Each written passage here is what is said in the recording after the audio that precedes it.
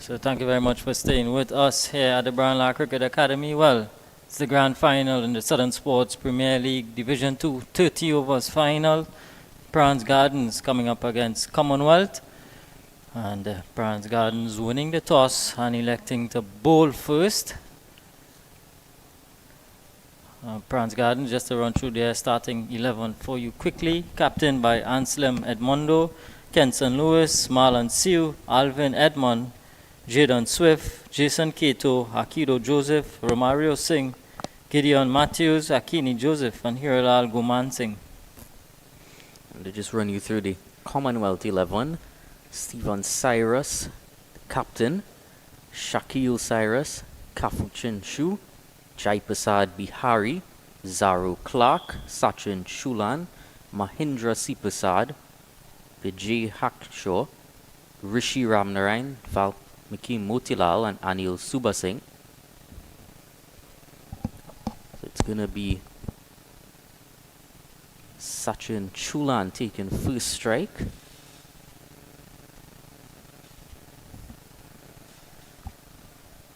The innings is underway. Akini Joseph opening the bowling from the southern end, is left arm over. Left arm over here, one slip in place, short third, deep third, backward point. Joseph, bang on target.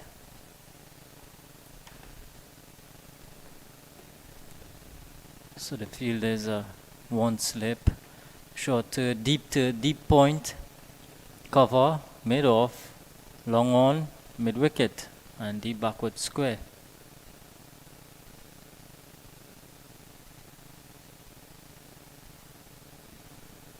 Just pushing a bit on that one, trying to step out his crease a bit this time. This one there in here, Dylan, that there's 4 fielders outside the circle. That's certainly an interesting one.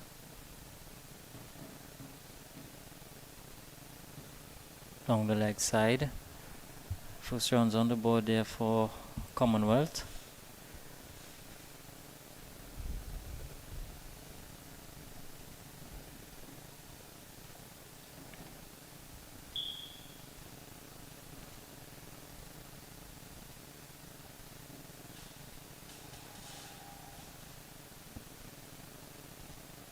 So we'll keep you up to date with what exactly the field positions are throughout the game.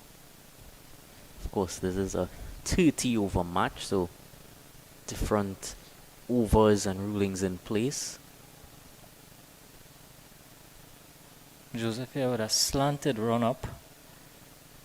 Just a bit of a jog, not much of a run. Down the leg side once more. Umpire had a bit of a thought of it, and then in the end given the wide. So 2 in the over so far. Really is a very slanted run up, almost like Imran Tahir. Almost. Look at the surface there.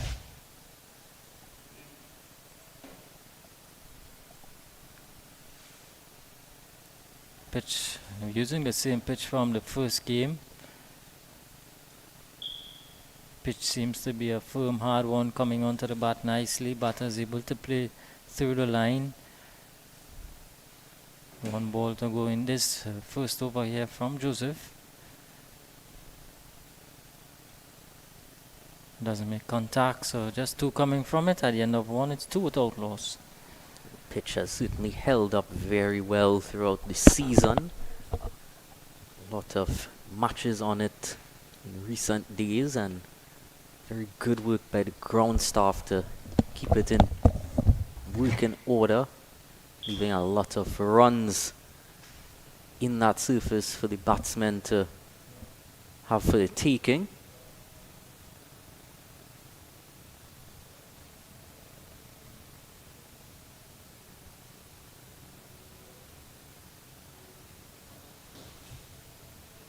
Those lights just warming up for the evening session. Sun sets quite early at this time of year.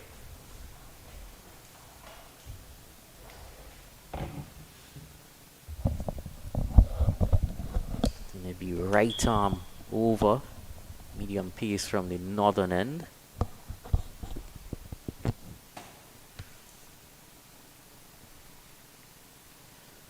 Akido. With 1-1-1. Akido Joseph. One strike there. This is number 10, the captain, Cyrus. Right-hander. Starts with a wide one. There's been shape on offer for all of the bowlers throughout. Not given by the umpire though.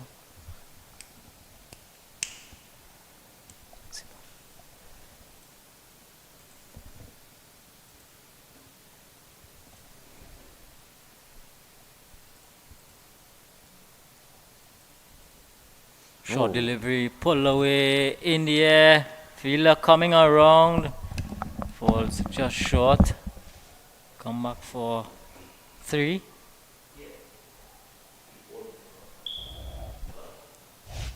This is the first delivery from Joseph. Certainly touching, bordering the wide line there. Not given by the umpire. Good judgment on his call. We often say that this game is a batsman's game. So it's always good when the bowlers are able to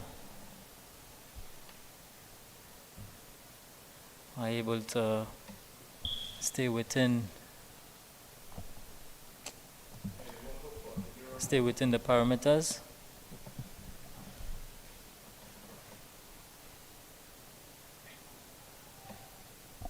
Still a slip in place. Nice shape away again there from Joseph. Both Josephs opening the bowling there for PRANZ Gardens. It's akin to the West Indies team double Joseph attack. Not in operation at this point though. Hope to see them back soon.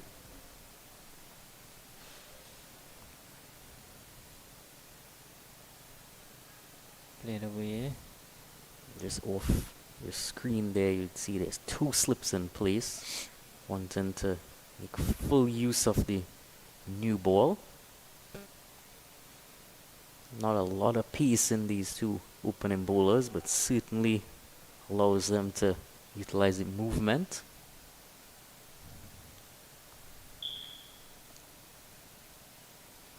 Driven nicely, but straight to backward point. Can't get the single. End of the over at the end of 2-5 without loss.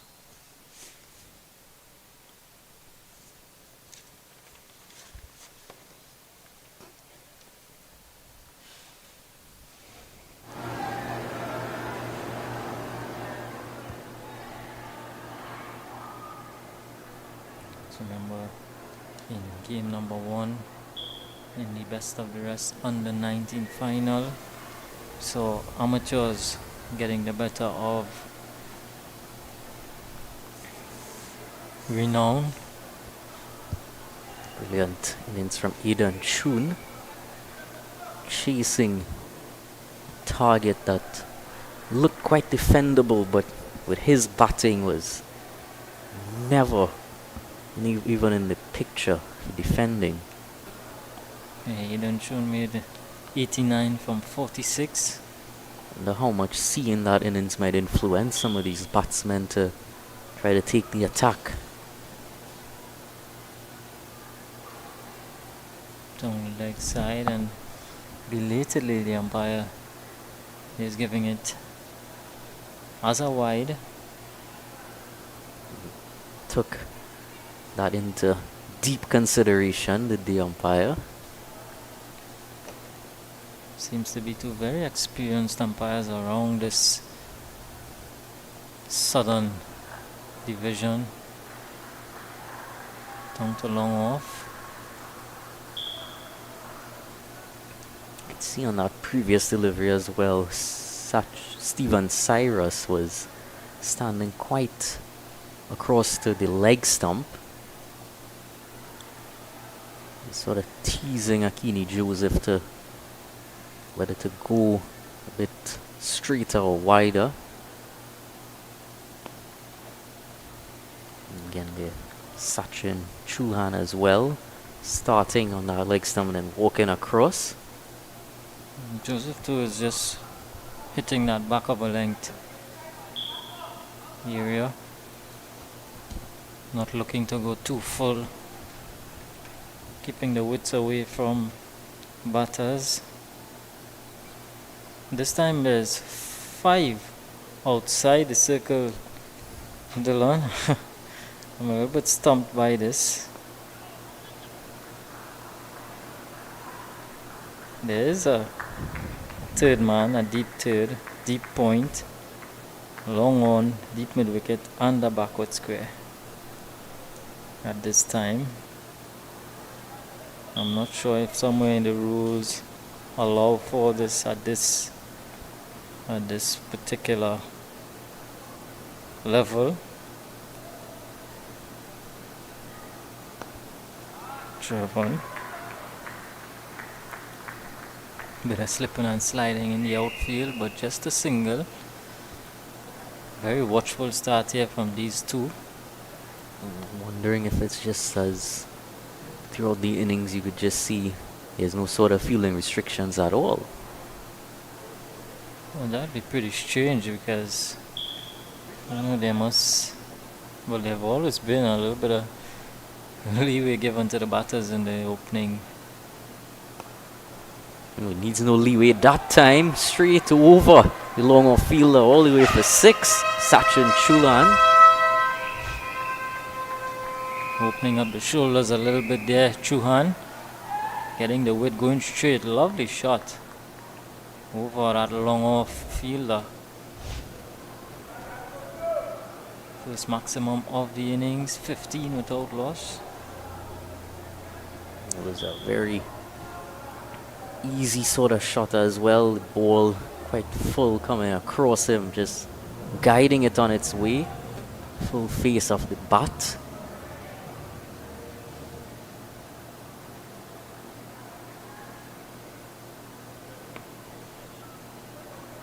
Finishes off the over with a dot. 15 without loss after 3.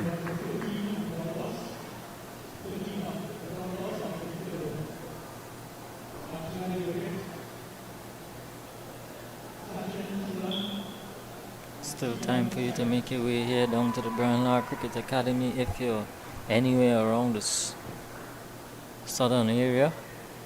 Come on down. Certainly cooling into the evening now. Sun about to make its way down as well. Nighttime conditions and more comfortable to view this match at the venue. Artificial lights beginning to take effect as the sun just starts to dip. Kido Joseph for his second.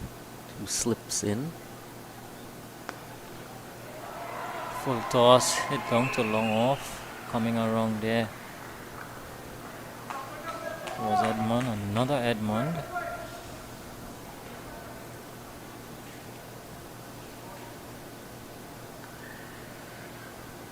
And Slim Edmund, the captain, he's wearing the gloves.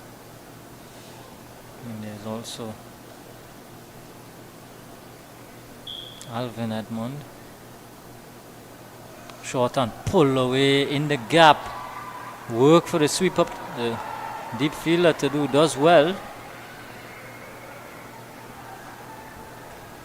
Completes 2 now. He found one of the 2 fielders in the leg side.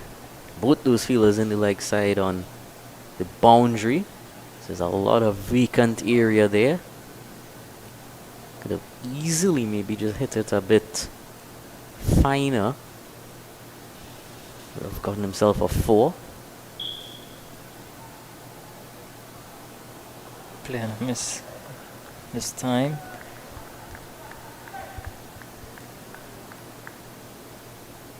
So Chauhan is beginning to start to opening his shoulders now. Wants to get after it. 9 from 16.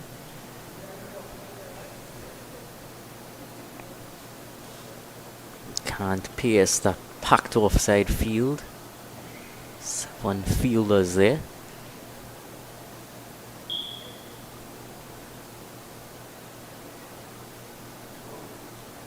Still the 2 slips.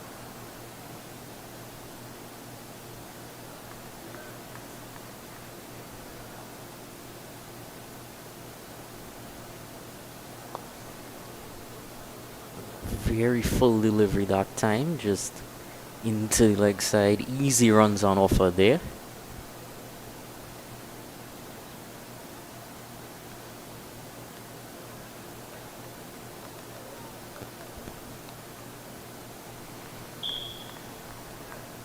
Slip comes out now, goes into mid wicket. So just a 1 slip. There is still 4 fielders outside the circle. The slip was wider as well. This time punched into point region, but no run. Straight towards the fielder. 19 for none after 4.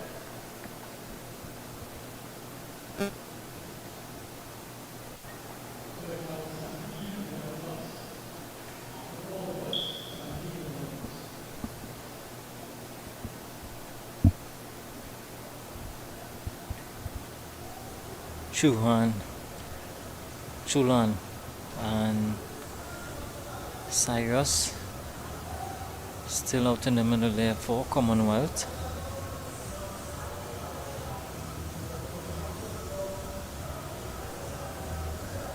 It's going to be Akini Joseph again to bowl his 3rd.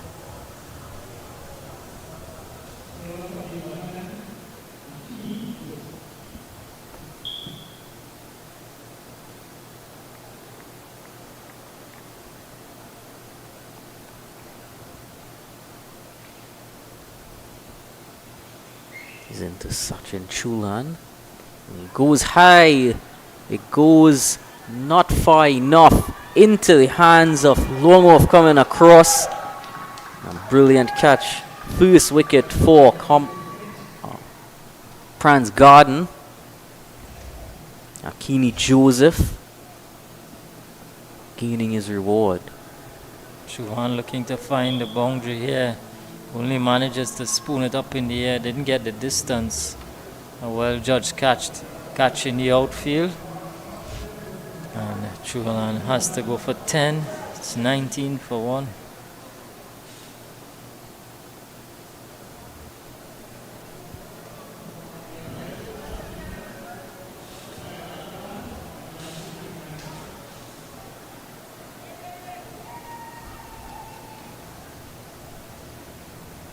Disappointed looking Chauhan.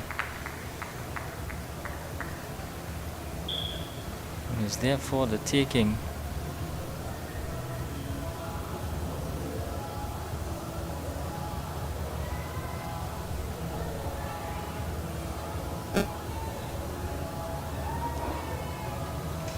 So Valmiki Motilal makes its way out to the crease. Motilal.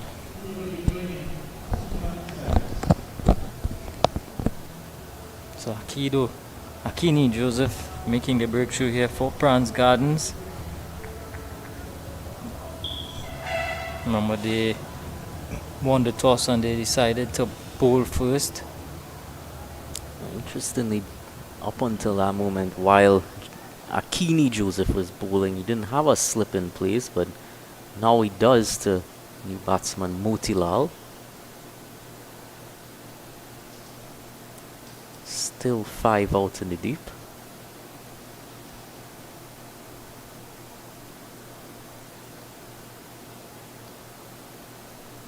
Joseph with this slanted run-up comes in short, and no pace to work with there from Hakini Joseph. Certainly hasn't been that much pace from the opening bowlers, but it's been a lot of skill that they've used to their advantage.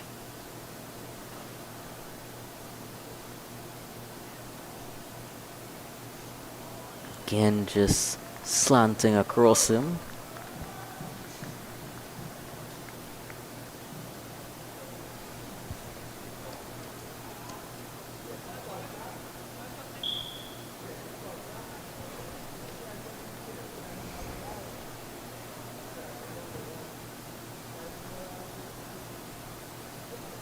Another play on a miss there from Motilal. Might be served there to put in another catcher in that slip there, Dylan. Joseph slanting the ball across the right-hander. Well, just as you say that, they have done this. You've borrowed my earpiece now.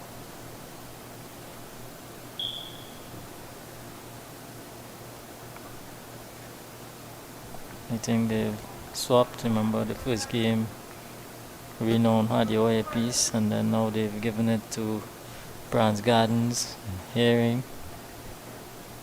But yeah, certainly with the ball slanting across the right-hander, seems to be a little bit tentative in that area, Motilal.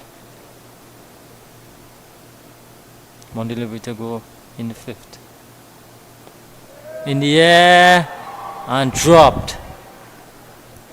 So Motilal just saying that he was looking tentative in that area. Uppish drive straight to cover, and chance goes a begging. Really good bowling here. Packed offside field. 7 fielders there. Only 2 on the leg side, but it's almost impossible the accuracy that Hakini Joseph is bowling with to get anything through that leg side. So he is bowling quite well to his field.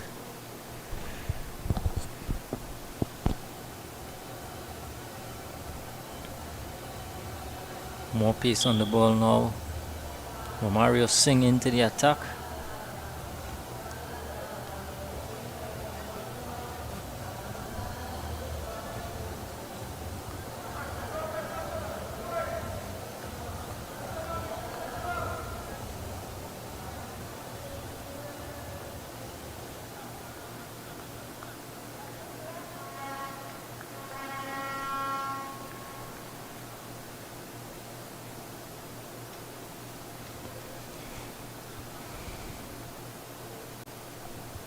Then Cyrus taking strike. That one just darting back in at him. Valmiki Motilal is having quite a time here. It's at the other end though. This time it's Stephen Cyrus.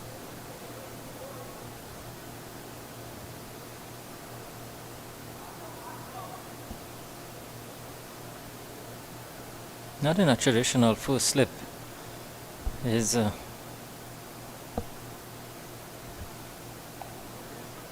feel a hard slip. This time a little bit of movement back into right-hander. There you see that slip, man, a deep to it, man. A backward point, cover point, extra cover, long off, long on, mid wicket, and a deep backward square.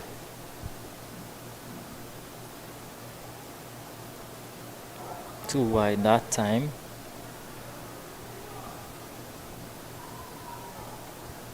Cyrus has been very watchful in the early goings here for Commonwealth. Stephen Cyrus, captain of this outfit. Chulan certainly the more aggressive opening partner. Driven straight towards extra cover. Still not able to push his innings along yet.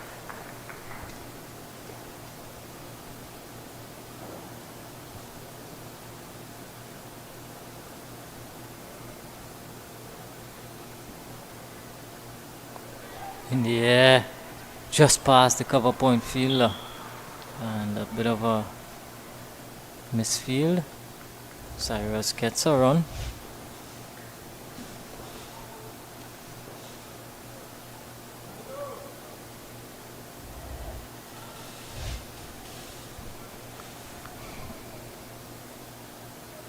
Decent start here from Singh. Certainly carrying on the good work that his opening bowlers had begun. Second slip comes in now, taken from the leg side.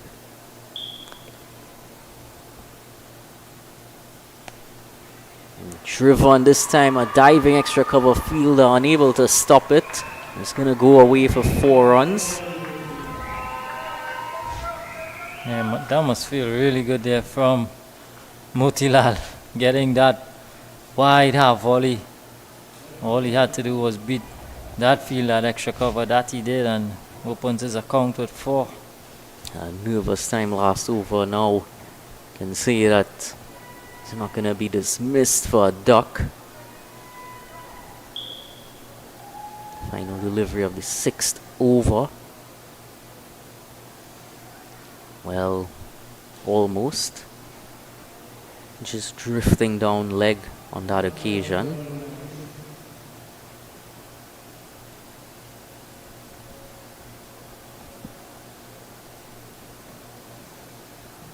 He's naturally gonna move the ball into the right hander, so he has to start it a bit outside the off stump. This time able to just nip it away. End of the over, 26 for 1. Marginal again there on that occasion, again not given by the umpire.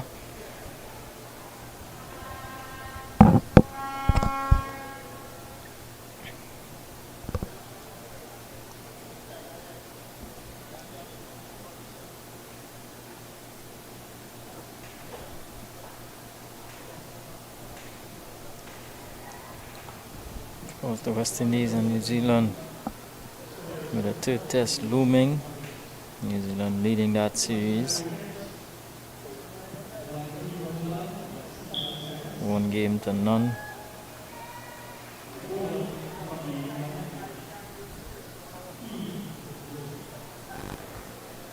Crossing the Asia Cup under 19s, that huge clash India-Pakistan. India prevailing on this occasion.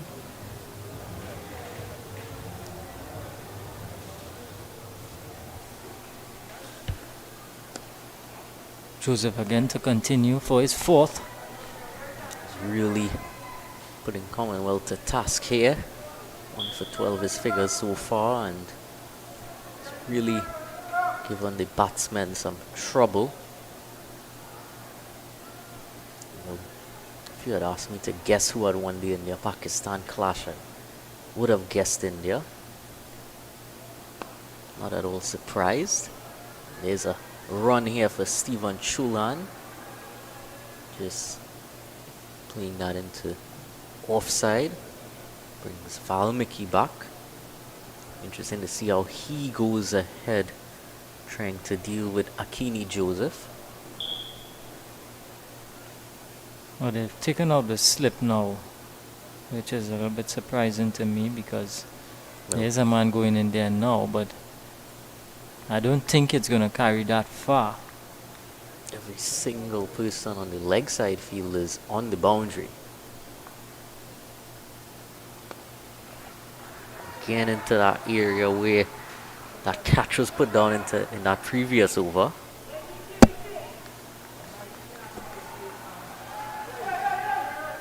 Stumps lighting up. Looks like a Christmas tree at this time of year. That's a good comparison. Of course, we're in that festive period. So he doesn't have the slip in for Stephen Cyrus, but he has it in for Valmiki Motilal. Down the leg side. Not given, must have brushed the. I think it was within the new markings. Interesting.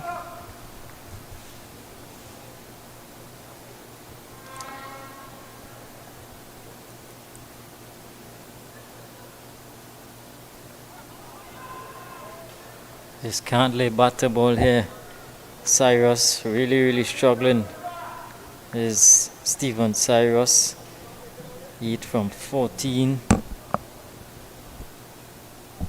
Just needs to get out of this tough period.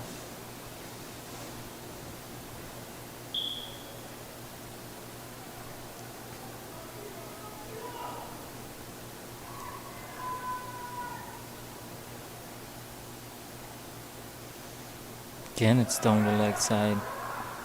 That one I would say was wide, but well, eventually umpire decides to call it as such.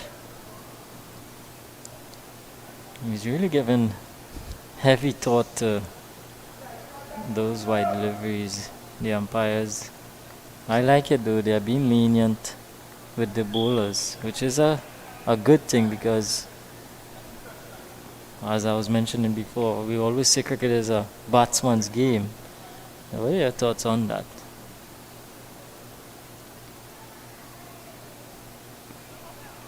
Finishes off with a dot, and it is modern times a much more batsman oriented game.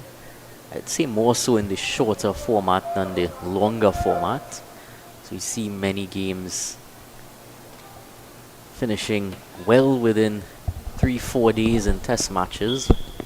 A lot of times it's the bowlers sort of dominating those, but I think in even more recent times that batsmen have, I wouldn't say dominated it, but they've just scored at a quicker rate. But within limited overs formats, a lot of times it's just a lot of high scores, especially on flatter wickets like we see in India, Pakistan for those T20 tournaments. I think one thing that I enjoy about the Big Bash, which has just gotten underway, is the bigger boundaries across in Australia. Those big bats now, I don't think boundaries are even a thought. Speaking about boundaries, this one is hit straight. Good work. And is it getting? Yes, it does. Well, no signal from the umpire just yet.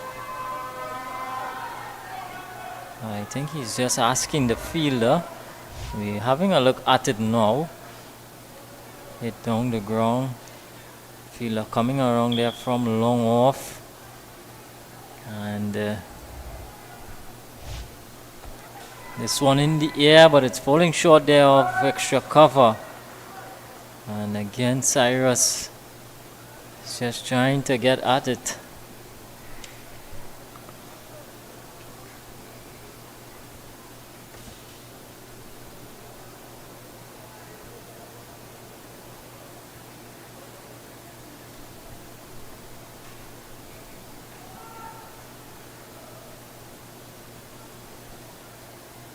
Alvin Edmond down at the long off. Oh, this one is in the gap. And a bit of a freebie is dealt with there by Cyrus for 4.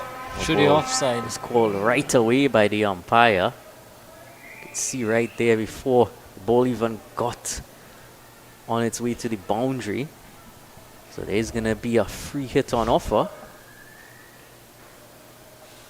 Valmiki Motilal certainly.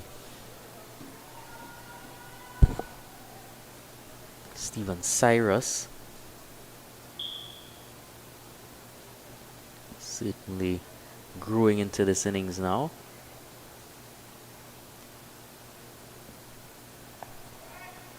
Straight to point. No run.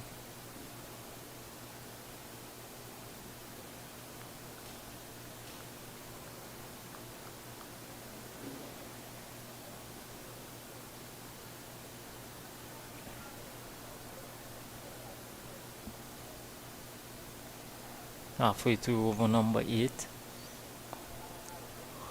big hike at this one. So I'm gonna pick out deep mid wicket.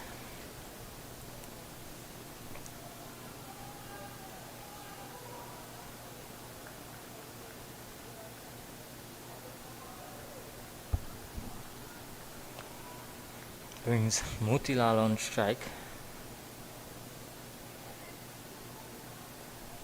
Guiding this one down to deep third. Growing in confidence here now, Motilal. 39 for 1. They both look very comfortable at the crease now. That early trouble that we saw from the bowlers seems to be just lessening a bit.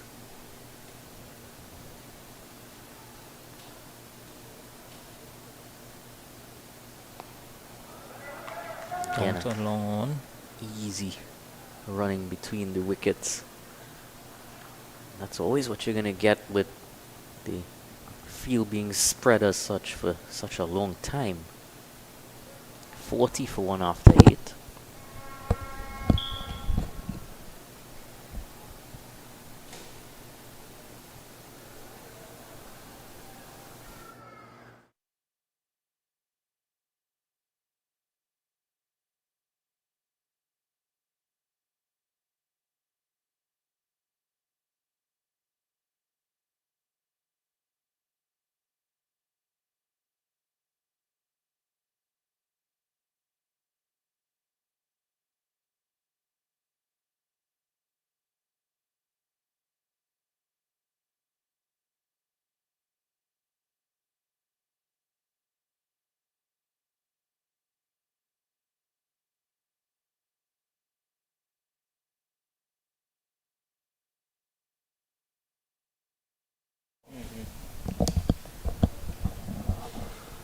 So Akini, Joseph, the bowler, 5th over here. 39 for 1 after 8. This one is short and pulled away. One of the 3 deep fielders on the leg side. In fact, there's 6 fielders outside, 7 fielders outside circle now. They're having a party out there. No one wants to stay in the inner circle. They're all in the outer circle. I didn't see any free giveaways occurring down there.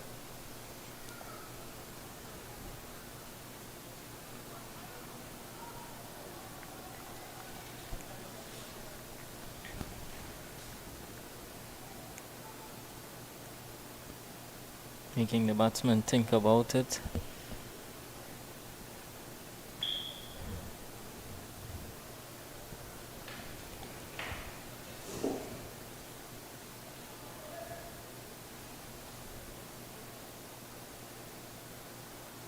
Yorker-link delivery.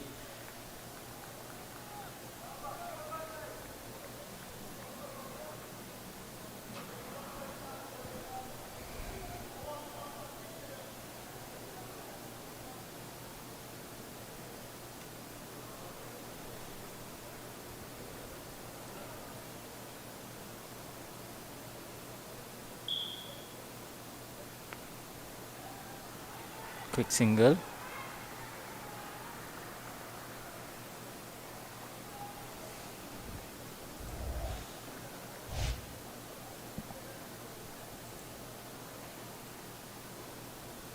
Kato doing the fielding. You want to see a bit more intent with grounding the bat there. Yeah, just seem to rest it behind the line, not really drag it as rules would suggest. Yeah, basics of the game. 41 for 1, however. Swan is helped along. One bounce into the boundary for 4. Badly lined there from Joseph, and he pays the price.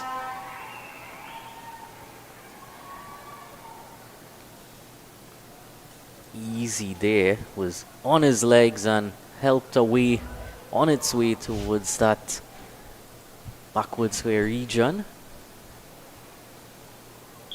Also one of the subfielders just offering some support out there.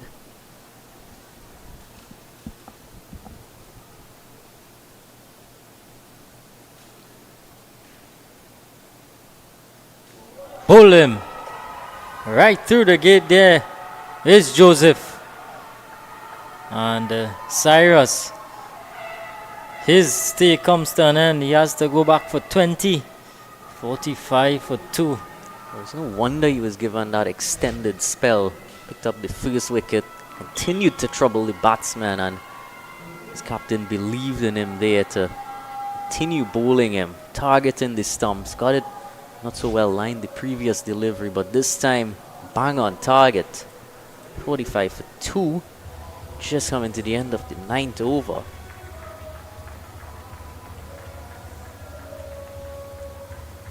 Captain has to go. Not the most fluent of innings on his part. Well, I'm seeing thunder coming out to the middle. I would not want to think that that is hinting at any such thing. Well, anyway, coming out to the middle is Kafu Chin Shu.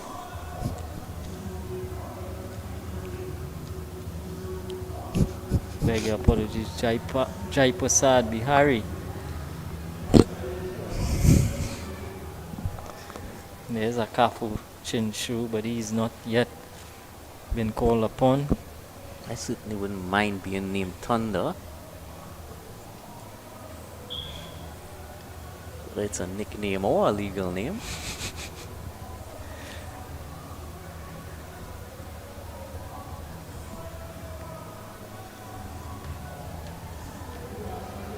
So end of 9 overs, 45 for 2.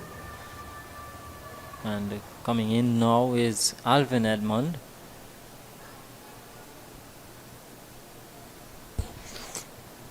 Artificial light now beginning to take effect here.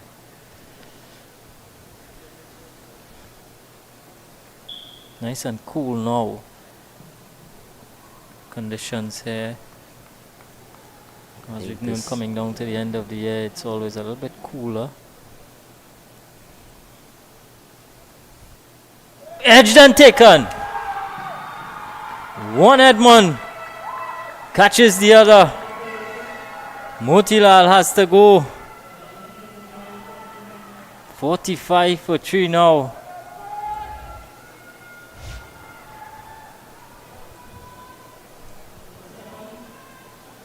Thick edge, and just sticking that right hand out, sticking in the glove, and a wonderful catch there from the captain. So Brilliant take there. 3. I feel about almost like baseball to it, like just stick out the mitt. He got one-handed catch in the crowd.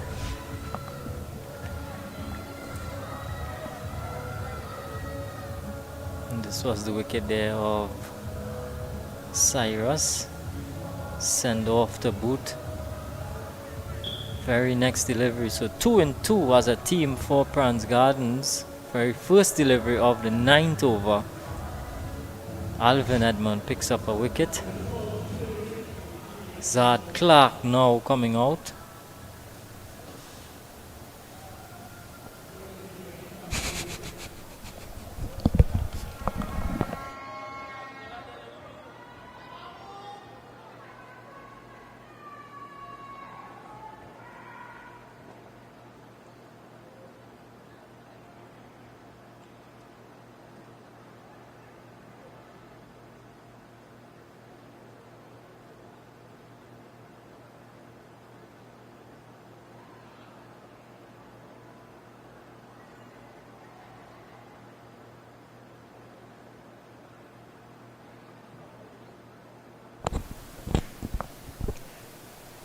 Right-hander Zad Clark out in the middle, in at 5.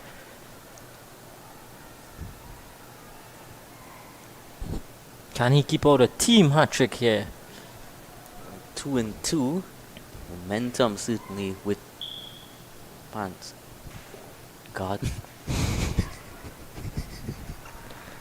Whipped out into the onside.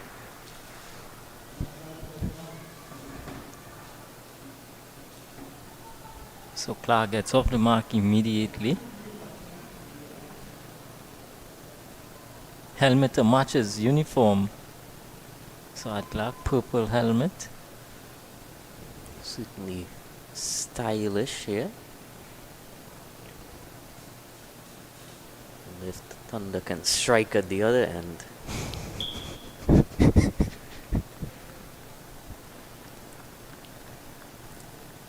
Edmond would have something to say about that. At the moment, he's got 5 outside his circle.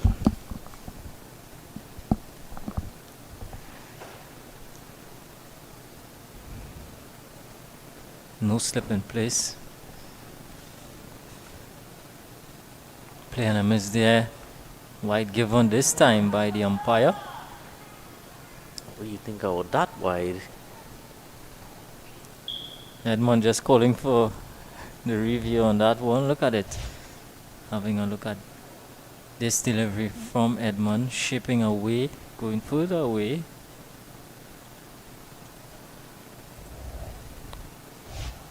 Played into leg side. Quick single. And he's through. Off the mark as well. Jai Prasad Bihari.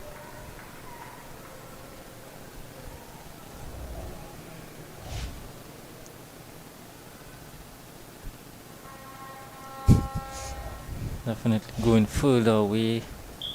Good call from the umpire.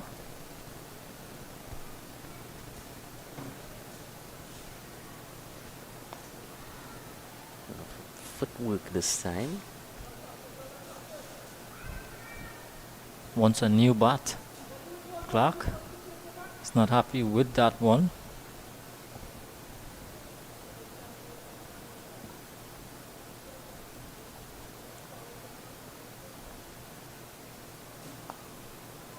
Turned away. Bit of a misfield in the gap. It's going to be cut off. 2 runs completed.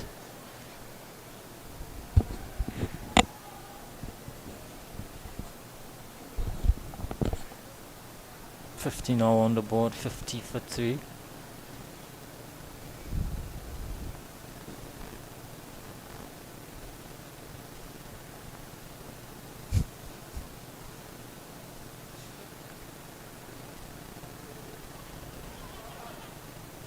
Oh, bit of a lapse there from captain, allowing for the run. So 51 for 3 after 10.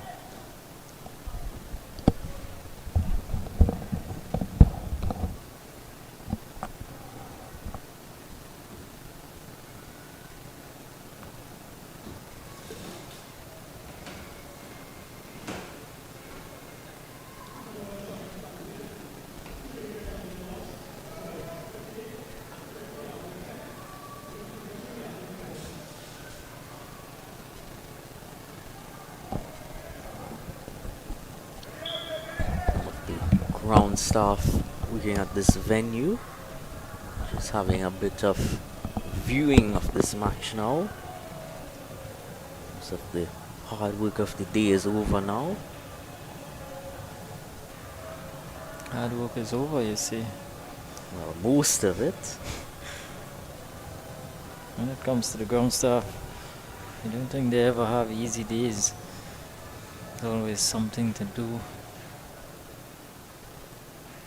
Well, bowling change here now. Kenson Lewis. Very interesting number. 24:03. 24-03.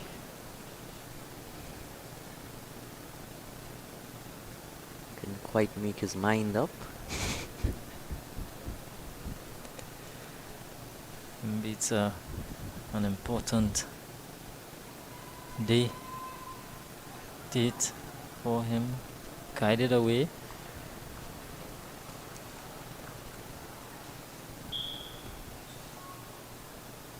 First sighting of spin for this match.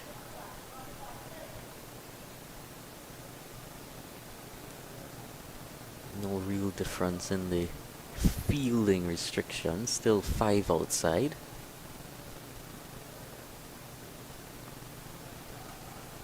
Cut away.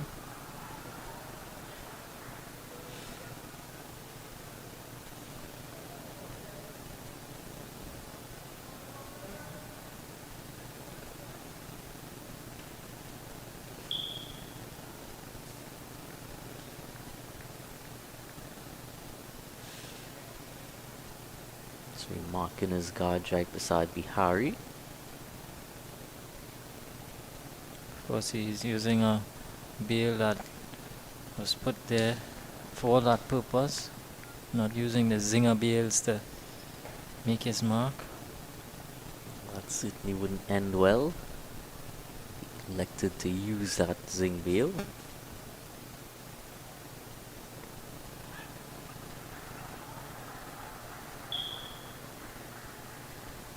Also quite an angular run up to Kenson Lewis.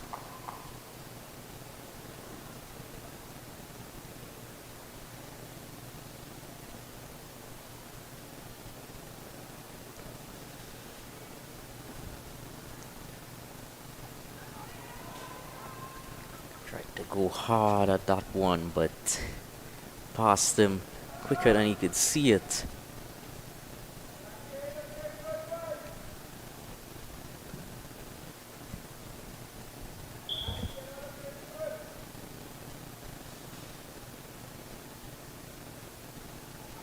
This time, the Edgerton pass through. Slip was reaching at it. It's going for 4. Signaled runs by the umpire as well, so definitely was bat on it. Never had a chance. That slip there was Sue. Flew past him in a hurry. 4 to Clark.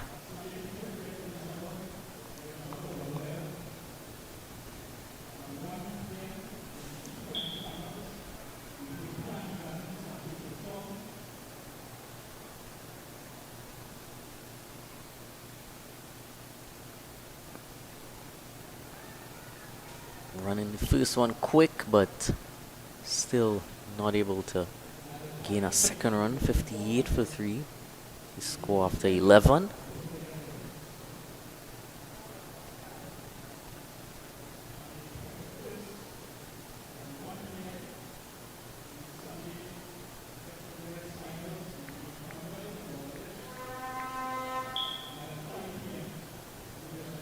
Change of helmet being brought out.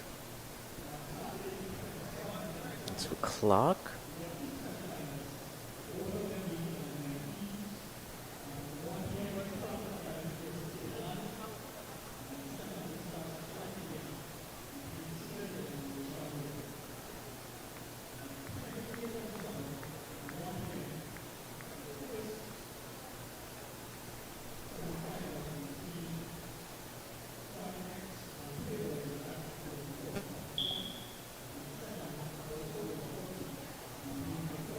So Alvin Edmond to continue.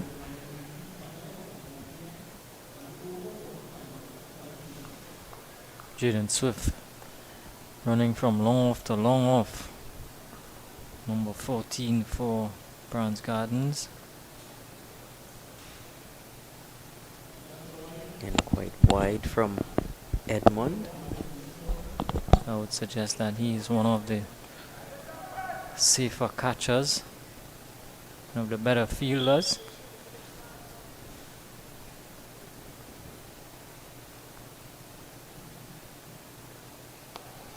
And this time, hit down to that same fielder just talking about, Jaden Swift.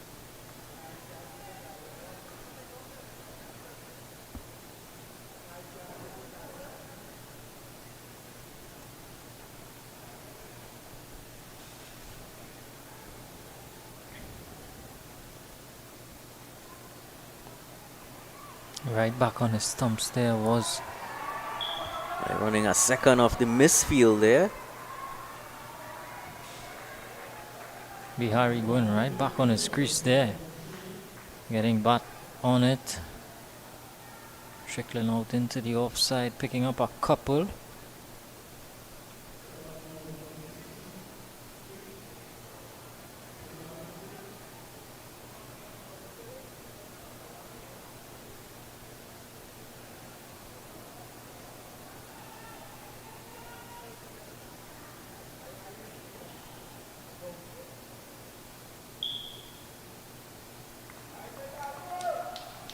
Good delivery there.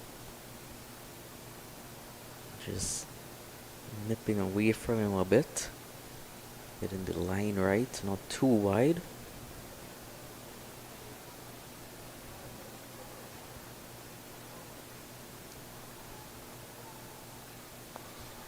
This time over the offside, but just one run. Cover sweeper easily to the task.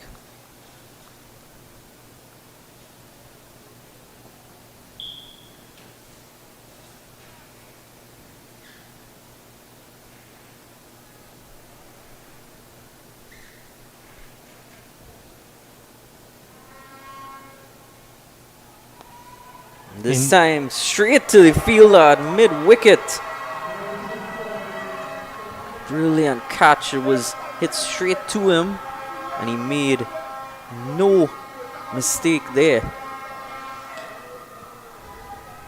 Well, before this delivery was bowled, actually while this delivery was bowling, the captain was sending back. Look, he was sending back the mid-wicket.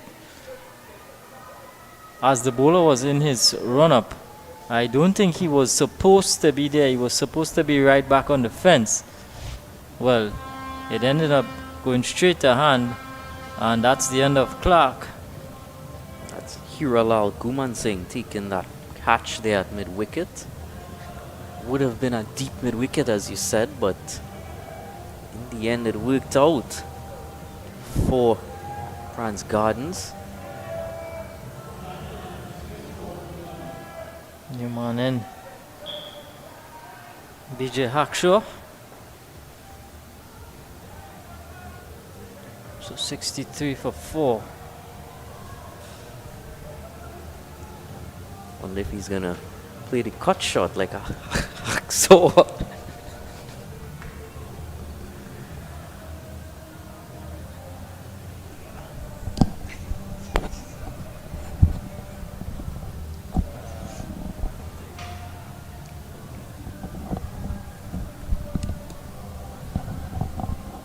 My co-commentator wants to get downstairs.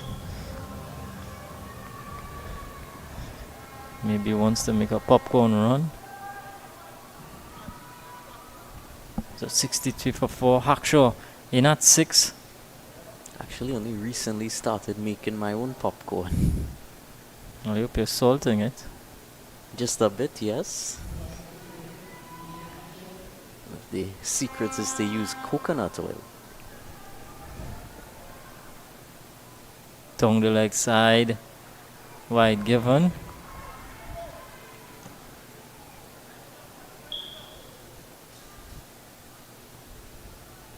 Right on point with the coconut oil there, Dylan.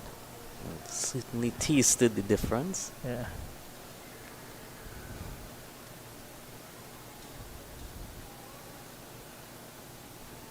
Good spell here so far from Edmond. 2 for 12.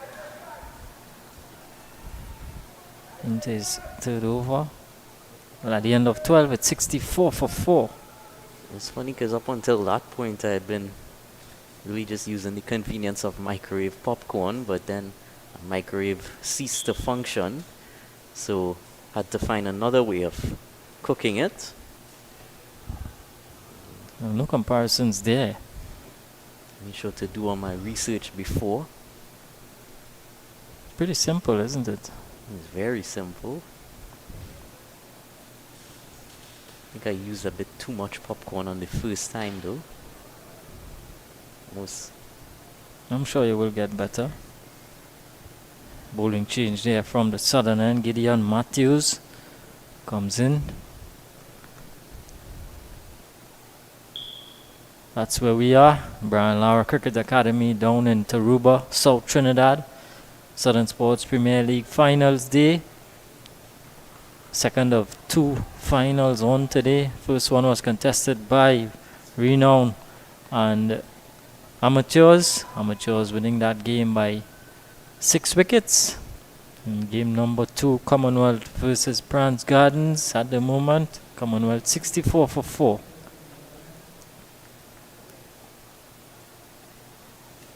More left arm medium pace it would look to be.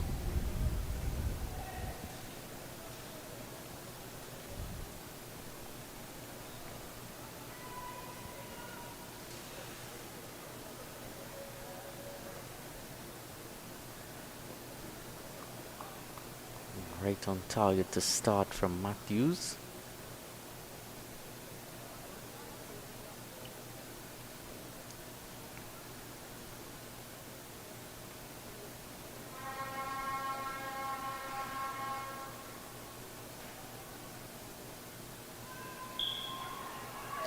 And a miss there.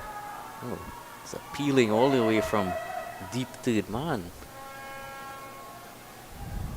Good start from Matthews. Using the angle to his advantage. Angle has been very difficult throughout this match. There again, not the best time delivery, best timed from the batsman. Good football skills on show from Akido Joseph down there at long off.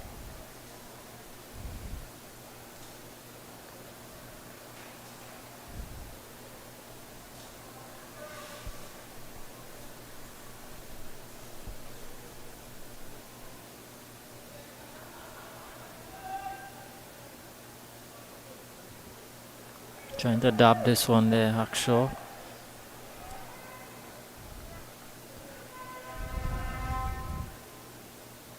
Six outside the circle. Deep third, deep point. Long off, long on, deep mid wicket. Deep backward square.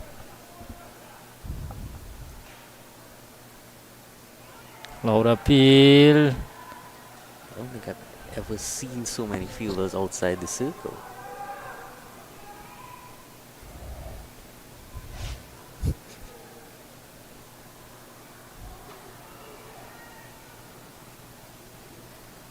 Difficult to tell from here, but yeah, it's not something that we've accustomed seeing so many fielders outside the inner ring at any one given time.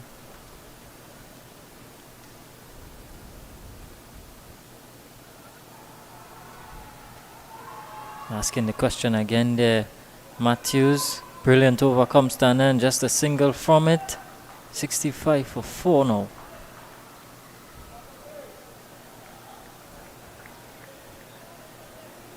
Even in 50 over cricket at the final power play phase, is only up to 5 fielders allowed outside the circle.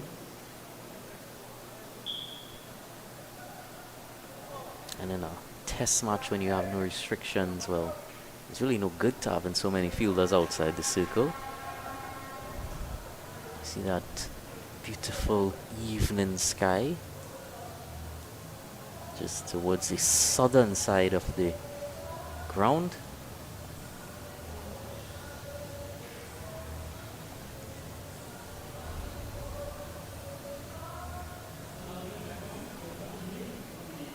The artificial light now well and truly taken over.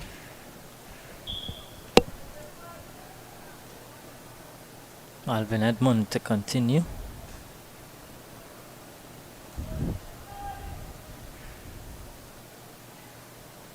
Badly lined.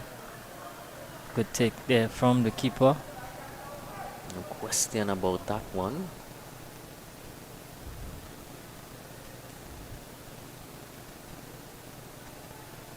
Two wickets so far for Alvin Edmund. He's certainly in his 2 overs brought things well and truly in his team's favor. Yeah, he's come on here. He's picked up a couple of wickets. He's made things happen. Of course, you also wonder if part of the reason they might have wanted to bowl first was to take full use of this twilight period and then bat under lights.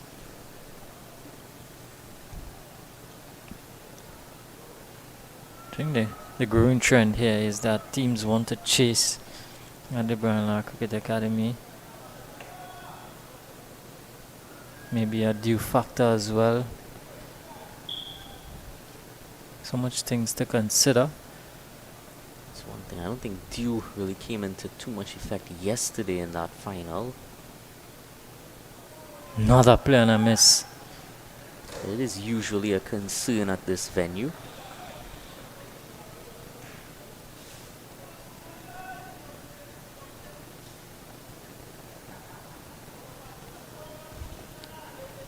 Commonwealth shown, in fact, not Commonwealth, Amateur shown that when they chased, how good it was for one man in particular.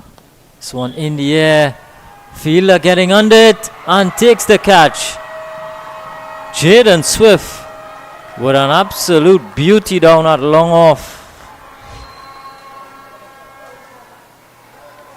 Went up, almost got the distance, but he got in his way, made sure that ball is not getting past. And that's the reason why Swift is running from boundary to boundary. He is one of the safer fielders. Couple of catches in the innings so far. Took that catch in that same region of the first wicket to fall tonight.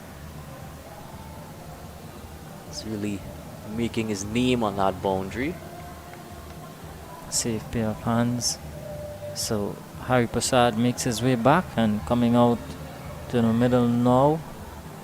C Prasad. Mahendra C Prasad. 66 for 5. Number 66 comes in at 66 for 5. Number 66. Number of Joe Root. In international cricket, also Justin Greaves from the West Indies. Recently coming off that wonderful knock. Marathon knock. 202 not out against New Zealand in a match-saving effort. Didn't have the best time in the second match though.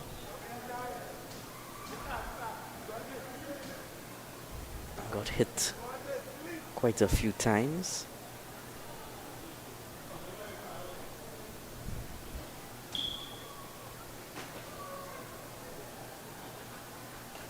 Let's see if Mahindra could conjure up any of what Justin Greaves or Joe Root does with their number 66.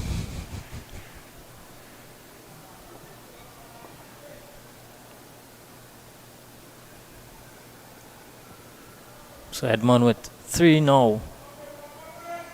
He's 3 for 13. He's running through this lineup. 2.4 overs.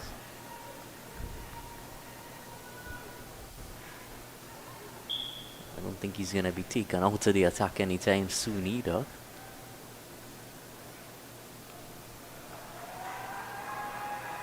Played away behind point. It's going to be very difficult to get a ball out of his hand. Edmond. Another look at previous wicket. Well judged catch on the long off boundary. Was well aware of where the rope was. Stayed well within boundary.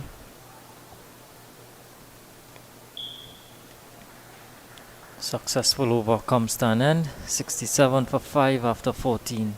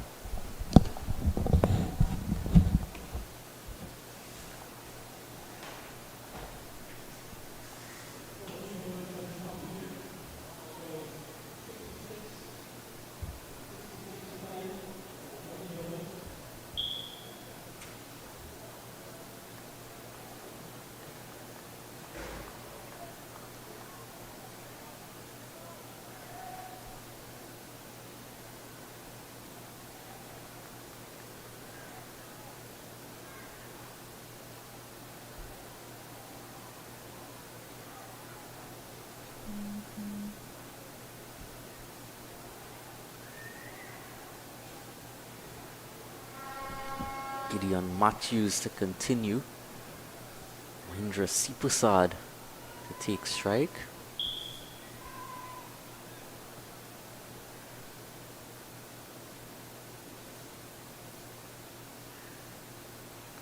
And that's hit just behind him, peeled off the outside edge towards deep third man.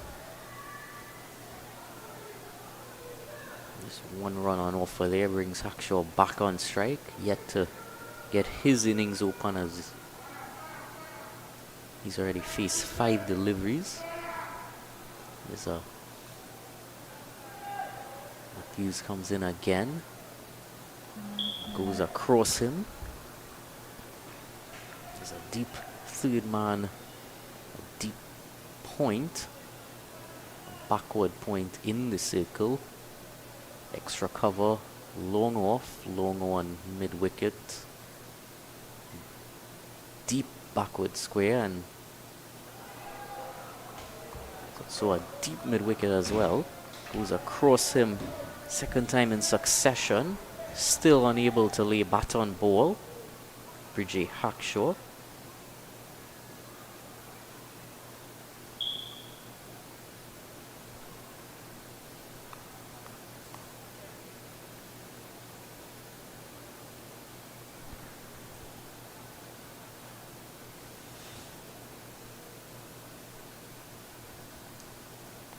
This time that's played nicely into the leg side, but just gonna be one more to the total.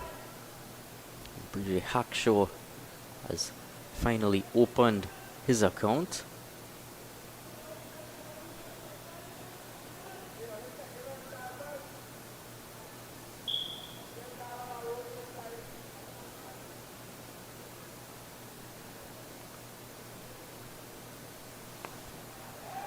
This time, gonna make use of open area in the leg side, considering the second, but not, well, they did eventually come back for the second.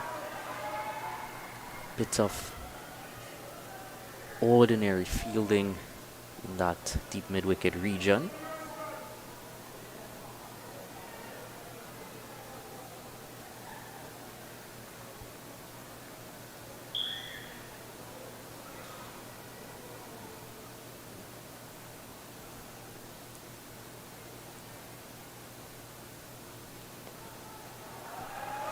This time into the offside, one more. It's the halfway stage, 15 overs now been completed. Score 72 for 5.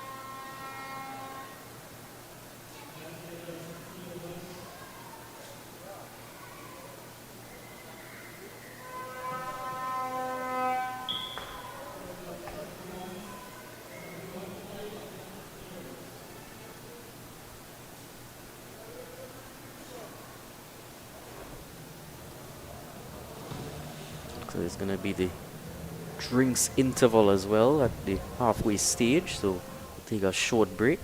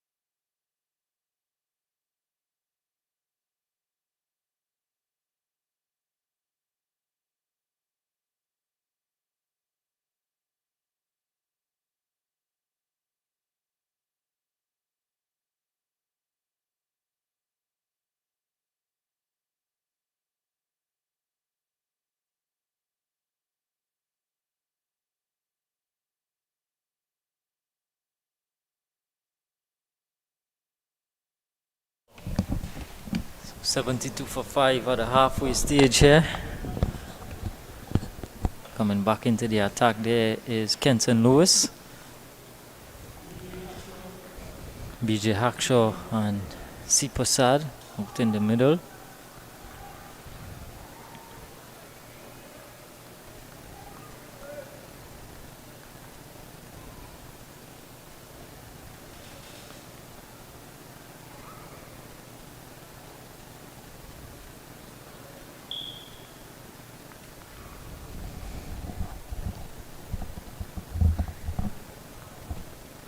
Deep third, back short third, backward point, extra cover, mid wicket inside the circle.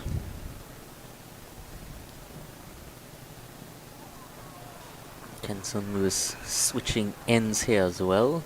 Ball is first over at the southern end, now moves across here to the northern end of the Brian Lara Cricket Academy.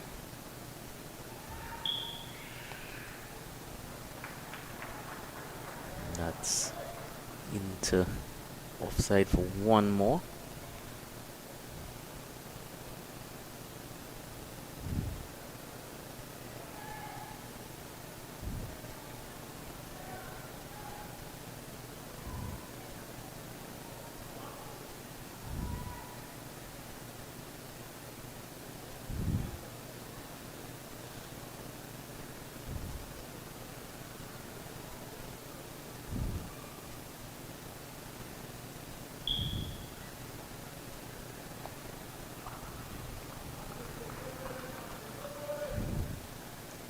Cut away but straight to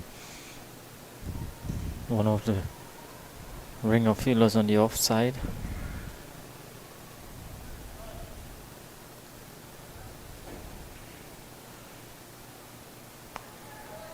Right away in the leg side down to long on. Consider the second for just a moment. Direct hit. Good work in the outfield there from Akido Joseph. One hand pick up. Direct hit at the non-striker's end.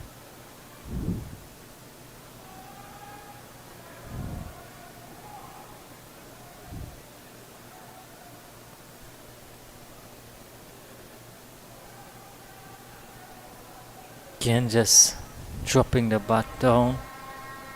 I guess in that case he wasn't getting straight to the field at point. In that case he wasn't in the progress of completing a run, but was already sort of at the crease.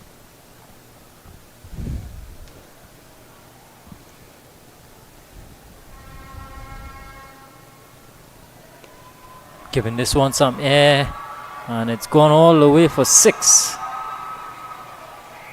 Bad delivery there from Lewis and given the full treatment. Gave it a bit too much air for a second.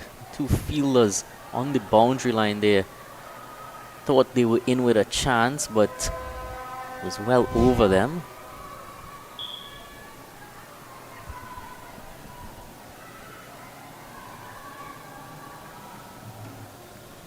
ET for 5 after 16.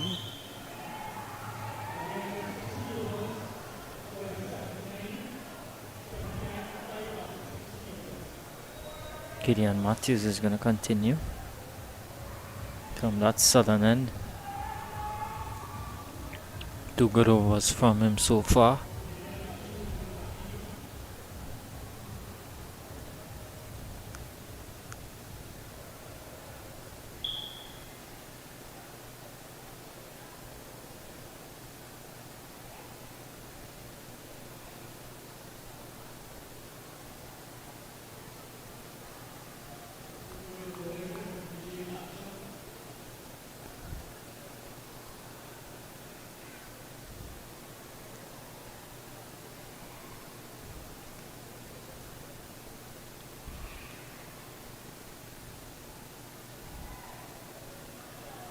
Playing a miss. Actually 2 from 11. Really slowed down for Commonwealth throughout this middle phase.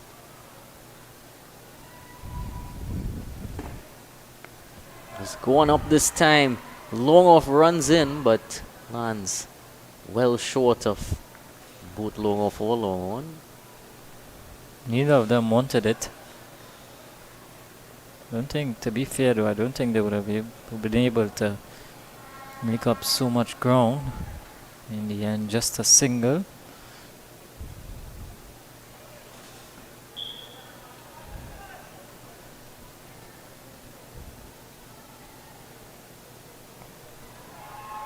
This time towards mid-wicket, just one.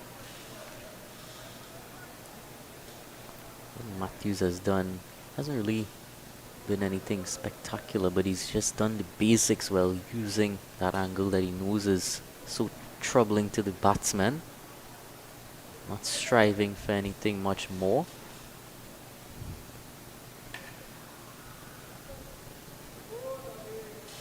Good again there from Matthews, just using the angle well here, slanting it across the right hander. He knows that they're going to go leg side. Most of the times they're going to utilize that option, just to swing across the line. Of course, whatever breeze is there would be against that shot. So he plays it to the offside this time and plays it quite well for 4 runs. Bridget Hackshaw. This time given the width and cut way behind square. Too much work for that third man fielder to do. And Hackshaw picks up his first boundary. 86 for 5 now. It's been a troubling time at the crease for him so far. He's just starting to break the shackles.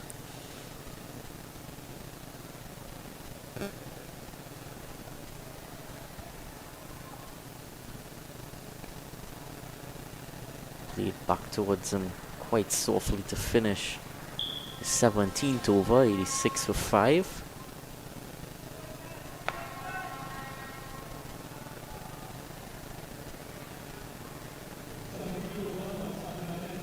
Still a decent way to go here in this first innings. 13 overs remaining in this innings. PRANZ Gardens at the moment, you would say on top? Or would you say even Stevens at this stage? I think PRANZ Gardens truly on top. But there's still quite a ways to go, so certainly still salvageable for PRANZ Gardens. For Commonwealth.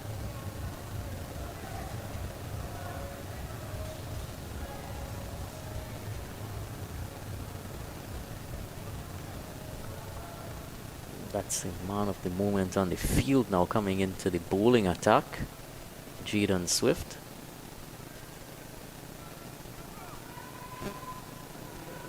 Doesn't look as if he's going to be bowling very swiftly.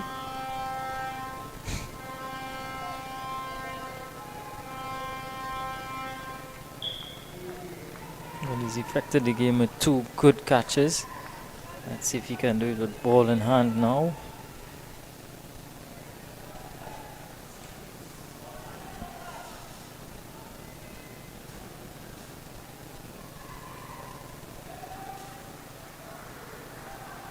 Nothing swift about that. Wicket to wicket.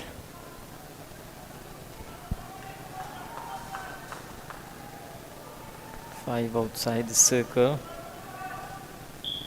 Deep extra cover, long off, long on, deep mid wicket, deep forward square. Loud appeal and given. So Jaden Swift affecting the game now with ball in hand. Gets rid of Sipasad.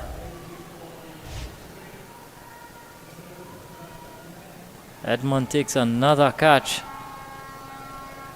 Thick edge. Sipasad knew it. And PRANZ Gardens now large and in charge, 86 for 6. now they're truly in front, I'd have to say. Shaquille Cyrus joins Hackshaw at the crease.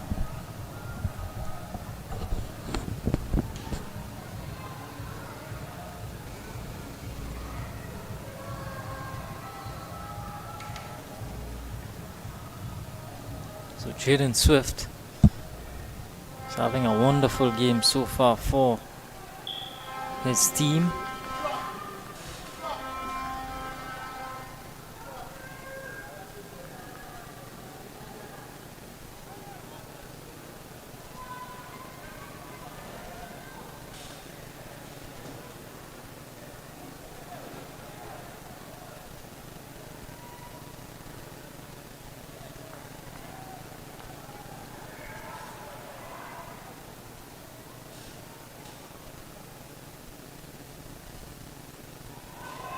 His delivery to Cyrus, and he's certainly caught in two minds.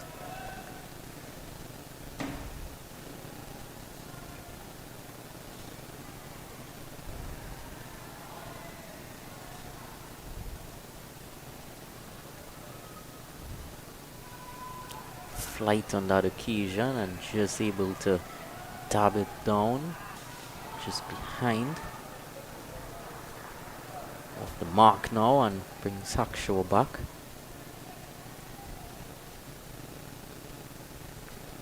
Good over so far, wicket and just a single. Hackshaw 7 from 15. Needs to stay now with 6 wickets down. Needs to hang around for a bit here.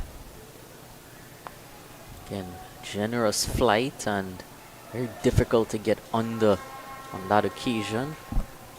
Just punched out to that lower fielder for one more.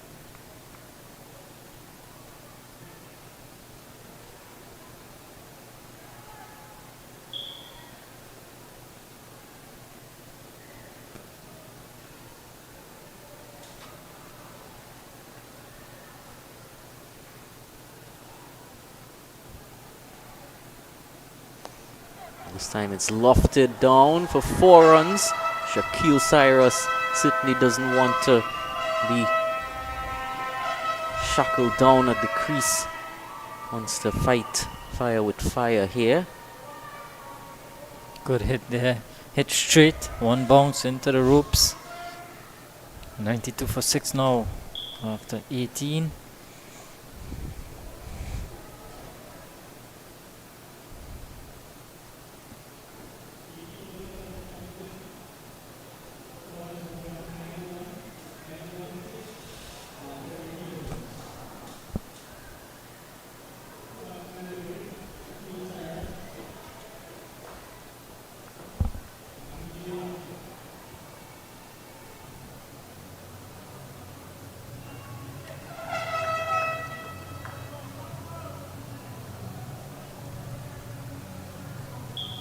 Matthews is gonna get another over.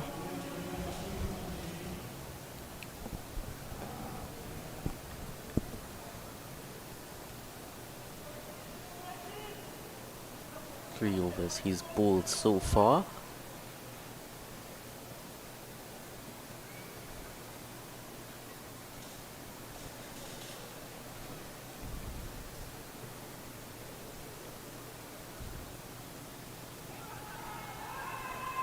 Continuing his brilliant bit of bowling.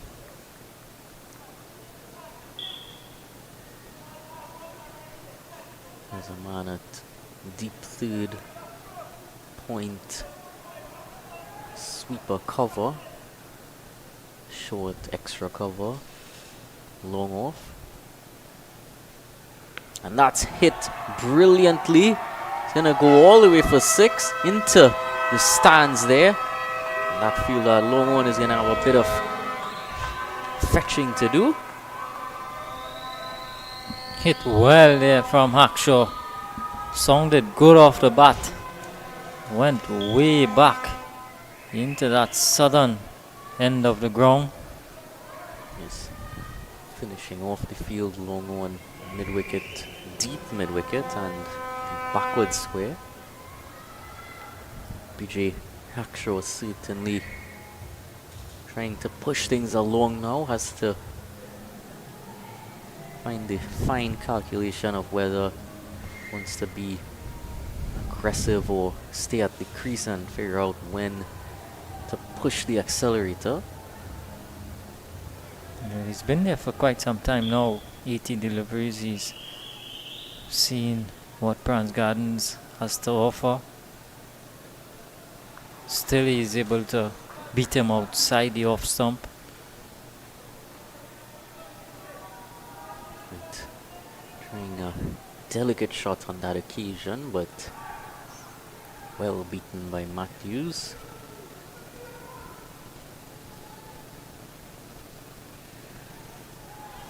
This time steps down and makes contact.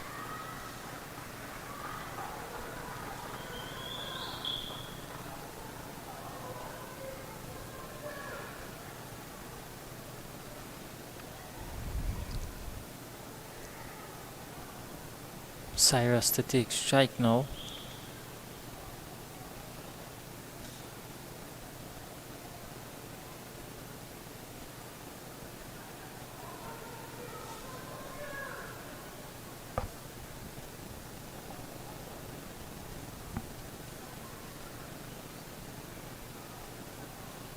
Too wide on that occasion. Starting it too close to the off stump. Good take again there from Edmund. Diving away to his right. 100 comes up now. Edmund has certainly been very good with the gloves. This time just played into leg side there for one.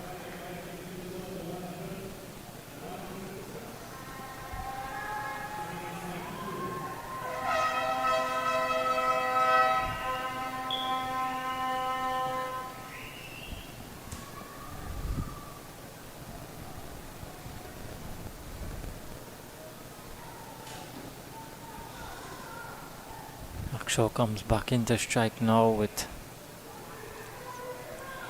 6 fielders, 7 fielders in fact outside in the deep.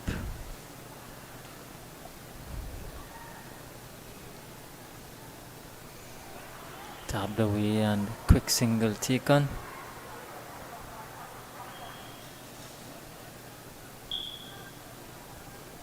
"19 done, 102 for 6.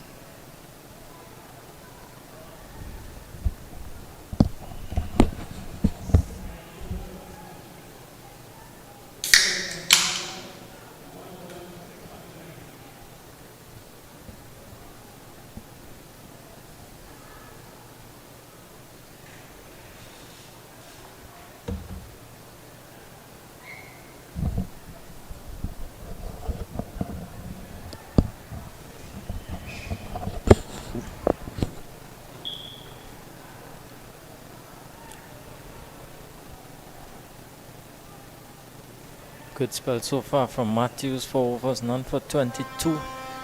Swift to continue. These two looking to get a move on here for Commonwealth. What do you think is a good score based on where they are at this point?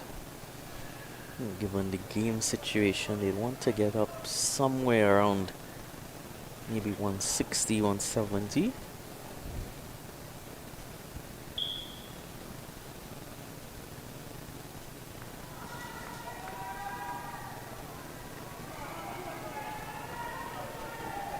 Not happy with the call there, Swift. Those wides are certainly going to help the Commonwealth cause.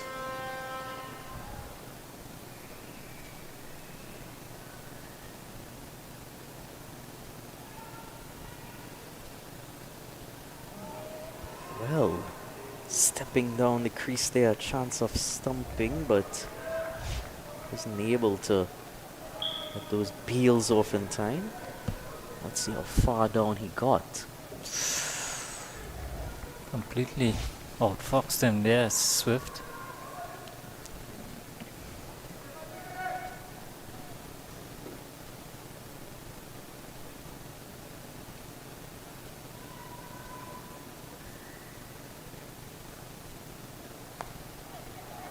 Pitch straight, hit with power, hit for 4. Hackshaw beginning to find the boundary now.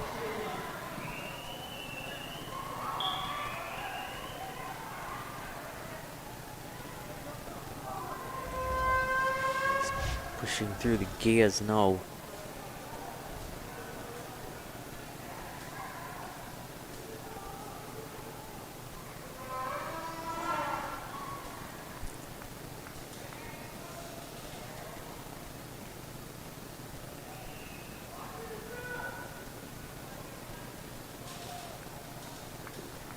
Comes back there. Swift. A little bit slower through the air.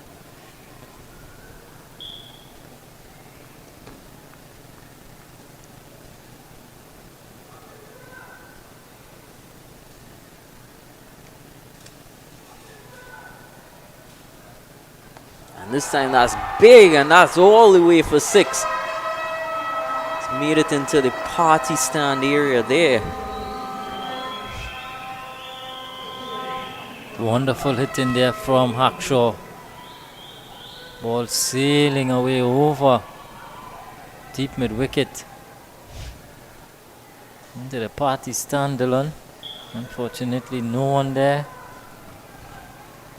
Empty at this stage. The ball itself might be having a party up there. A meeting between the cover as well as the bowler. 2 batsmen saw it fit to have a chat too. Let's see what the result of that chat is here. Flighted this time and played down to long on. Bit of footwork restricts them.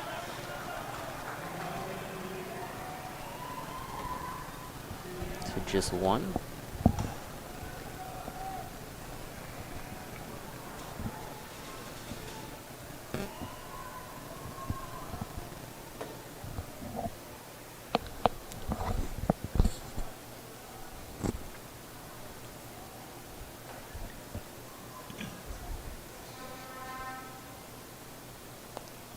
This time it's gone up, but towards mid-off fielder. Landed halfway in front of him and only resulted in 1 in the end. 115 for 6 the score after 20. 10 more overs remain in this innings.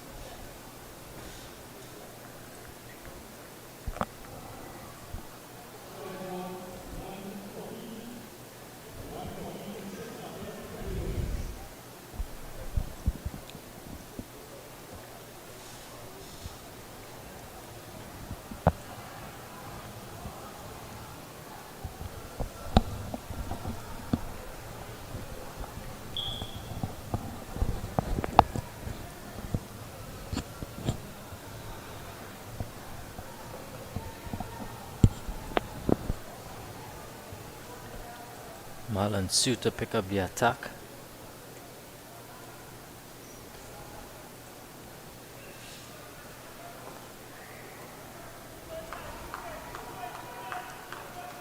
Marlon Sue coming in from the southern end. Pretty much the same sort of feel that we've seen. That's guided out to cover sweeper.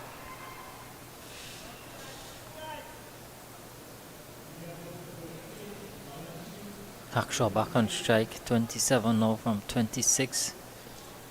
Striking just above 100 now. Looking to open up his shoulders, 116 for 6.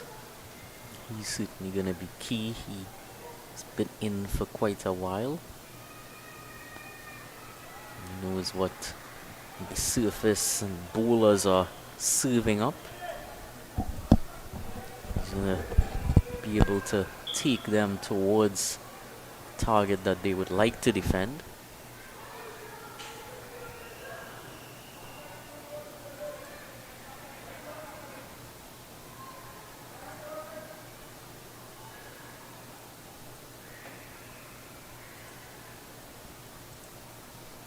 This time that's too far down leg, and he's gonna have to pay for that, Marlon Sue.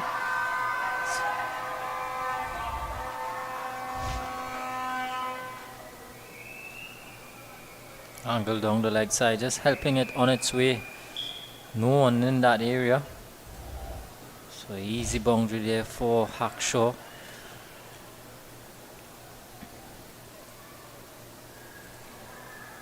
Here's a deep third. No one at that fine leg position. In fact, no one behind square on the leg side. Just bringing someone in now.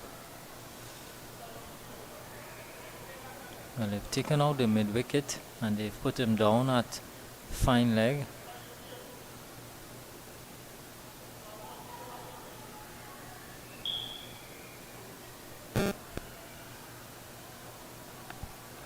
Cut beautifully through the offside. Cover sweeper comes around. And they come back for a second, so some good running being shown from Hackshaw here as well. Score moves up to 122. And of course, if Hackshaw stays at the crease, they could be going much higher than that 170, maybe targeting 200. Yeah, as you mentioned, he is holding the key for them.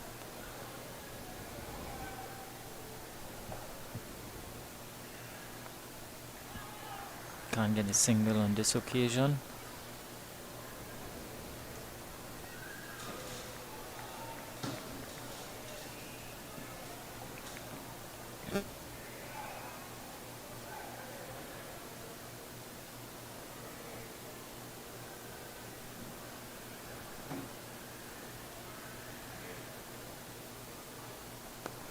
That's going up, and that's going over the long off fielder all the way for 6. Yet again, Bridget Hackshaw is really giving the crowd something to cheer for here now. Up and over the offside there from Hackshaw, showing his range. Goes up to 39, 128 for 6 after 21.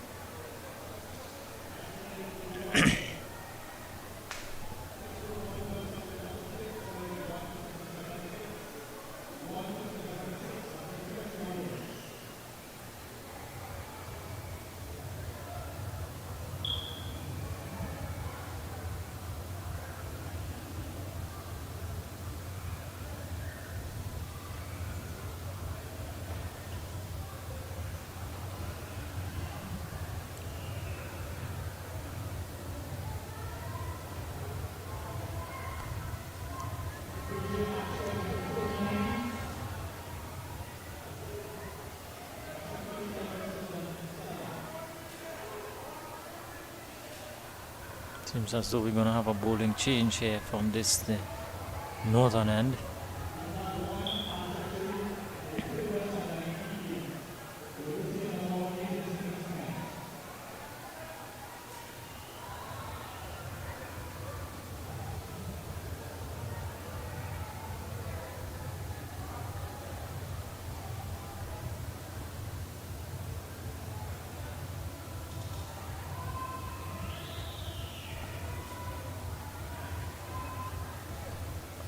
Coming back into the attack there is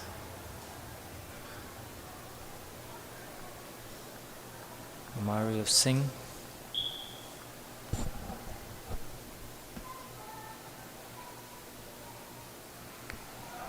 Hammered away through the offside, but protection there.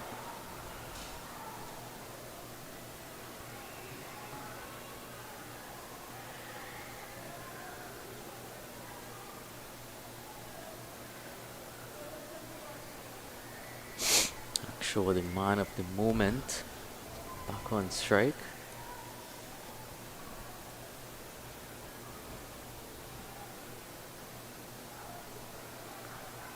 Dabbing it down to third for 1. That delivery, while he was on strike, there were actually 4 fielders on the leg side boundary. Now we're seeing for Cyrus.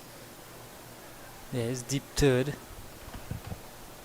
Sweeper cover, long off, long on, deep mid wicket, and a deep forward square.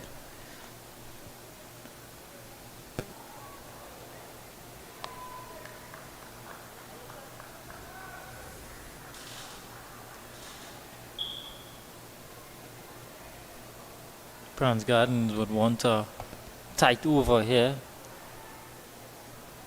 or if they could possibly get a wicket.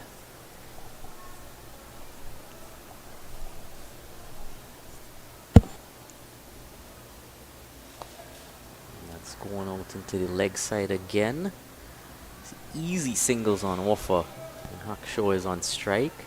They're certainly trying to see if they can find a way to dismiss him out in the deep, but it's been quite brilliant.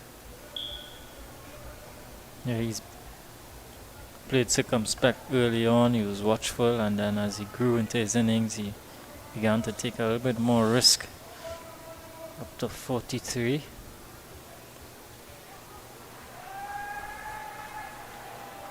There's been a single on off for every delivery so far this over.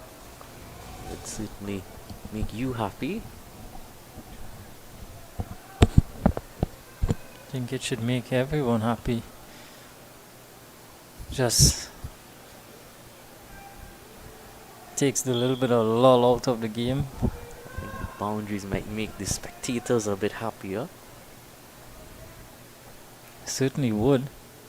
Oh, brilliant delivery on that occasion, but still unable to stop it from going for runs. Keeper has to do the chasing. His leg by's got no bat on it.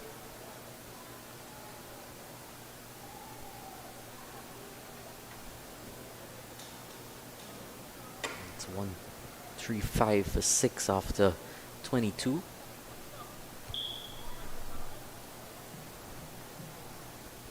Eight more overs remaining. This partnership has done brilliantly. There's a period throughout the 10 to 20 over mark where a lot of wickets are falling in quick succession. These two are forming a decent partnership here. You're going at above 6 to the over. 2 Dylan, 6.1. They might want to bring Alvin Edmond back into the attack soon. But he picked up 3 wickets. He's only bowled 3 overs so far as well. Well, they decided to go for Akido Joseph. Switch of ends for him. So just 8 more overs to go in the innings.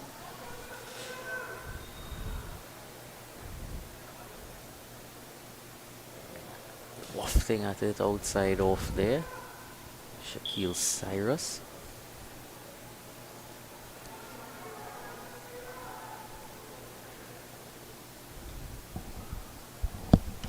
There's that deep third point cover sweeper, extra cover long off, long on mid wicket, deep mid wicket, and deep backward square. Most of the bowlers from that end, especially, has utilize that sort of field again.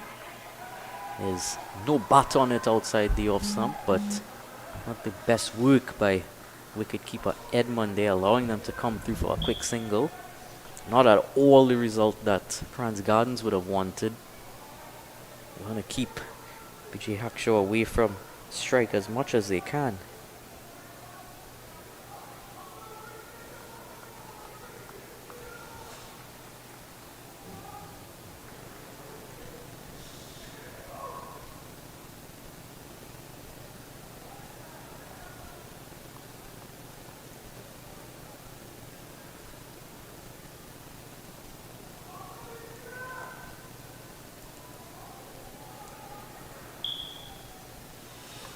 This time it's straight into the hands of that fielder at point.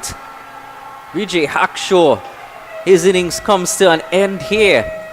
And PRANZ Gardens would be over the moon. Was short and wide outside off. Was asking to be hit there, but top edge not getting as much on it as he would have liked. It's 136 for 7 now.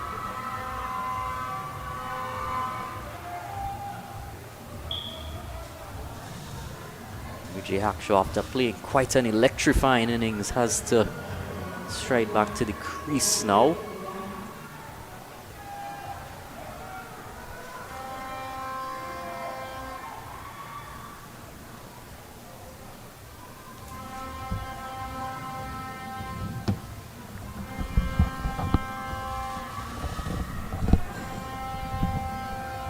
So Neil Subha Singh now joins Shakil Cyrus.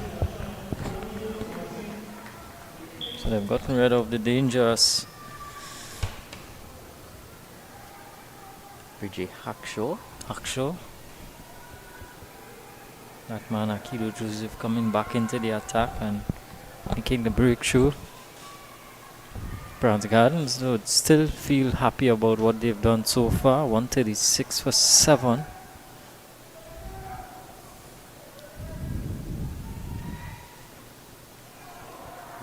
That time a bit slower coming through to Anil Subha Singh.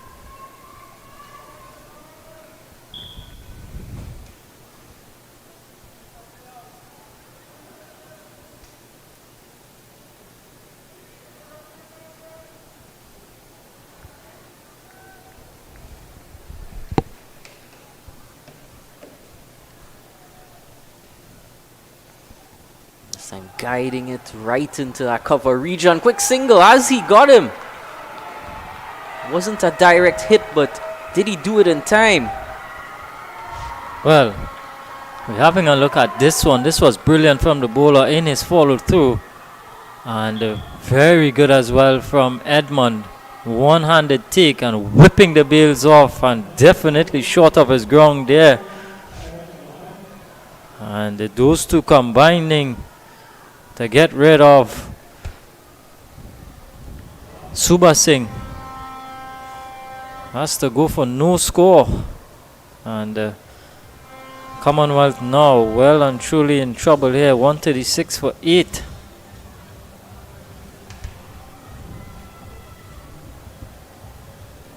New batter Rishi Ramnarine.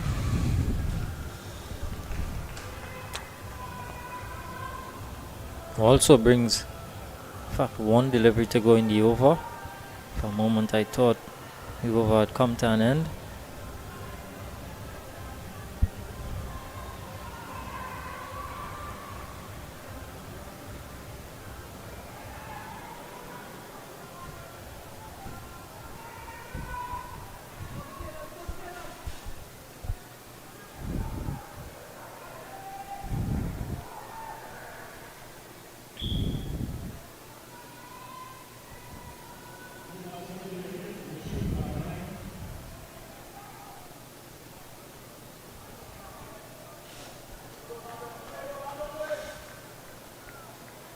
And that was successful over there for Akido and PRANZ Gardens. 136 for 8 after 23.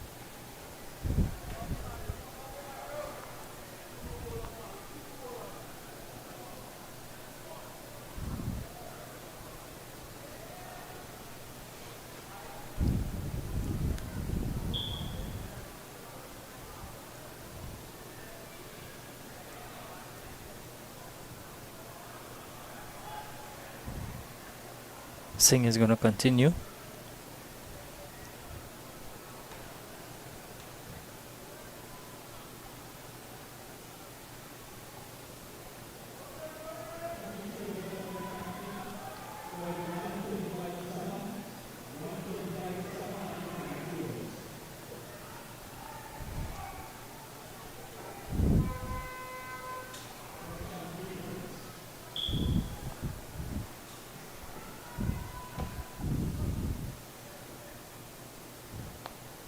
Driven away over extra cover brilliantly for 4.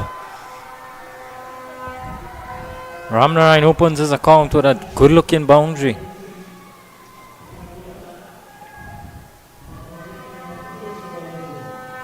pitched up and hit over the top.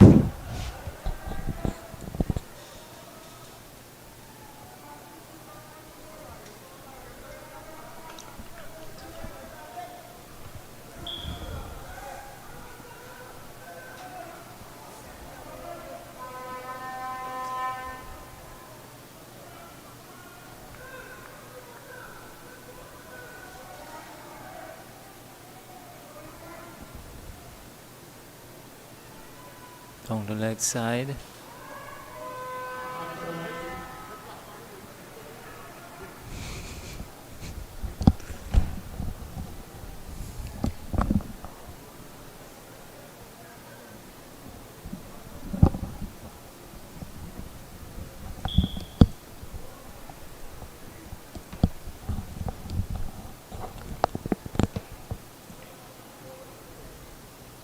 Wide delivery.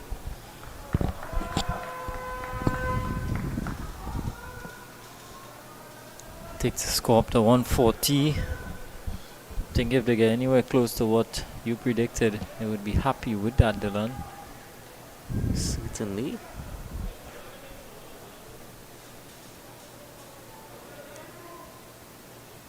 This one hit in the air and it's dropped. And to rub salt into the wound, it goes for 4. So Akido Joseph down at long on, came in and just out of his hands and rolled into the boundary for 4. So Suba Singh picks up 4. This time a long single down to third.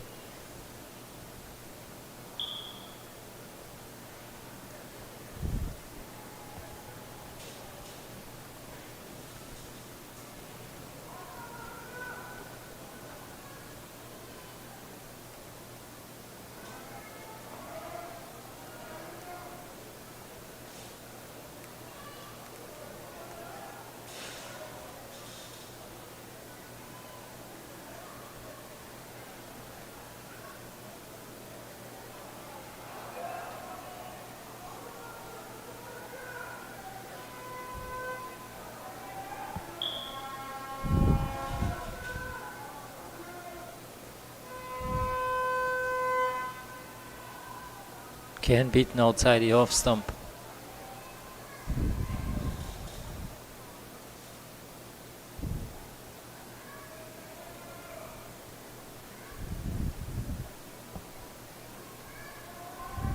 One delivery remaining in this over.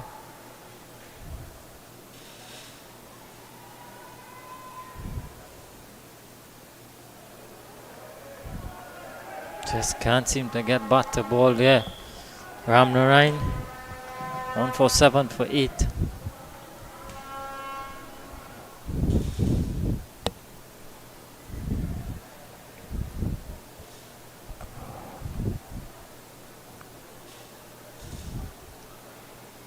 So these two would need to at least bat out these remaining 6 overs. Should they do that, should end up anywhere close to that 160 mark.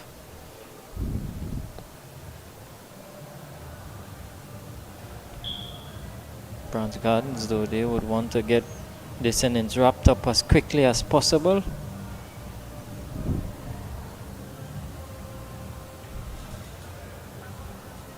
Kido Joseph will continue. Took that valuable wicket in the previous over. Out of Hackshaw.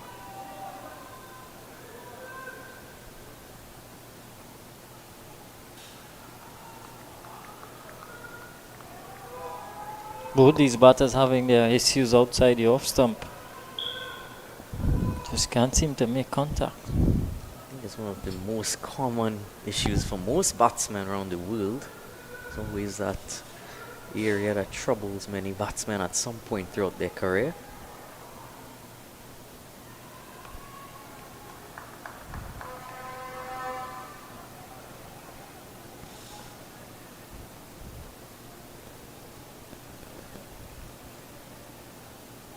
Ramnaran is back on strike. The previous 3 deliveries of the last over all beating him outside the off stump. Let's see what Akido Joseph is going to conjure up here. This one in the air. It's not going to go to hand. And they're going to hustle through for a couple. They know at this stage that every run is going to count, and whether there's a opportunity or risk of a run out, they still should go for it. Definitely every run counts. 150 now on the board.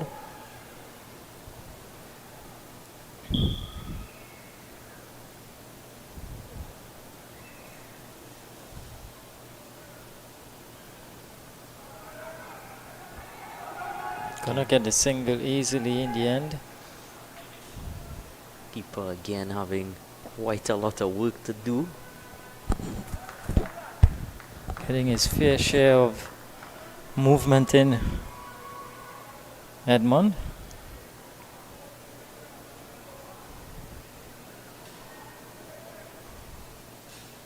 Brings Subha Singh back on strike.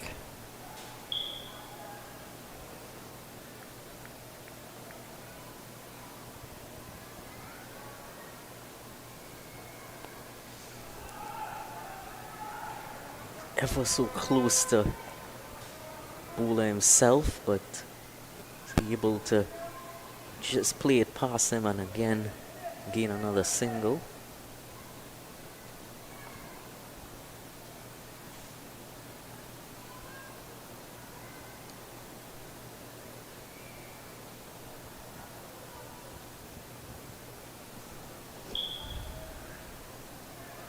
He's just brought 2 fielders from the leg side into the offside. Well, one has gone into the offside, the other has dropped back from deep backward square into a mid-wicket. That's another easy single, and they're gonna come back for a second. Not the greatest bit of work in the outfield there. Just caught napping a bit. 5 more overs to go in this innings. 154 for 8. It's been a very good spell so far from Akido Joseph.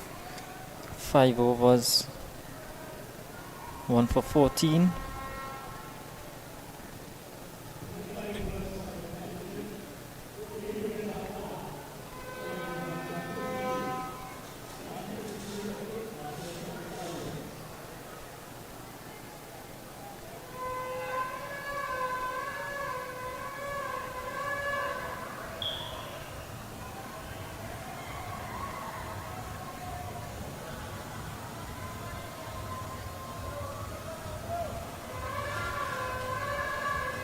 Deep third point, deep extra cover, cover point, extra cover, long off, long on, deep mid wicket, deep backward square.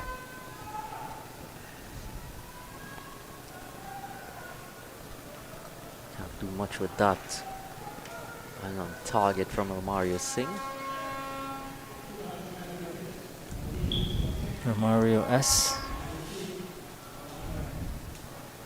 Another Romario S that I'd be thinking of. That's Romario Shepherd.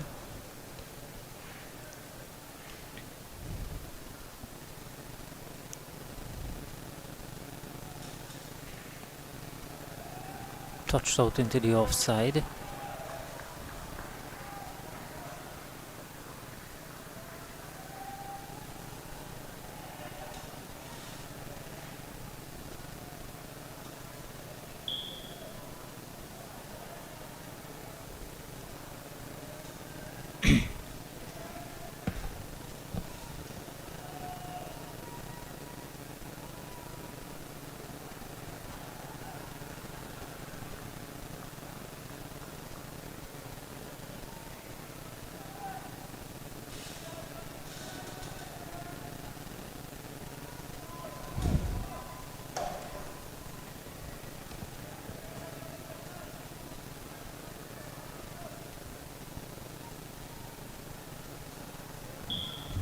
Ramnarine certainly making the most of this opportunity so far. Doesn't want to give it away. Again beaten outside the off stump. Brilliant delivery. Consistently been able to get that movement inward to the right-hander. It's troubled them most of the time.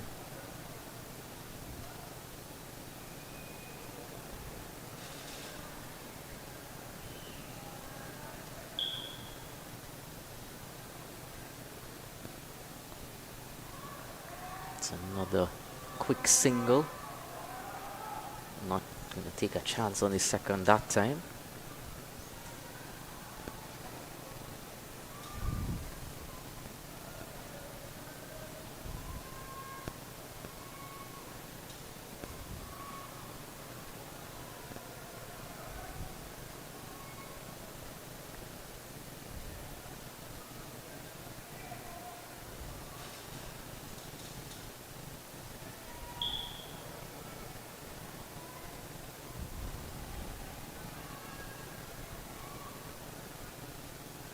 Subha Singh to take strike. Going up. Is it gonna clear the long off fielder? Yes, it is. Subha Singh hits a brilliant 6. In the slot. Subha Singh going downtown. All the way for 6. To finish the over. 162 for 8.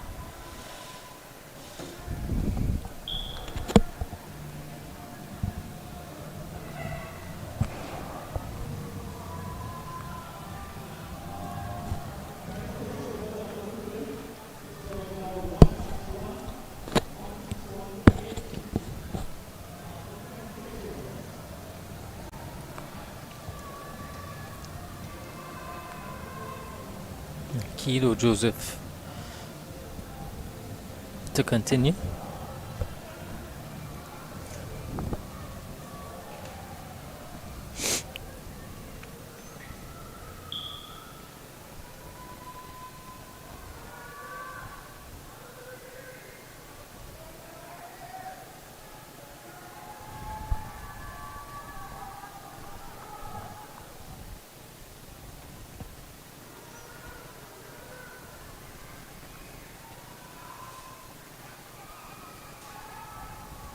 Well, he's gotten him there. Just wafting outside the off stump.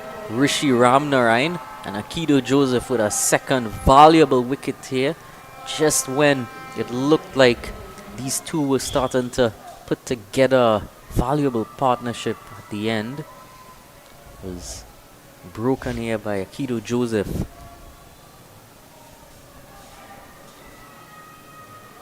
Well, Ramnarine has to go.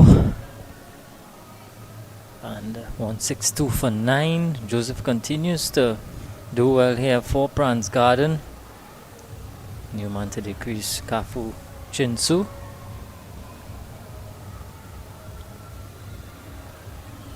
Some Chinese heritage here, Dylan. It certainly would seem like that.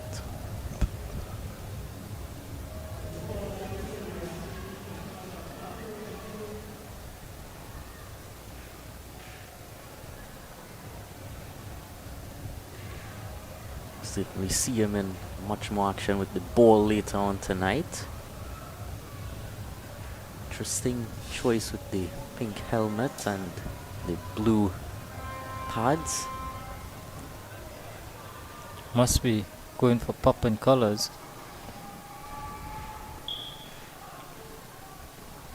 All shiny. See what he can do. Can he get a couple more runs for his team? Oh, well played. Oh, how is that? That was brilliant from Joseph in his follow through. It was a perfect forward defensive. Kafu was just wandering out of his crease. And not sure the bat was grounded there.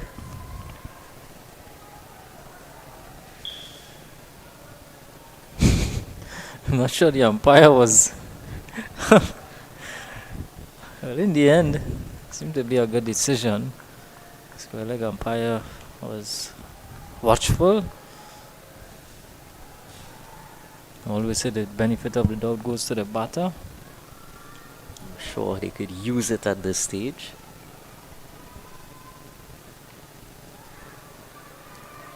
He gets off strike. Sure, he'd be glad to be out of the firing line. And doesn't have a doctor's name either. Well, that is always good.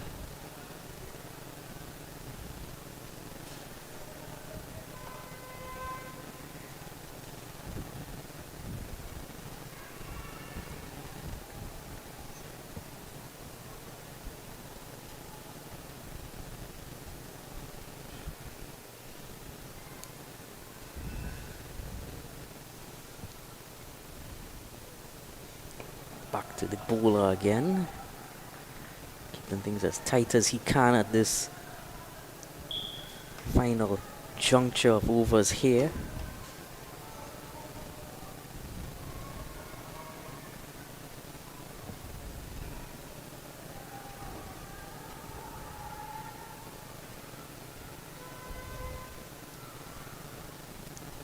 Joseph in again and nicely flicked away down to the boundary for 4 runs. No one in that region.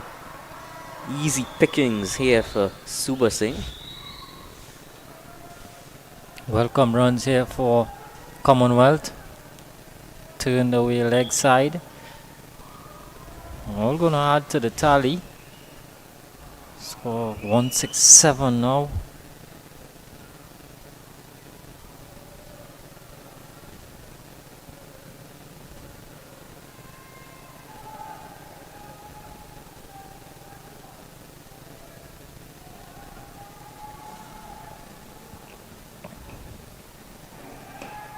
Gonna keep the strike. Should be looking for 2 here. It was a well-weighted shot there from Subha Singh. Certainly not the sharpest work in the field either. So 169 for 9. 3 more overs remain.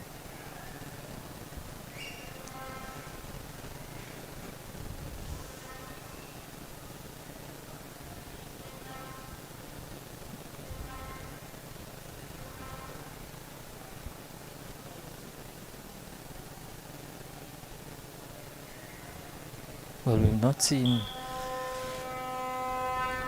seen Alvin Edmond come back into the attack.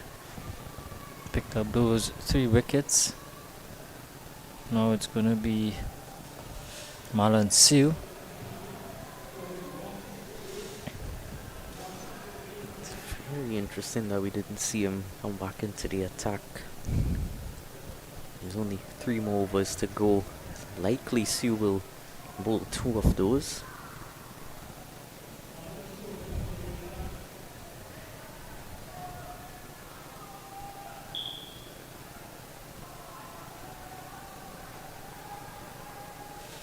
Ensure all his fielders are where he'd want them to be. Here he goes now. Wide. A lot of room there for Chinshu to just free his arms and again turn the strike over to Subha Singh.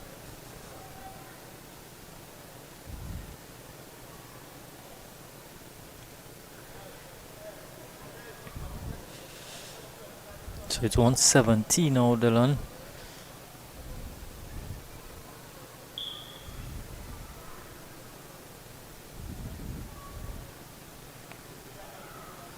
Straight to the fielder.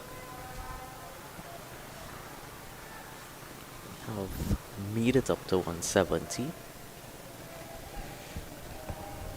Runs on the board here from Commonwealth. PRANZ Garden, though, they will want to finish this off now.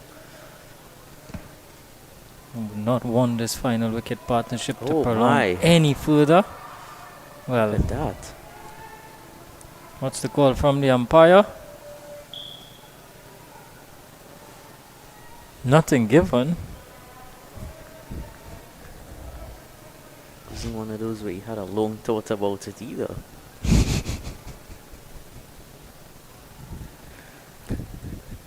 Well, within his limits there, Sue.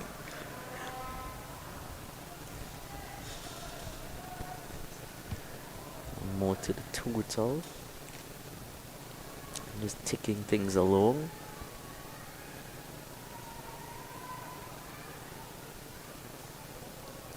Might be inclined to try it again.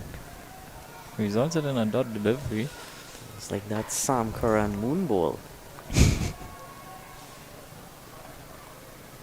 Well, he does try it again. And it's another dot delivery. Seems to be working quite well for him, and I'm sure he'd continue. Well, we've seen a new variation here. Seems to be something new from Sue. Should he try it again? Didn't try it that time, but a quick run there. That's gonna mean that number 11, Kafu Chinshu, is gonna have to face up the first delivery of the next over. 2 overs to go, 172 for 9.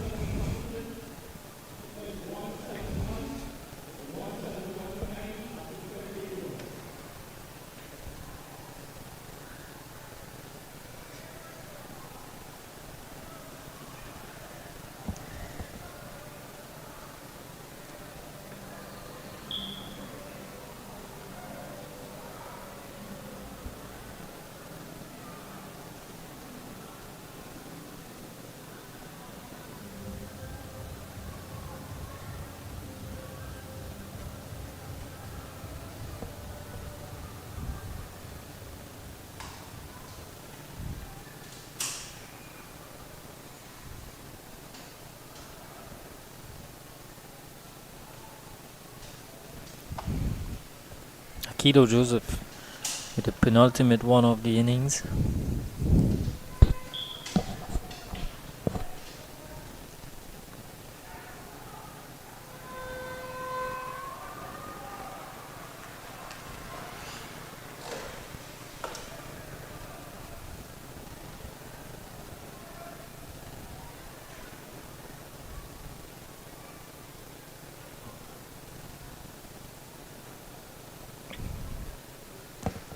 Commonwealth crawling their way up to a respectable total here.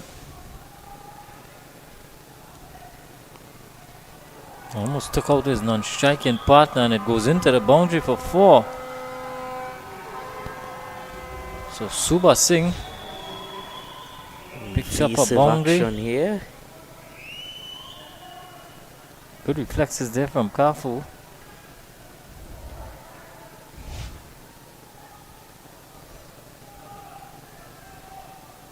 Kung Fu style.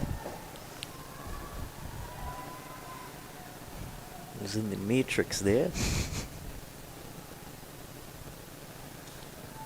177 now.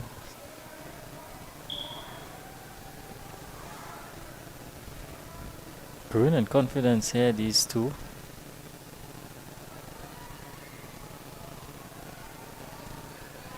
Added some valuable runs.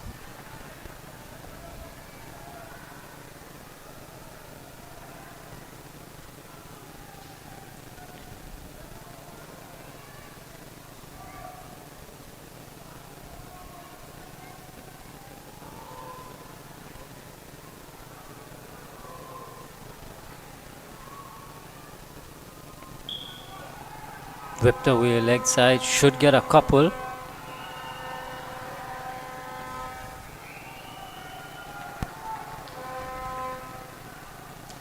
Pushing along nicely at the end here.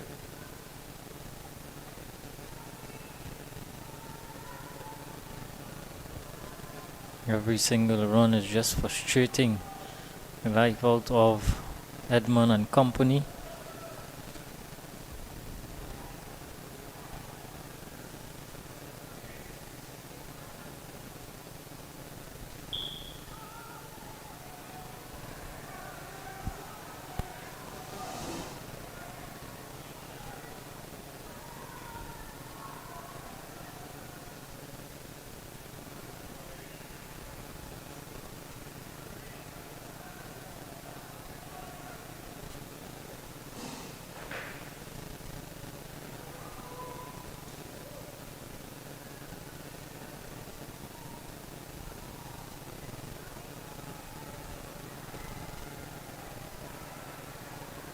We need 1 for 9 after 29.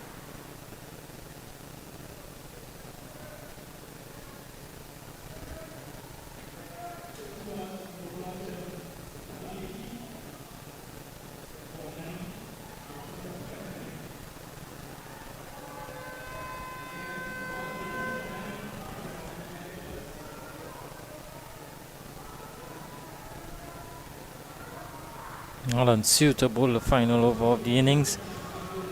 1-8, 1 for 9, 6 legal deliveries to go in this first half here of this Southern Sports Division 2 30 overs final. Commonwealth taking on PRANZ Garden.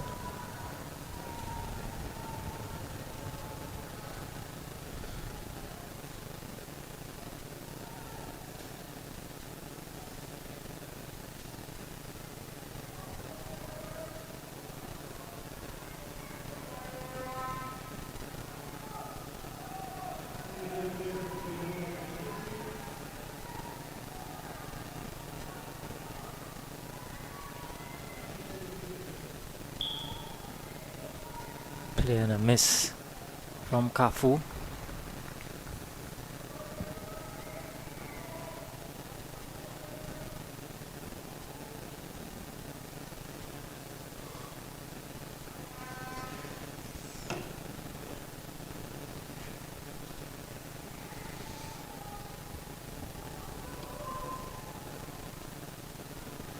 Short this time and pulled wonderfully by Kafu Chinshu. Just showing off his batting skills in this final over. Because at this stage it's now or never. And that short ball was there for the taking. Yeah, expertly played there from Kafu. Pulling it around, keeping it down. And more importantly, picking up a much valued boundary here. Can they get up to 190 now? 4 legal deliveries to go.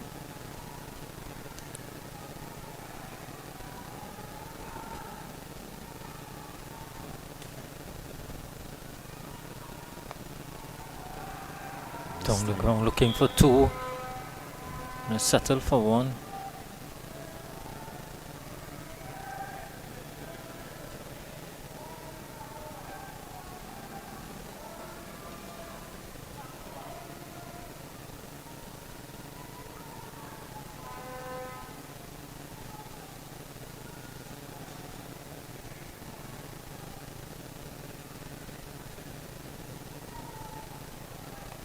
This time straight to the fielder.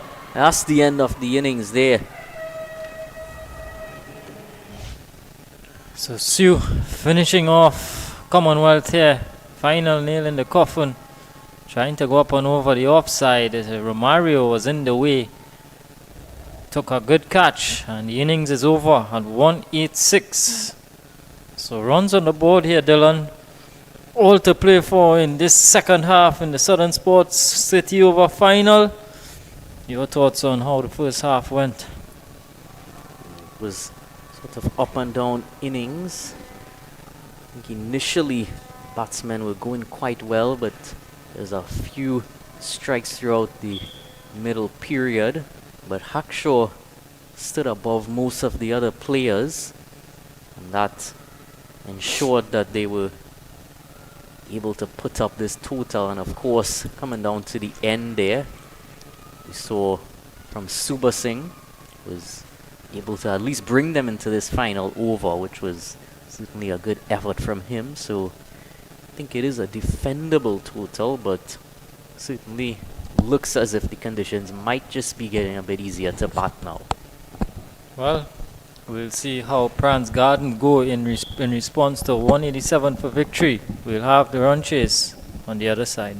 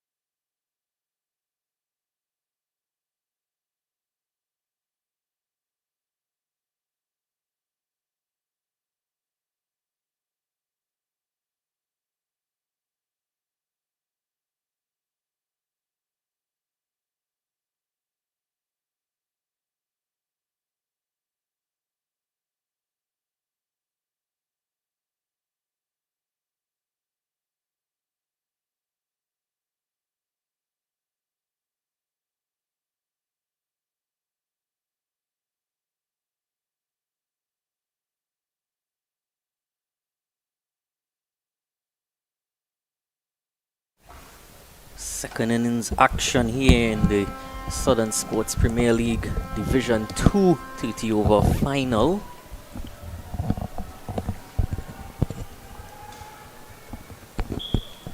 Batting is going to be opened by Anselm Edmund and Hirilal Guman Singh.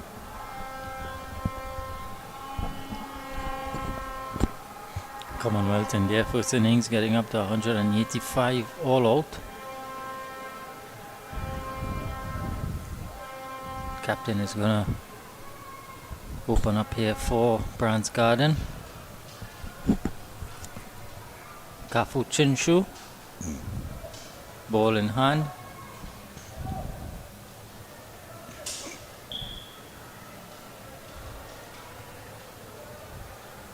Give a good account of himself with bat in hand.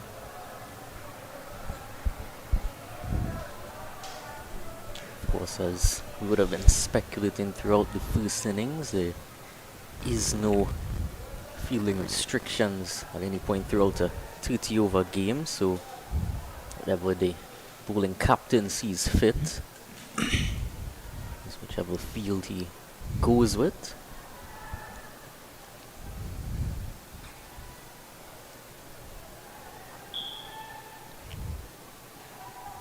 Finally something for the bowlers. Certainly interesting. Don't particularly mind it. Always for something different.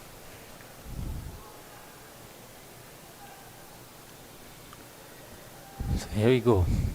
PRANZ Garden in response to 186.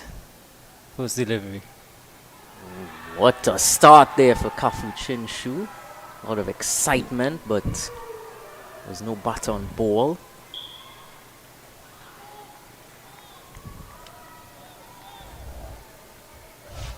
Good start there for Kafu. A little bit of sling in that action. Hitting and taking the ball away from the right-hander.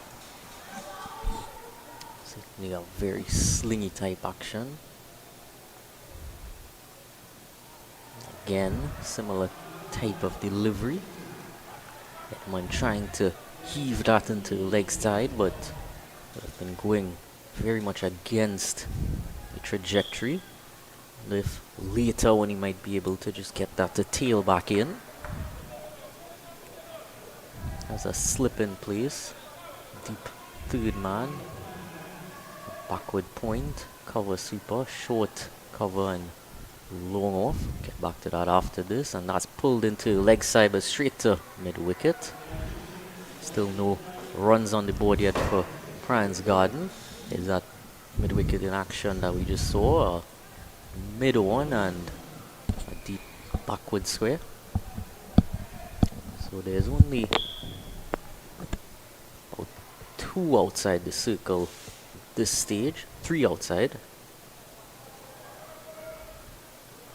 This time pulled again, and he's gonna open his account with 4 runs. Anselm Edwards picked the area of the field quite well.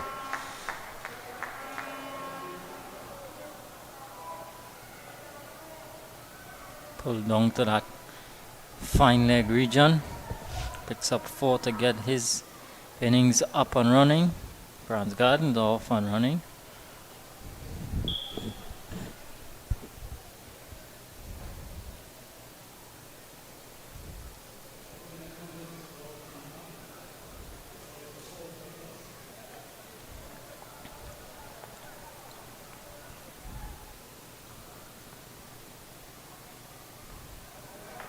This time dabbed away past that third man fielder, toying with the field, Anselm Edmund. 4 on the leg side, now 4 on the off side. Guiding this one away past that deep third. Speeding down for 4. After a good start here from Kafu. Just going for back-to-back boundaries. Previous delivery was trying the bouncer. Was taken to task from Anselm Edmund. Got back on that sort of good length area, but his touch and finesse brilliantly played.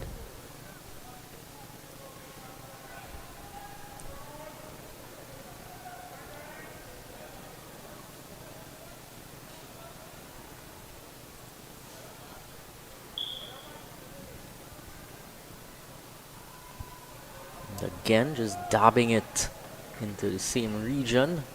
He's gonna keep strike. 9 without loss after the first over.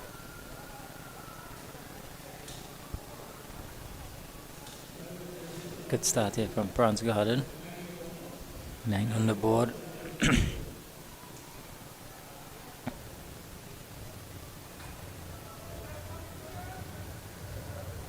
Zad Clark to pick up the attack now.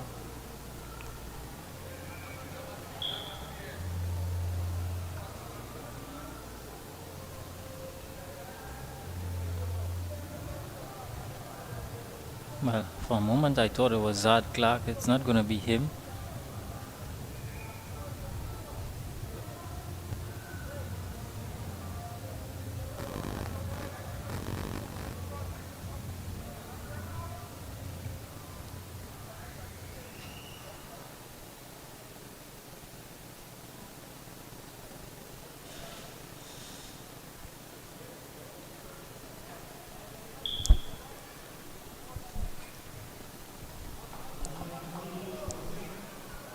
Keeper is standing back.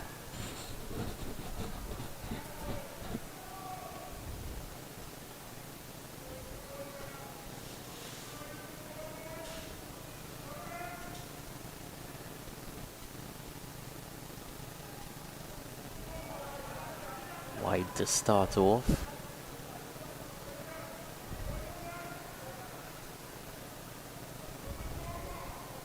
Subashing.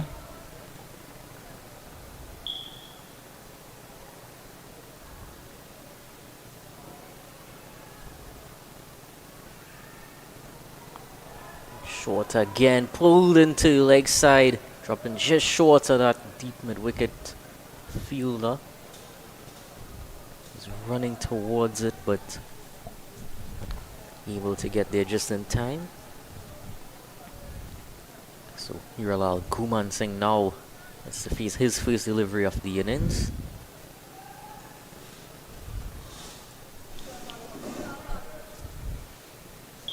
Interesting here from Subashing. Just a couple of paces, bowling seam up.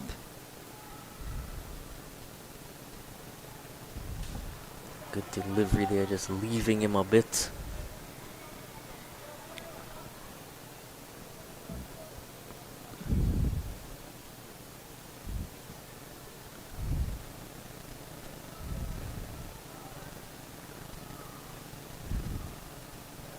Tapping it to the third man region again. Easy single on offer. He's off the mark. And Slim Edmond back on strike.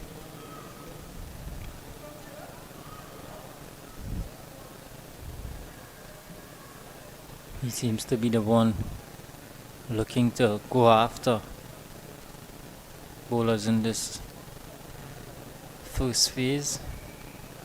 More fielders outside the circle now as opposed to the previous over. Mid-off and mid-on were up in the previous over to Chinshu, but now they've gone back to the boundary.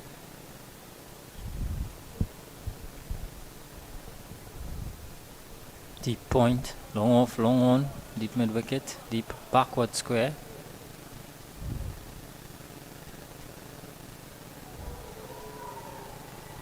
Big heave there from Edmond. Yeah, Edmund looks as if he's not gonna stick around there too long, unless of course he's heaving it, making quick runs.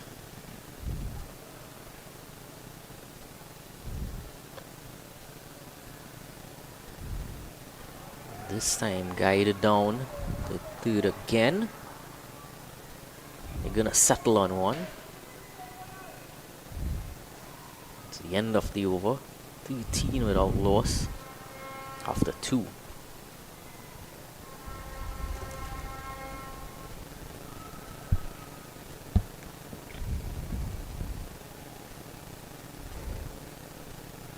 Southern Sports Division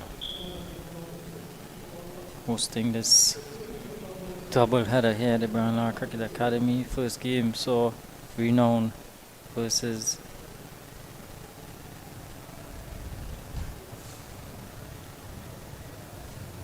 Amateurs. Amateurs taking that on the 19 final, best of the rest. PRANZ Garden here in pursuit of 186. 13 without loss.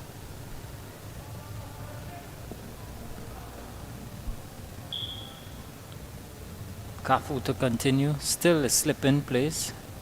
Deep third, point, sweeper cover, long off, long on, mid wicket, fine leg.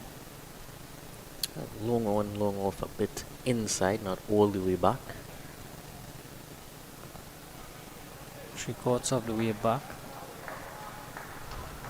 Quick single yet again.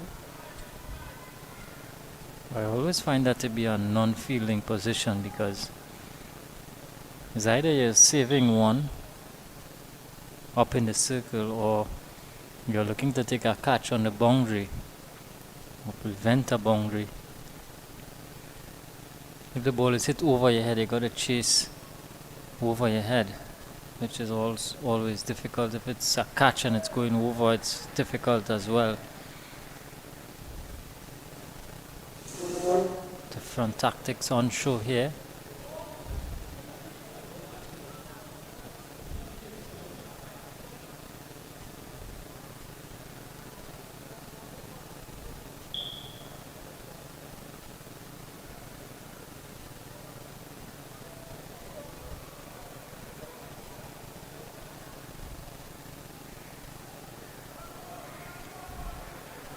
They tighten that line outside the off stump.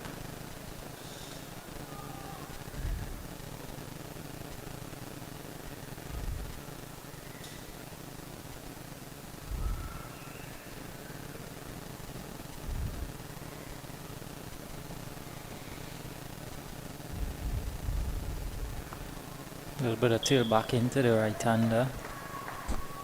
Guman Singh is watchful. He's gonna expect that with that lower arm that Kafu Chenshu possesses. The batsmen are gonna have to keep that in mind. No, just playing that a bit nervously into the onside, sneaking through for a single.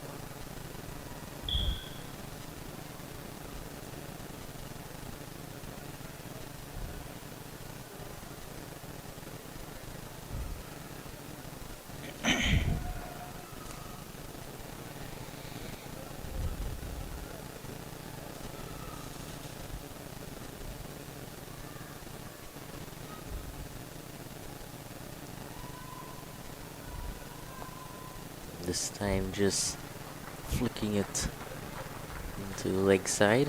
One more. 16 without loss after 3.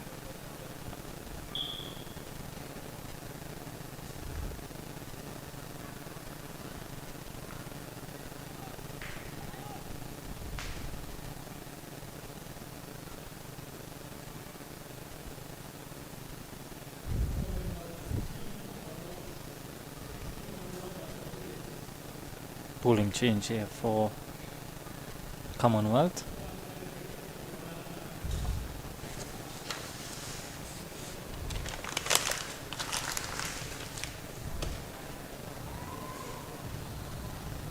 Chaipasad Bihari.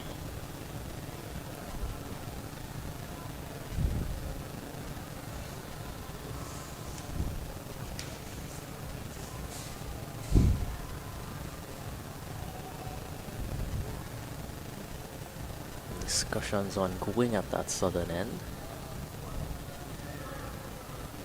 Just planning out a few tactics.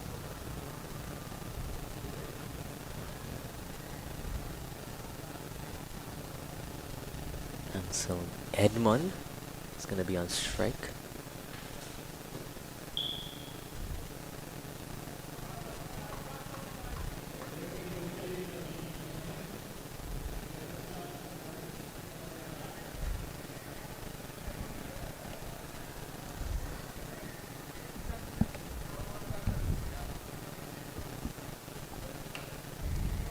Bihari now into the attack.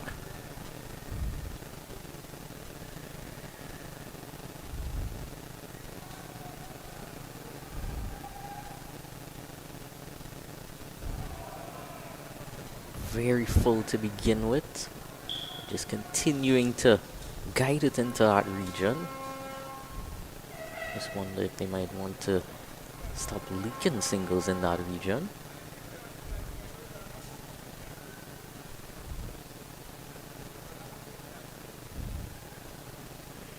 It's brought across the backward square to looks as if he's going to reinforce the offside.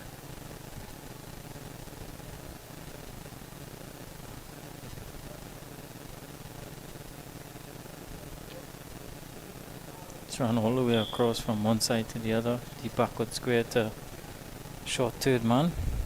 There's still a deep third man in play as well.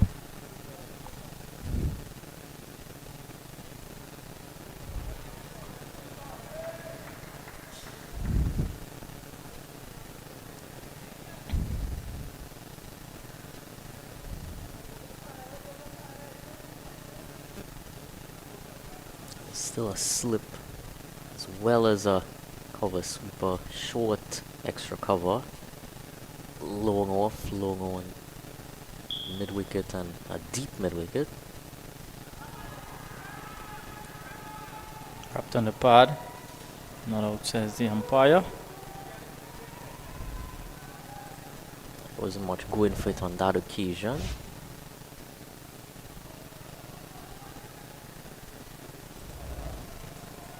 Seemed to be hit well above the knee roll. They've just been moving away from him, not helping influence the umpire.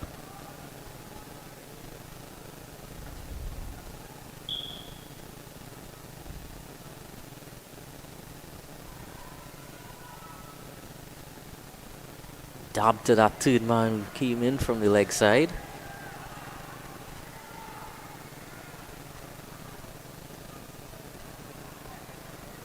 So now they've cut off that supply of runs. Where does Kuman Singh and Edmund look to now? Or are they going to try to go big? Keeping a close eye on that required run rate. 6.4 at this stage. This time he gets it in the gap.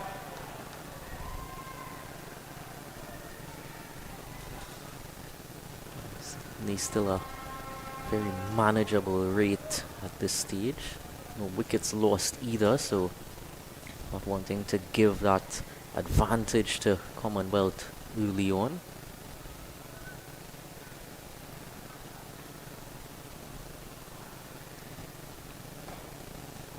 It's been good also from Commonwealth. It's been good tight bowling apart from those couple of boundary balls early on. It's been a good over so far from Bihari. Just two coming from it so far. Again, down to cover sweeper this time from Edmund, and they're just pushing along quite comfortably. 19 for no wicket.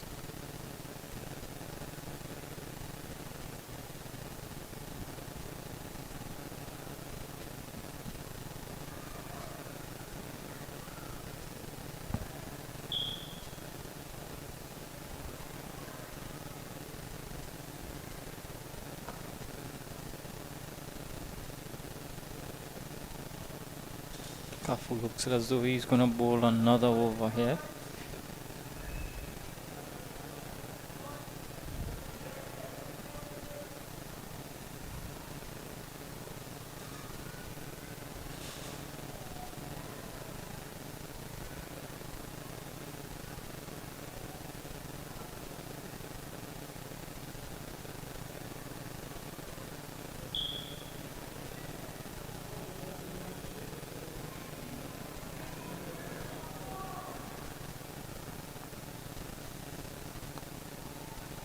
Good delivery.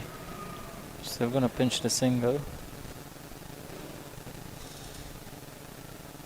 They know they don't really need to do much more than what they're doing at this stage because of those early boundaries from Anselm Edmond. Bowling has certainly been tight at this early stage, while shine is still on the ball.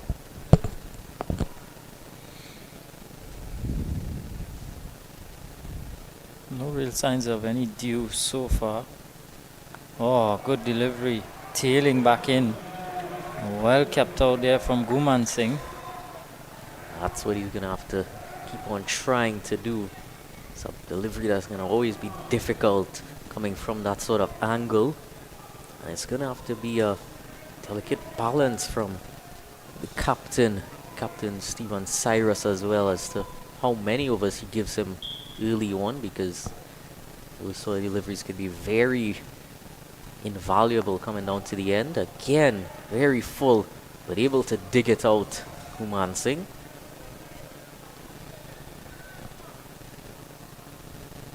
Good spell here so far from Kafu into his third. None for 14.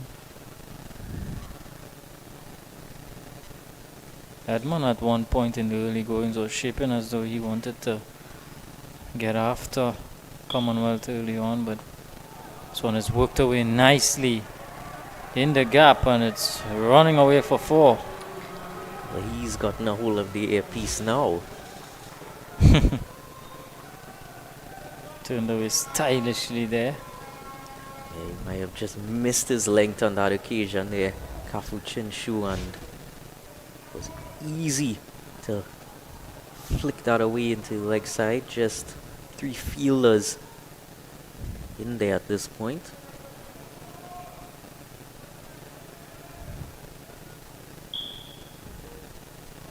There's no one in the deep forward of square.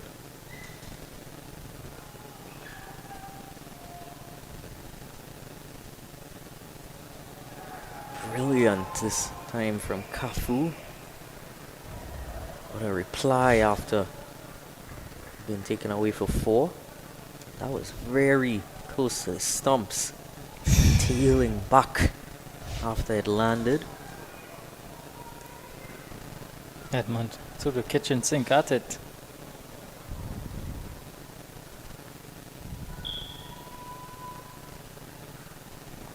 Oh, and this time again, just a bit of tail in from Kafu Chinshu, but just turned in the leg side for 1 more, and he'll keep the strike. 26 without loss after 5.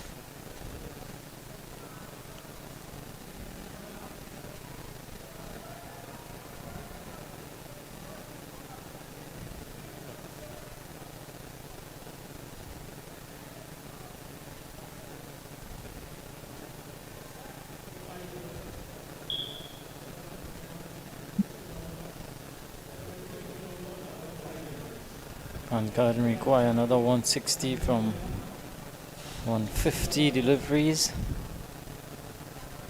So far they've done well to not lose any early wickets here. There or thereabouts with the required run rate.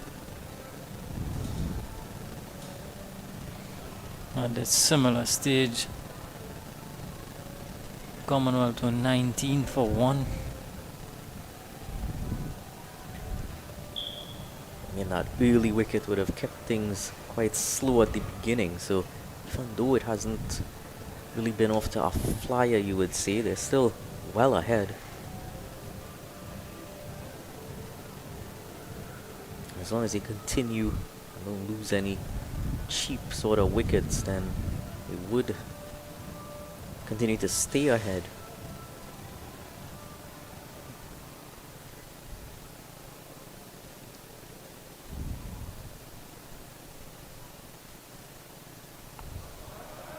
Oh, and brilliantly played, and brilliant bit of football skills as well. Restricts them to just 1. Excellent work out in the deep there from Clark. Kept it down to just a single, so he may have saved 3 for his team. How valuable could that be? as we go into this innings. Was going at him very quickly out in the deep and timed it very well with his feet. We've seen a lot of football skills on show in this particular game. Oh, goes past him in a hurry, a loud appeal. Umpire is unmoved. Well, had that just kept any lower, could have just crashed into the stumps. It was right on the middle stump line. There was a bit of pad on it as well. That's where the deflection came from. The pad. It's flicking the pad on its way through to wicketkeeper Hackshaw. Good decision from the umpire. Certainly, he wouldn't have heard any woody sound.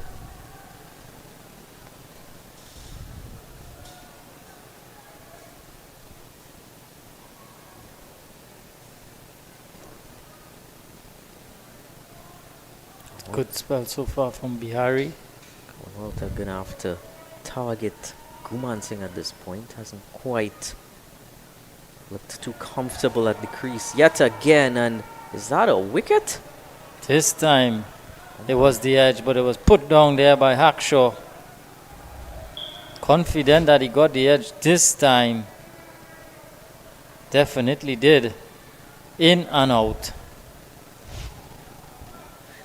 Jaipasar Bihari was not too pleased with Hackshaw on that occasion. Needs to be careful because this one's got thunder on his jersey. It looked as if he was really trying to will some thunder onto the surface.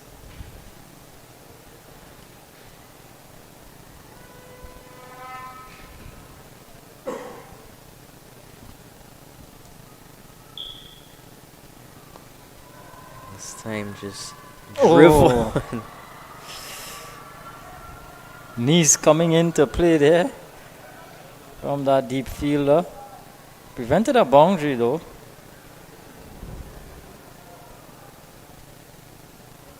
Just a couple.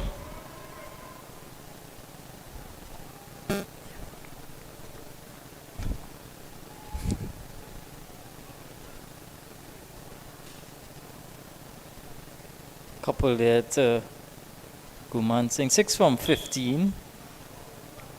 So Guman Singh would have been hoping that that could have gone away to the boundary.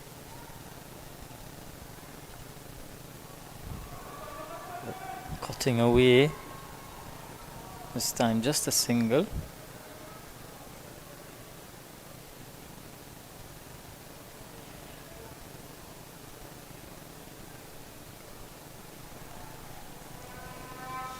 Brings Edmond back on strike. Testing stuff so far here from Bihari. It's certainly been a good start with both bat and ball. Even at this stage. And again, just delicately played into the offside. Just trying to keep that run rate under control, and again, single to the one without loss after 6.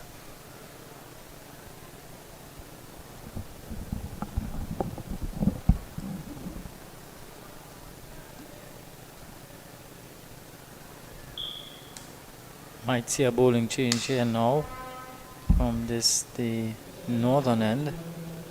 Or is it going to be Kafu once more?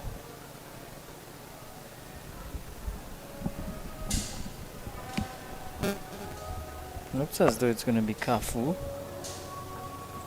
for his 4th over. An interesting tactic. Pulled a brilliant over last over and saw a bit of tail coming in as well. I've noticed though that they're using two balls, or one at each end.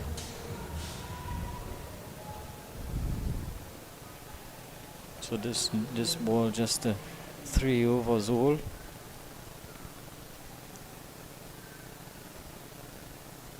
Maybe just some shine still on it for Cafu to exploit. Good delivery to start.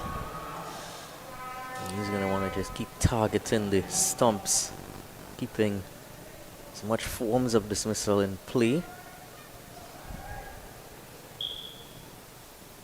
Yeah, with a slingy action like that, you want to be wicket to wicket. Just like that. Bit of risk involved there because he's taking it off from middle stump and flicking it leg side. Yeah, if he doesn't get bat to ball, it's going to be curtains for him. Definitely. But he's certainly done it well so far, and as a keeper himself would have very good reflexes.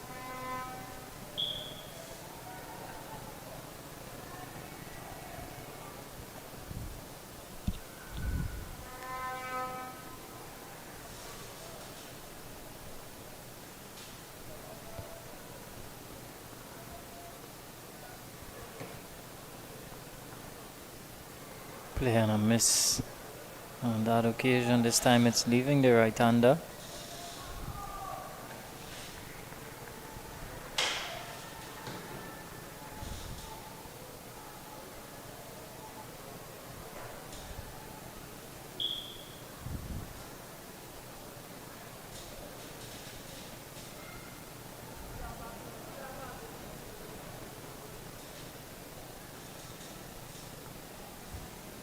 Oh, beautifully bowled there from Cafu. Cruel that they're gonna come back for two there. Too good of a delivery to pick up 2 runs. 2 in the dark there for Edmund.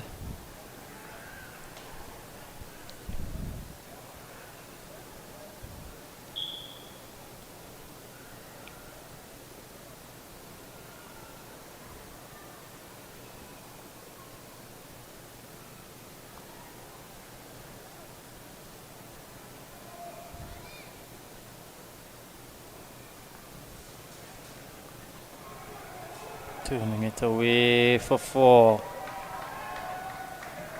Edmund picks up a boundary here now.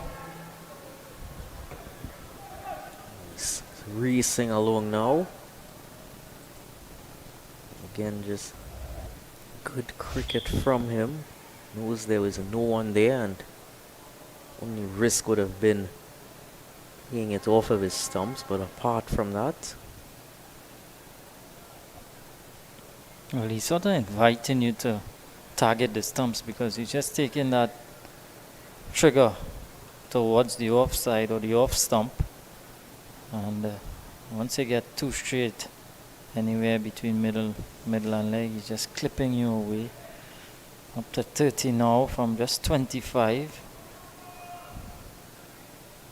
PRANZ Garden keeping up with the required rate. At this point, they have not lost any early wickets. Good on that front.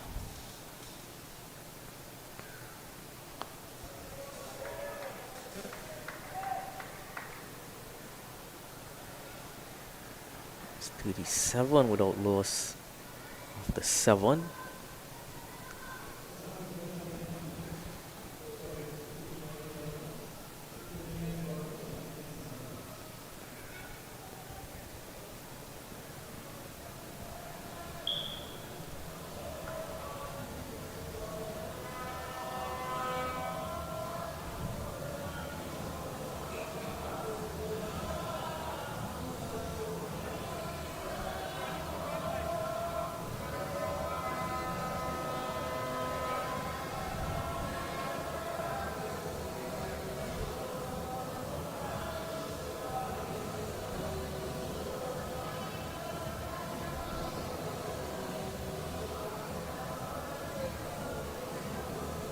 Taking so much time between overs here, Dylan.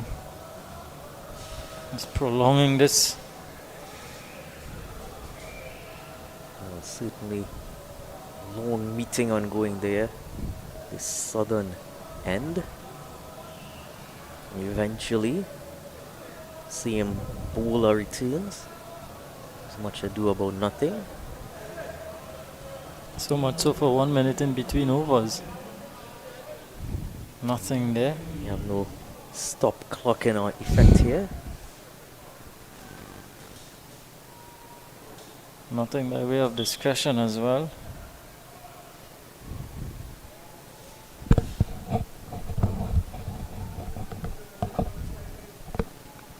Cut away, but no real timing. Slowed up as it got towards the cover sweeper.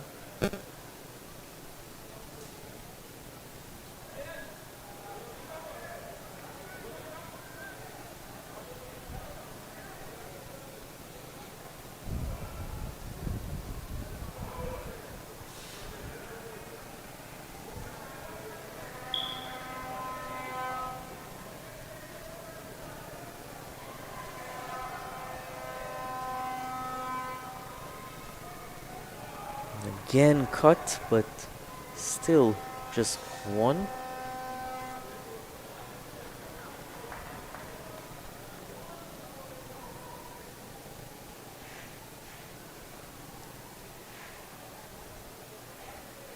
This is good from these two now. They're just taking the opportunity to get off strike, putting away the bad deliveries when it's on offer.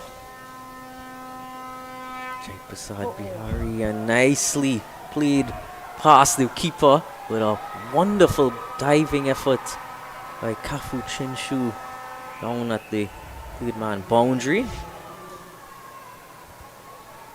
Guided past the keeper. Intentional. Chinshu did not give up the ghost. Chased it all the way and saved a couple for Commonwealth.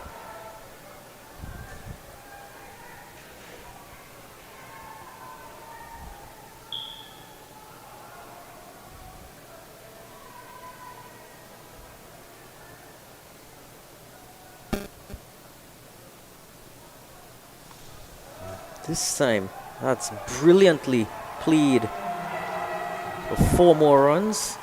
Kuman Singh starting to tick things along now. Bad delivery, sat up asking to be hit. Up and over the point region, down to the boundary. So Kuman Singh now growing in confidence.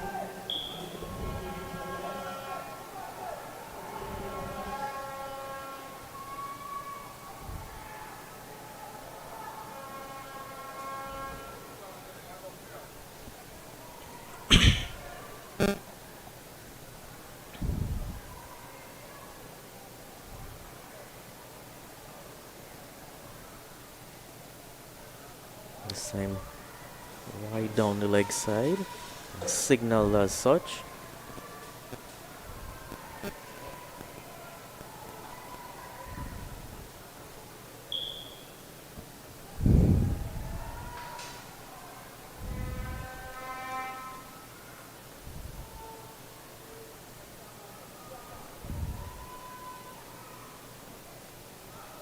Much better delivery there.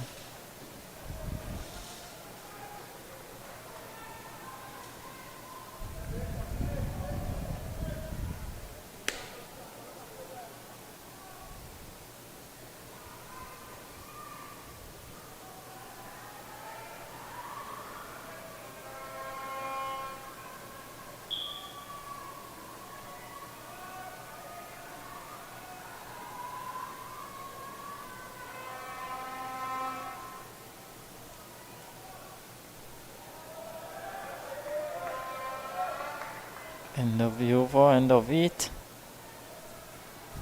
PRANZ Garden, not yet. 46 without loss after 8. Not yet.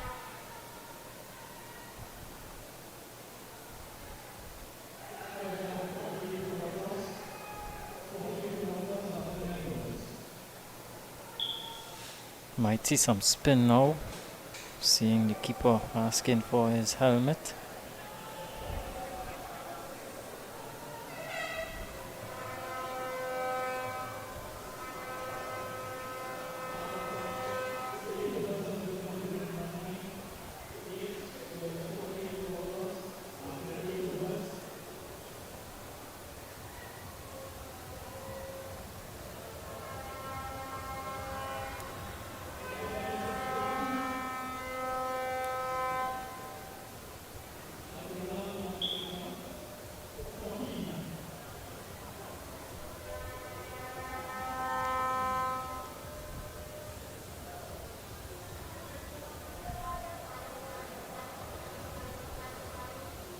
Zad Clark coming into the attack here now.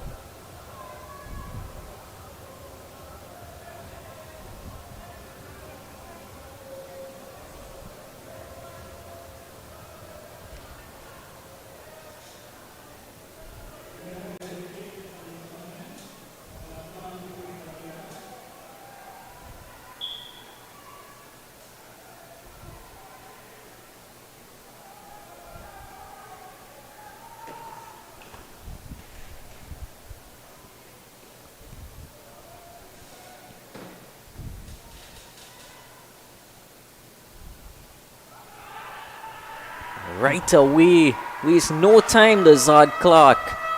Bang on target, straight onto the stumps.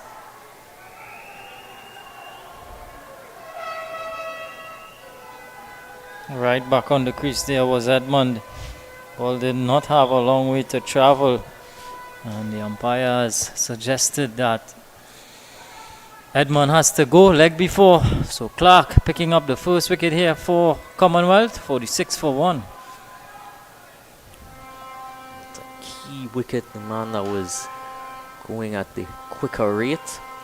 Hiralal, of course, in at the crease, proven to be difficult to dislodge up to this point. So Kenson Lewis is now gonna join.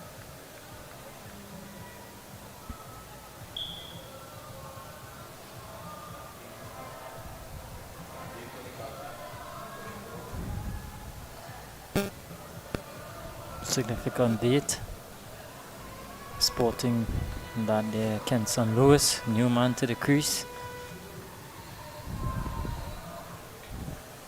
Have to send them birthday greetings on that day. You're assuming that it's his birthday.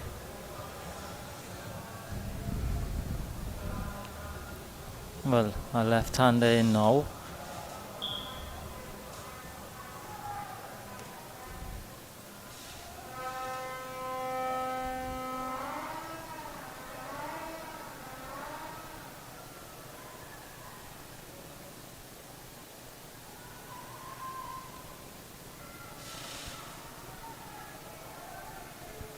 He's in here without the helmet, so you have to be careful.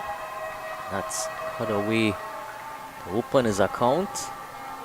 4 more to the total, brings up 50 for PRANZ Garden. Poor delivery there from Clark. Wide and full, asking to be hit.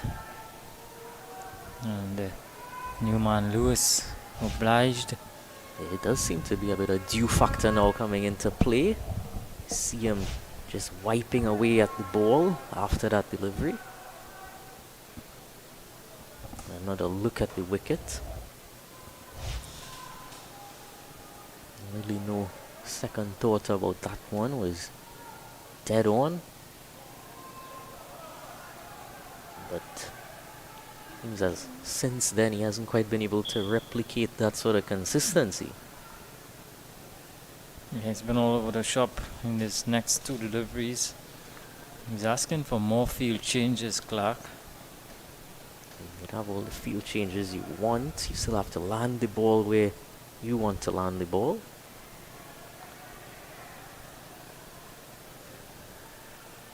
So he's having a slip, backward point, deep point, cover, long off, long on, deep mid wicket, deep backward square, short fine leg.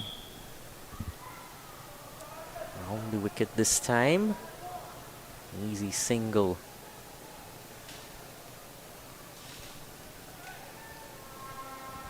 It's not going to get any easier for Commonwealth now having to navigate the left-hand, right-hand combination.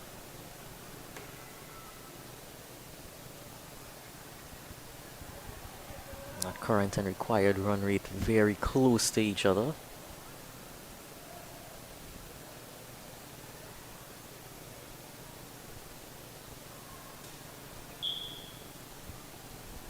Deep backward square, deep mid wicket, long on. Everyone out on the leg side on the boundary. Either way past third man. Coming back for a second. And these two batsmen continuing well from where the opening partnership started off.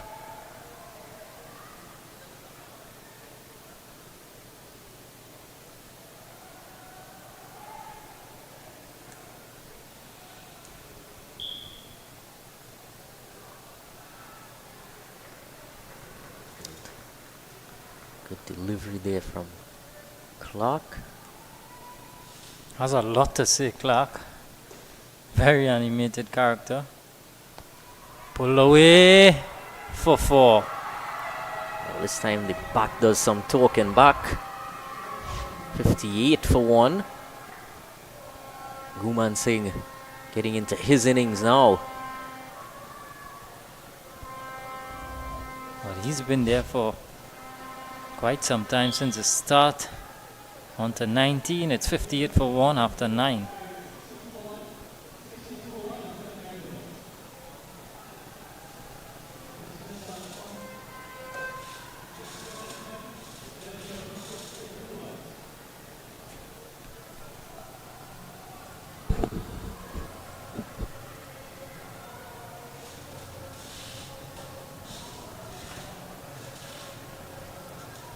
Crowd have certainly built up here for this grand final, Dylan. Everyone having a good time. DJ's pumping. Certainly having quite a time on a Sunday night. Great way to finish off the weekend.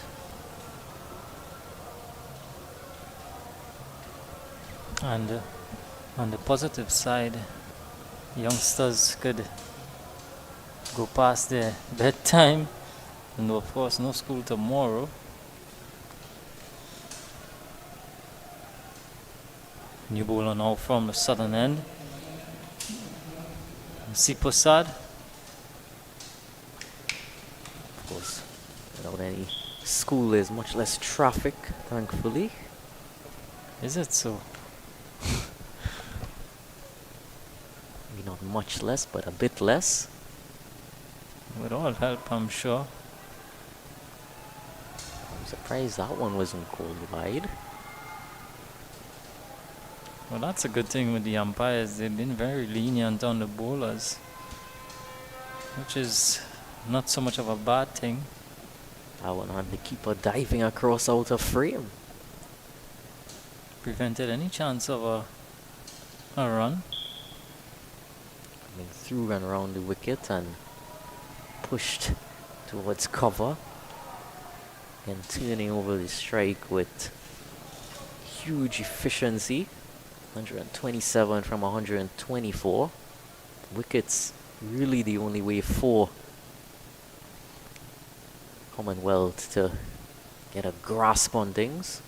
Saw one in the last over, but Kenson and Hiralal have come together and looked quite comfortable.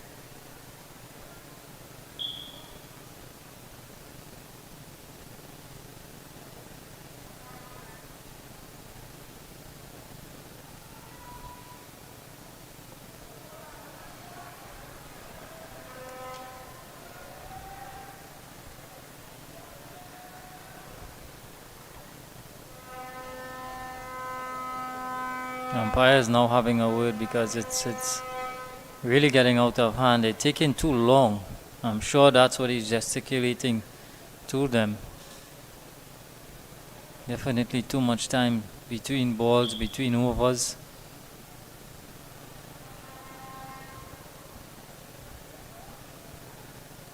Well and truly good to see the umpires getting involved now.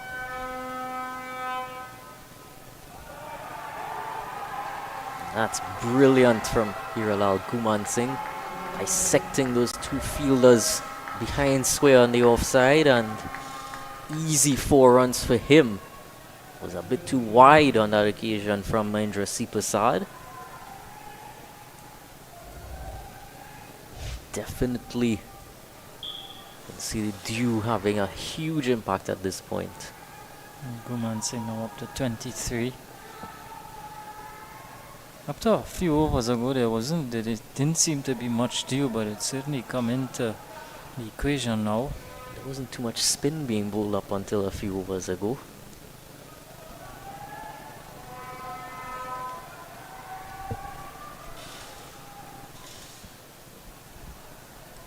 Towels out.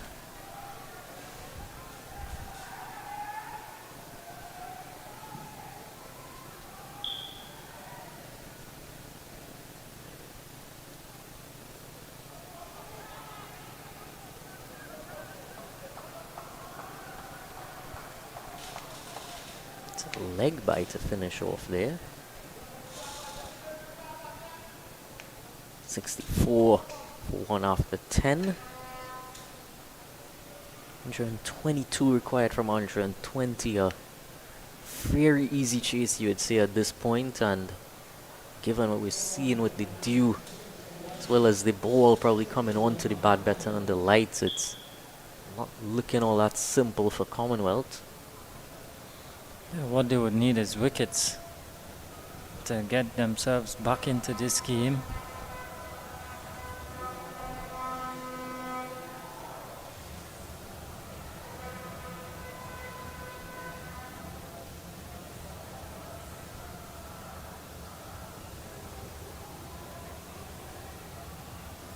Bowling change here. Shaquille Cyrus into the attack.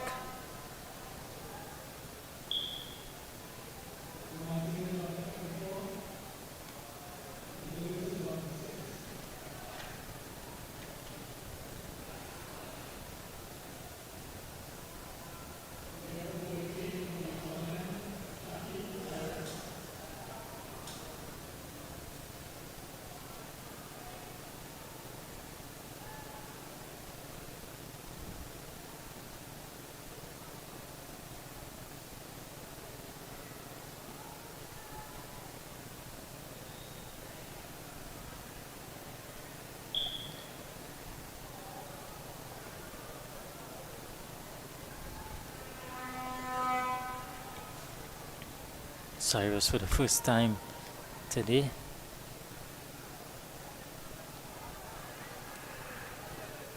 Starts with one outside the off stump.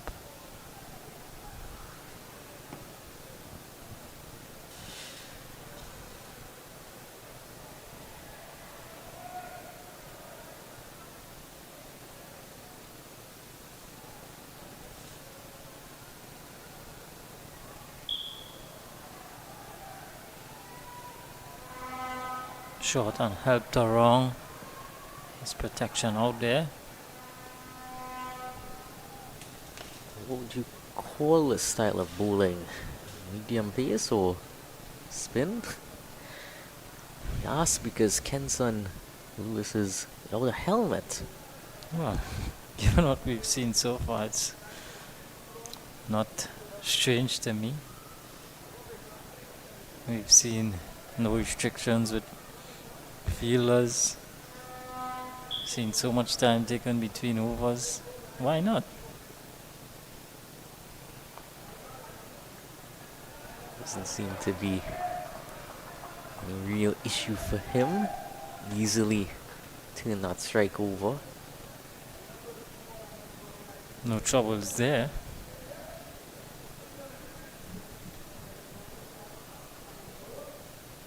I think at some levels it's much more of a comfort thing than anything else. How comfortable are you batting with a helmet or without?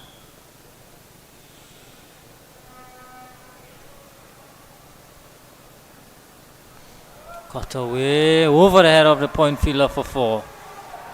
Guman Singh now finding the boundary with regularity. He's really carried the mantle on from Edmund earlier. He's now become the aggressive partner after just absorbing some deliveries and getting a feel of the surface. At one point he was 7 from 17. Carried that strike rate now close to just about 90. Now it's a runner ball required.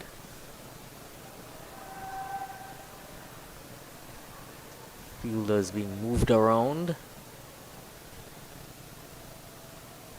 And no ball to add insult to injury here. They're gonna run two. The fielders are gonna run ragged. They're gonna run a third now.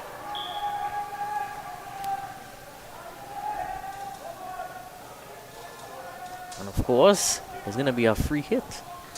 Now there's so many fielders outside the 30-yard circle, outside the inner circle, and they can't seem to prevent the twos and the threes. Well, this is a discussion I was having with you earlier when we were able to confirm that there was no fielding restriction. Sometimes it works against you more than ever.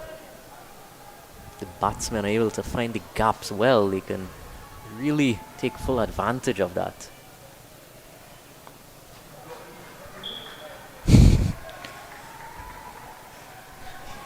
He's not going at the free hit. Is Kenson Lewis. He is happy with just not getting a go at that one. Just another dot delivery. Runs are coming by easily, so just decided to get right behind the line of it. Goes again, and a brilliant finish to the over there from Shaquille Cyrus. 10 runs coming from it though. 74 for 1 after 11.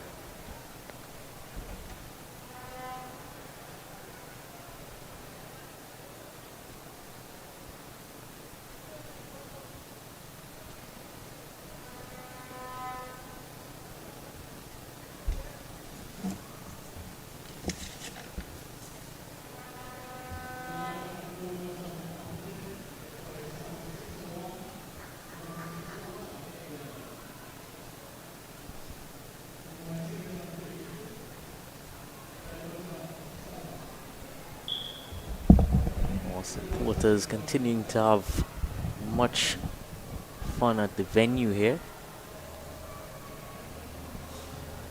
You see them full enjoyment. Any twists waiting here for PRANZ Garden, or is it going to be an easy ride home?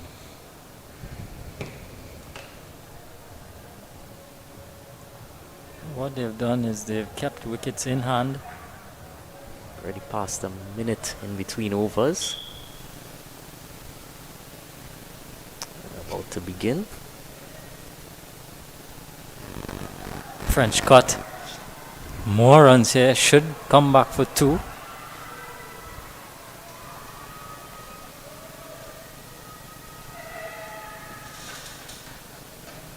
It's getting all too easy here for PRANZ Garden. Run coming by readily. Al meanwhile has gone up to a runner ball 33. It's been the two opening batsmen really who have set the tone.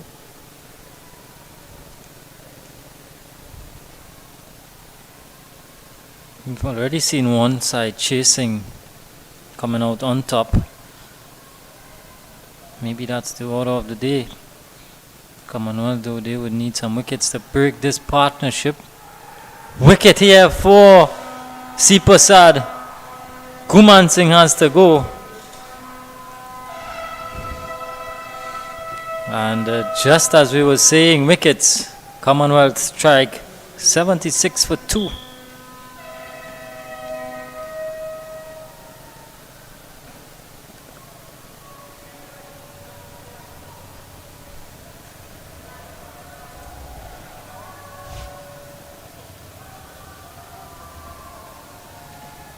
Well, that's an interesting decision given the around the wicket angle. Kuman Singh doesn't seem to be happy. He's saying it hit him somewhere on the thigh. Don't think it hit him that high. It's always going to be difficult when you're coming from that angle. It didn't seem to have all that much turn on it either. Marlon Sue, 105 on his back.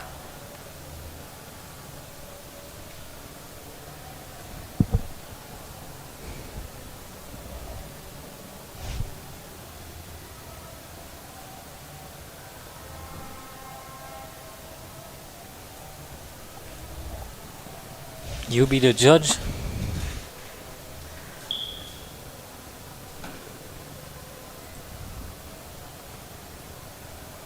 So is this the breakthrough that Commonwealth was searching for? Can they find themselves back into this contest? Spin off Mahindra C Prasad proving effective.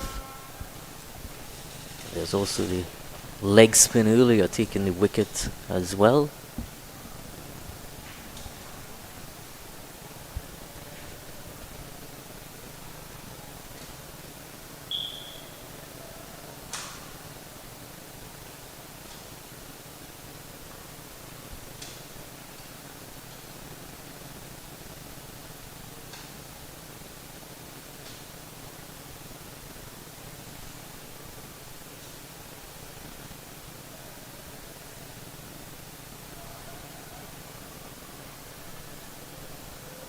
First delivery, Marlon Sue.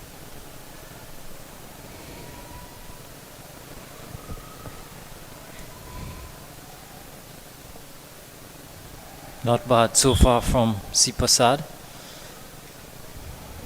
Wicket on just 7 into his second over. More conversations happening here.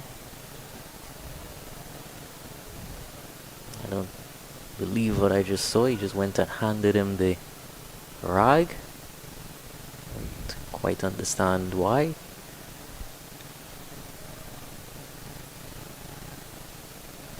He's gonna sneak through for a quick single there, so Marlon Sue is now off the mark.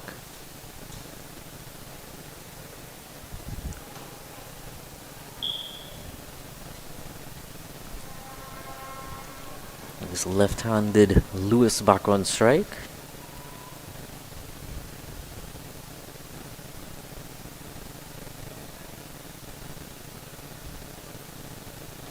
So the field at mid-wicket has to bring the rag at every delivery for C Prasad. Well, at this point I wish I didn't notice that. Wide given.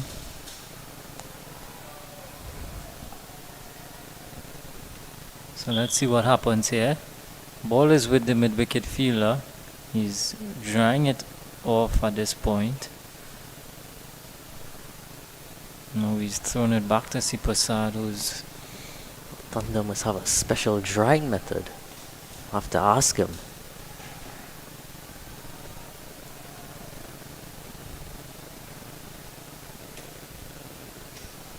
So now he has to throw it back to the mid-wicket fielder, who's gonna dry it off. There you see him catching it back again. It's gonna come over, through and around the wicket, and Kenson Lewis is defending into mid-wicket towards that same fielder for no run. And that's the end of the over. 78 for 2.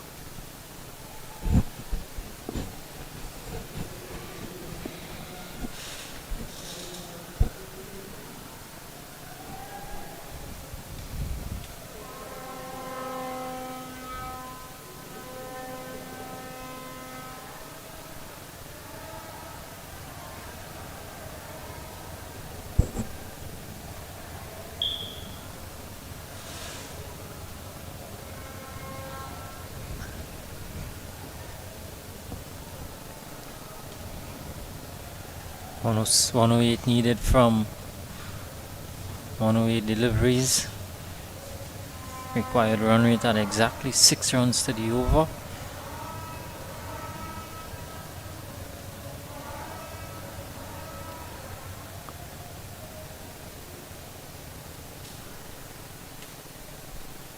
What we see now is 6 fielders outside. Deepak Shakova long off. Leg spinner Zad Clark back into the attack. Long on. Deep mid wicket. Cow corner. Deep backward square. No one close in on the leg side. That was 74 seconds in between overs. Oh, Dylan's got his counter out now. Stop clock. To keep myself occupied in between overs.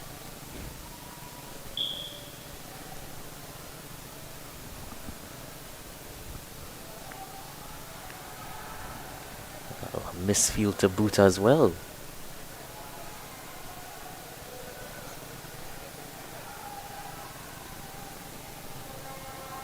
Not getting easier out there. What sort of conditions would you prefer to play in? Night conditions given the dew factor, or hot sunny conditions given the extreme heat?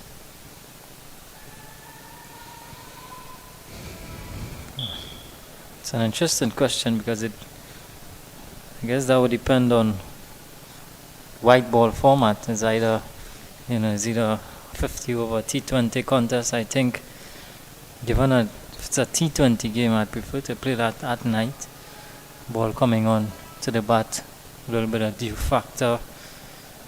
I guess I could narrow down the question a bit, just in limited overs and as a fielding team. Well, definitely as a fielding team, you don't wanna. You prefer when the ball is dry. It's never easy to bowl as a spinner, finger spinner or wrist spinner with a wet ball. Something though that a lot of teams now practice with the wet ball, so it's something that they've grown accustomed to.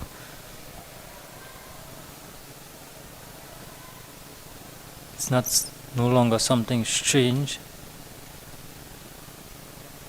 I think that was one of the things that came into fashion quite recently, especially with a lot of T20 leagues occurring in the night time. Similarly to how I think just before that a lot of spinners learned to bowl with the new ball. Yeah.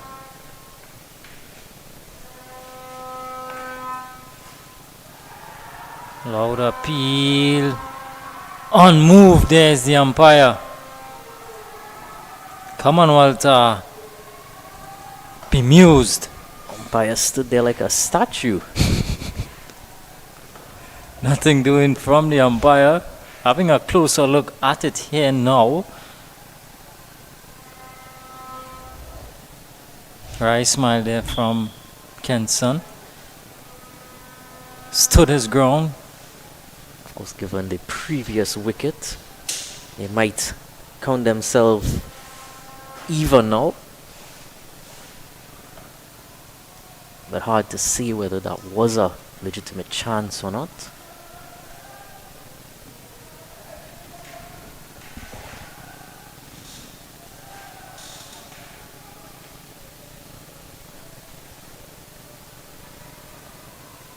Good tight over here from Clark. I'm not sure where he wants that slip fielder. He's in on about a second slip there. Seem to be more of a run saving position than catching. End of the over, it's 80 for 2 after 13.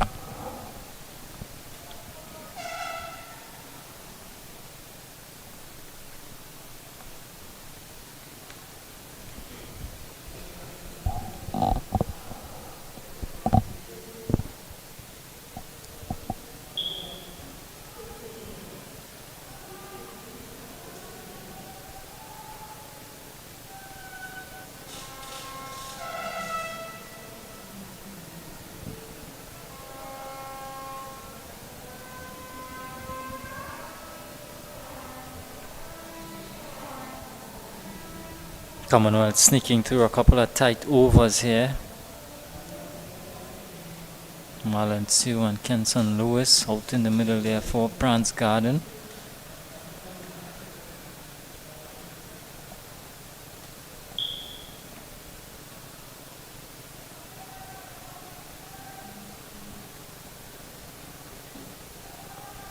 Uppishly this time from Marlon Sue, but there's no one there to bother him, so an easy single in the end.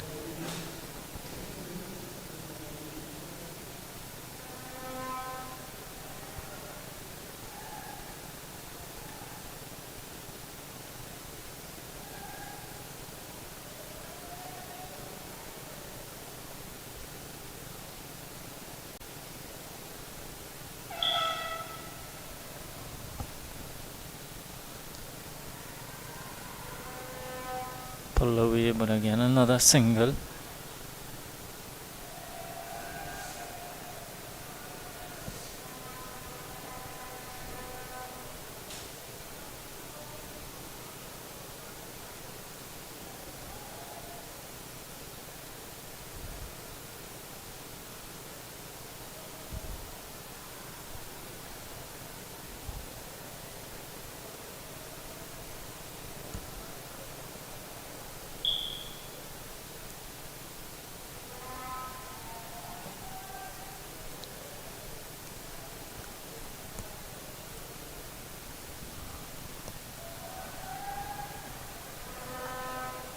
Another quick single. Oh, and overthrows as well. I've seen quite a few overthrows, and that is something that you might come to expect when you have no fielding restrictions. It's always going to be difficult to have someone backing up on every side. Well, you always say one is one. Batsmen seem to be almost home when the throw came. So no sense in trying to run out the batter. Leave it as one. These two already finding it a little bit difficult to keep the scoreboard ticking over. Would not want to give them any easy runs.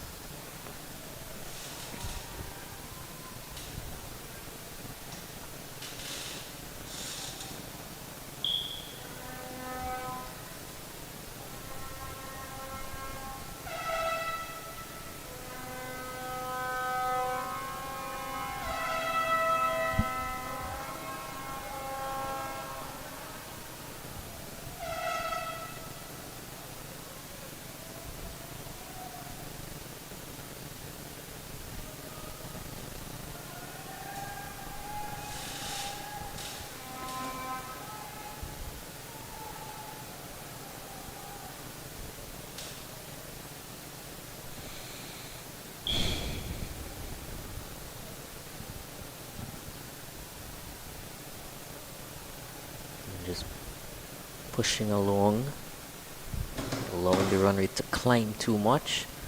And well, off balance there from Kenson Lewis. Looking to go way across the line there, Lewis. 85 for 2 after 14.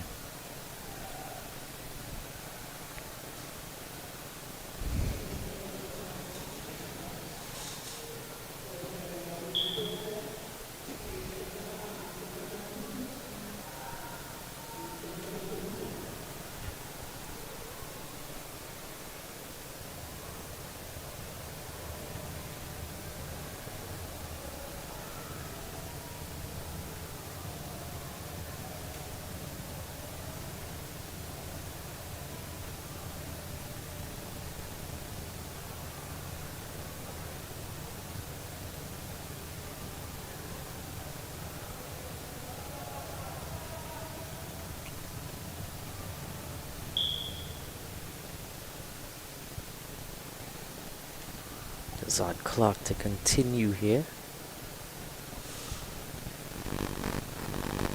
That just dropped short of the keeper there. Might have seemed like he got an edge on it from the reaction of everyone involved.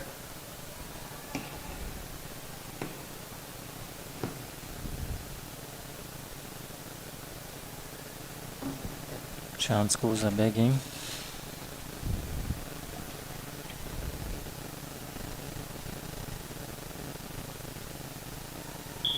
Just keeping it out this time. Giving it some generous flight there, Clark. Has found a bit more rhythm now. First over after getting that wicket was all over the shop. But now he's really troubling the batsman. Accurate line.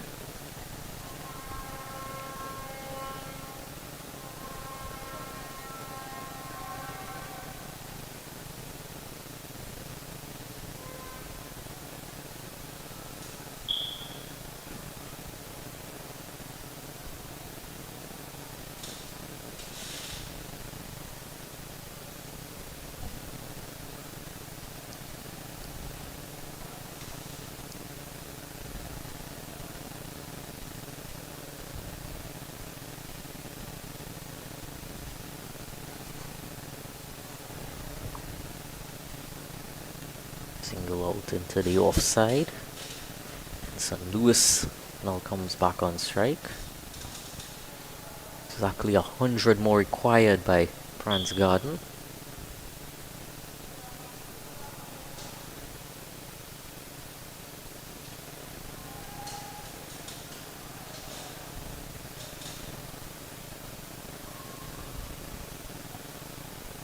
Well, the required run rate has gone to 6.5 now. Still not out of reach by any stretch. Just going up ever so slightly with these tight overs here.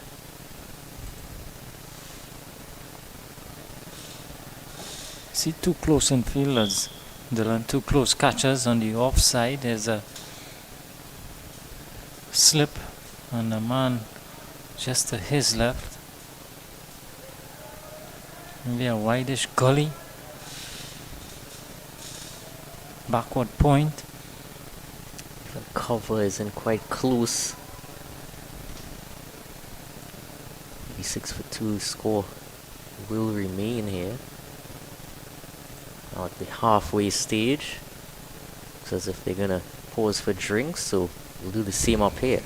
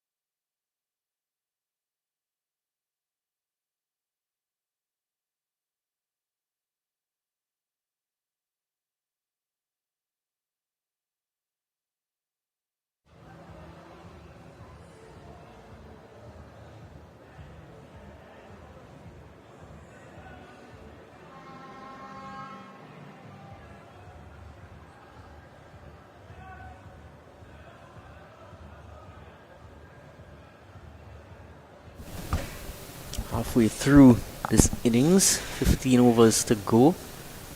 88 for 2. Current score.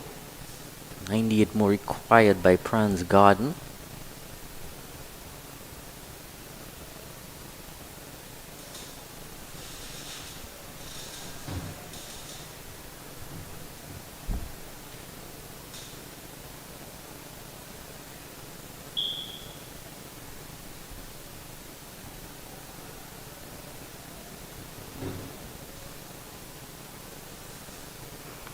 That's nicely hit over the leg side.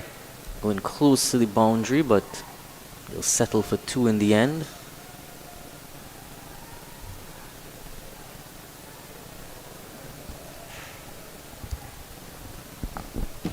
See Prasad continuing. Picked up that 1 wicket so far.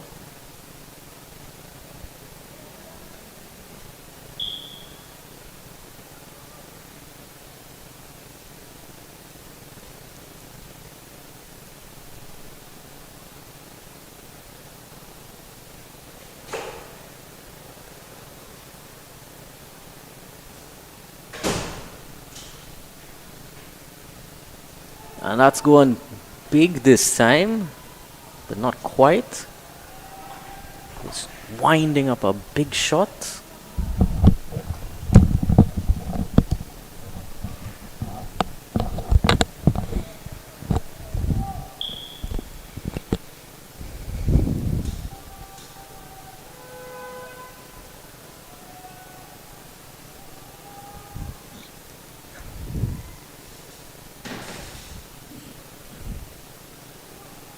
An easy single this time for Marlon Sue.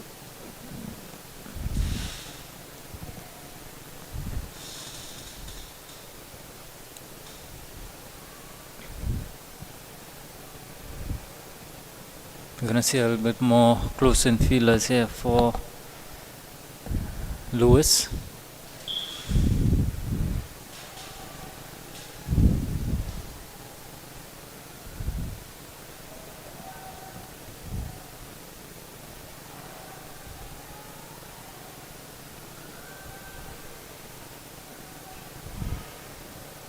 Wide delivery.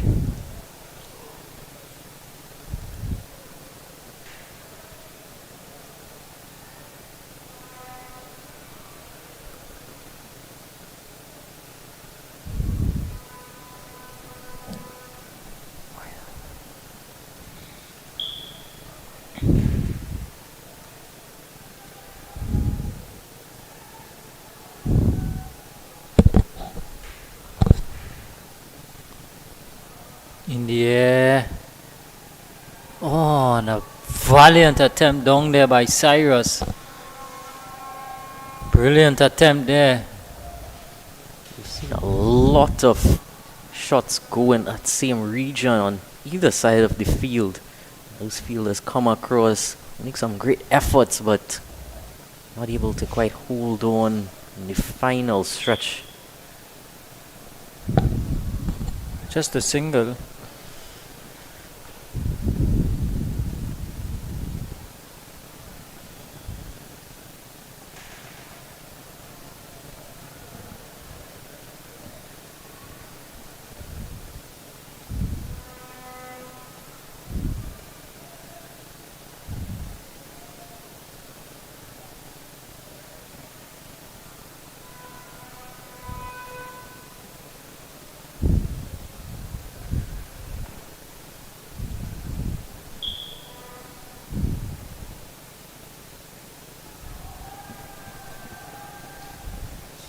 Close shot there, but only a dot ball in the end. 94 for 2.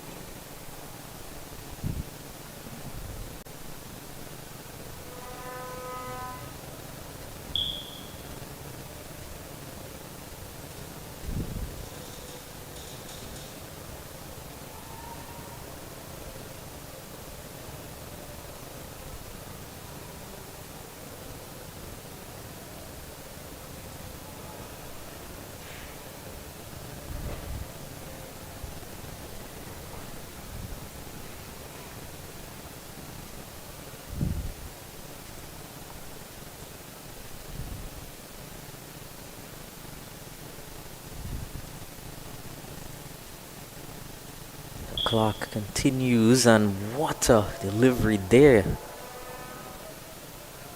Playing and missing.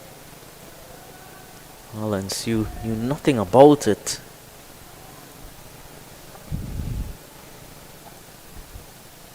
Good second spell here from Clark. Putting the pressure on.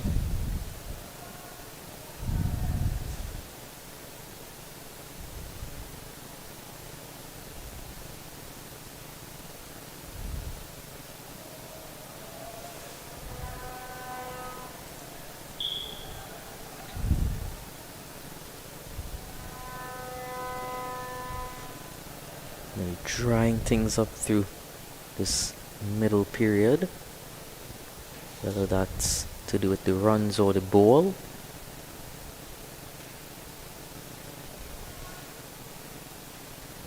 Just feel as though something is now. about to happen.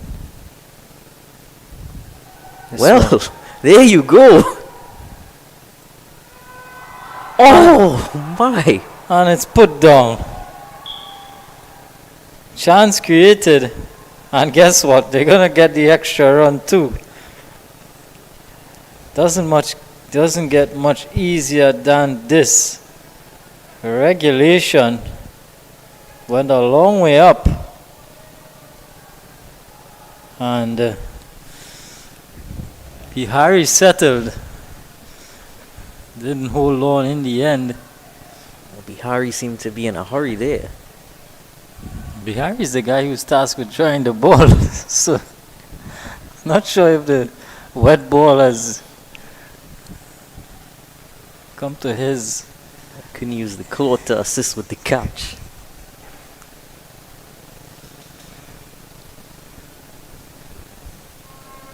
He truly wishes there was a thunder strike now.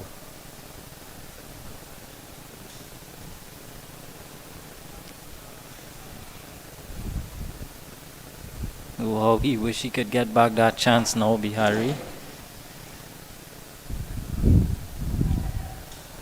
Continuing to cause issues for the batsman, Zad Clark.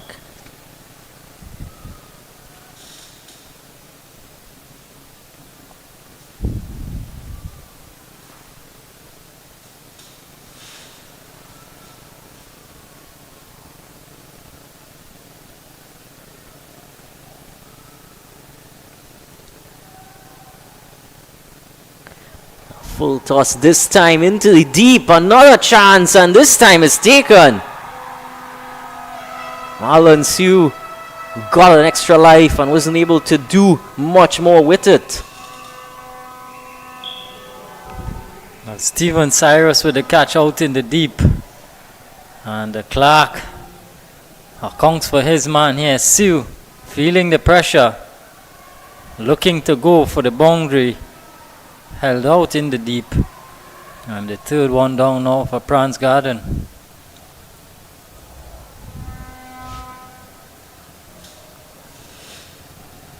Living a charmed life, but not charmed enough.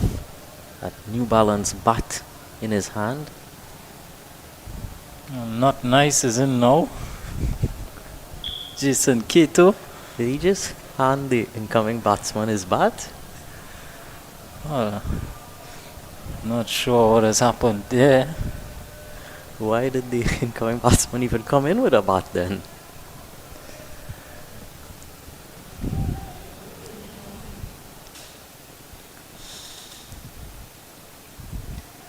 Game on here. Commonwealth getting back into this contest. Clawing their way back. Required run rate is 6.8 now. One thing I noticed as well, which doesn't bode well, is that in his first spell, Zad Clark was bowling and he had the rag on him. But now he's also making use of Thunder, number 99, to dry the ball. And of course in that first spell was when he was having some issues landing the ball. So I wonder if ever since getting rid of the rag, he's feeling a bit more comfortable. Well, whatever it is, Certainly doing him the world of good here, Clark. And Commonwealth. 96 for 3 now.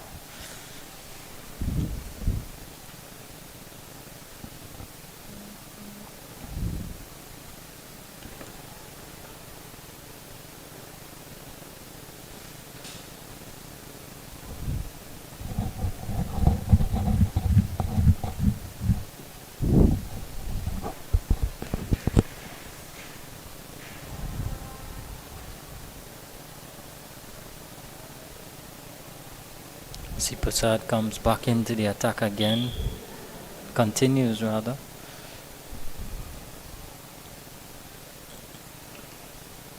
Going through a decent spell here, 1 for 20.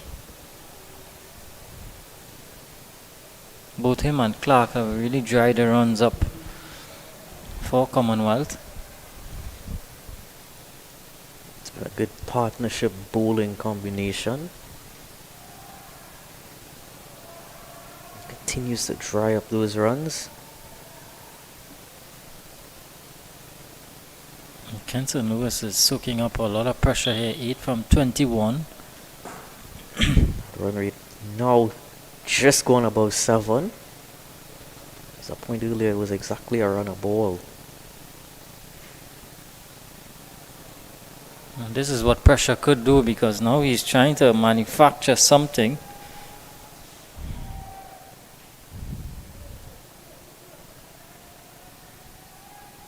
Something is about to give here with him. He's feeling the pressure now.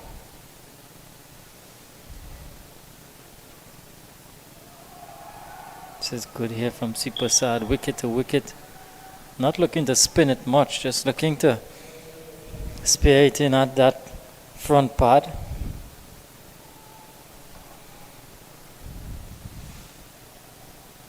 Was part of that is he doesn't want to try to grip the ball, turn it too much, give on the dew. This one is pulled away, but straight to that man, and they're going to come through for 1 on the arm.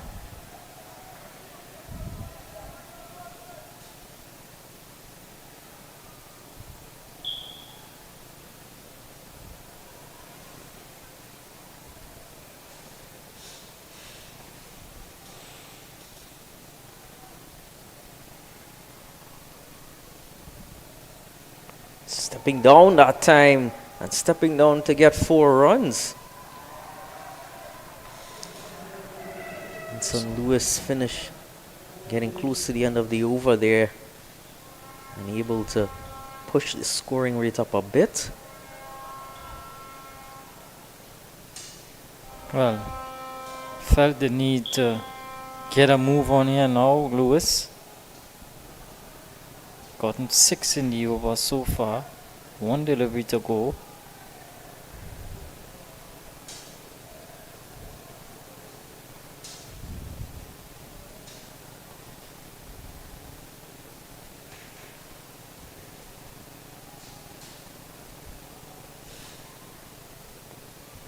Again, goes hard at that, but only 1 run in the end. He'll keep strike. 103 for 3.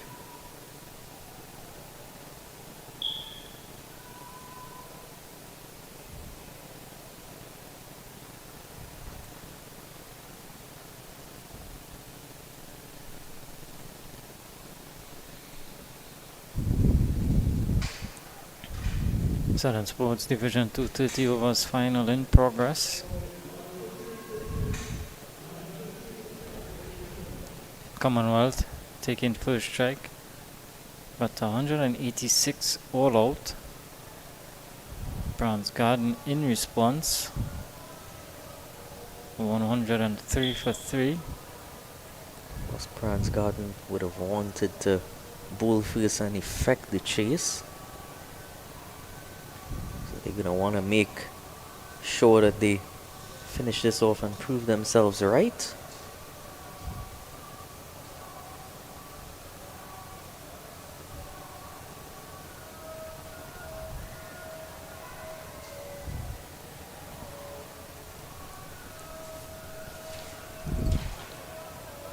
Bihari seems to be leaving the field.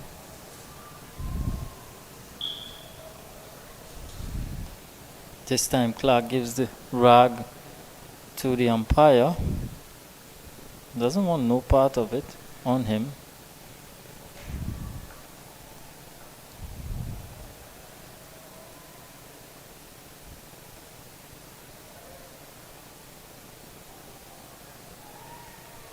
Oh, this time it looked like it was a googly. Dropped it a bit short and Kenson Lewis pounced on it.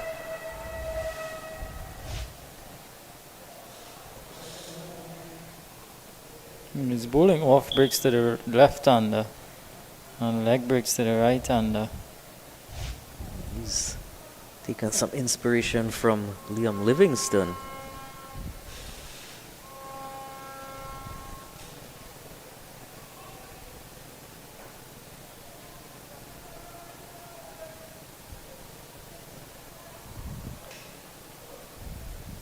Of course, it's always going to be easier to grip the off spinner as well with the wet ball. So we'll have to see if when Jason Kato gets back on strike, if he's going to continue.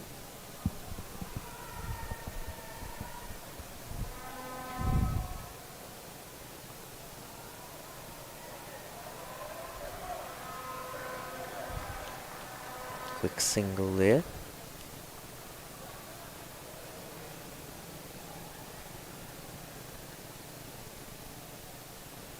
So the right-hander back on strike now.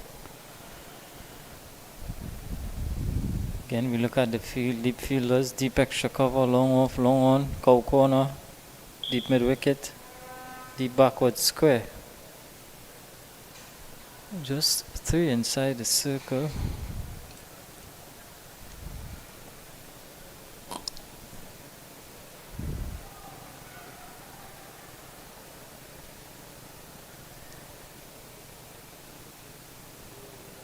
Does look like the leg spinner to the right hander.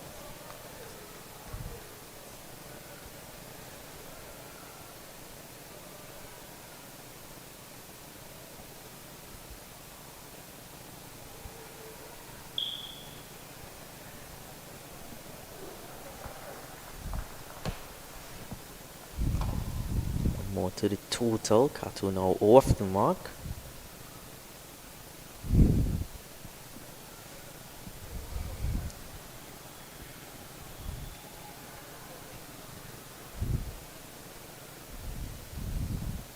Commonwealth at this stage with 92 for 6. It's a real spot about for them at that point. It's just at the point that the keeper, Hackshaw, had come in. Really started turning things back around. Yeah, Hackshaw played well. And then that last wicket partnership between Subha Singh and Kafu.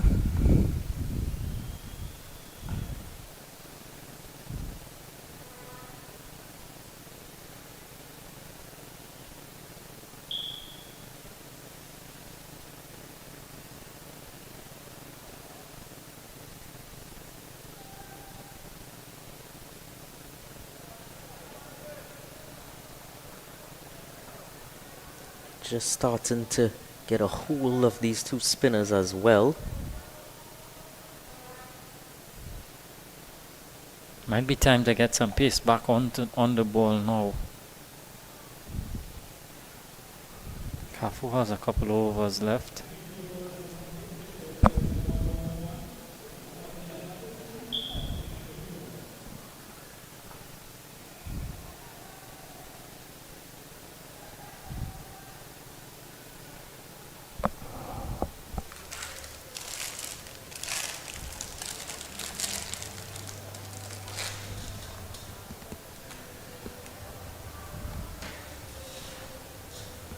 Bowling change here.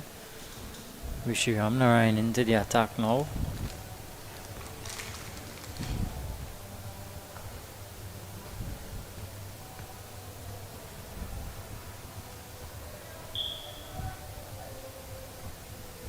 76 needed from 66.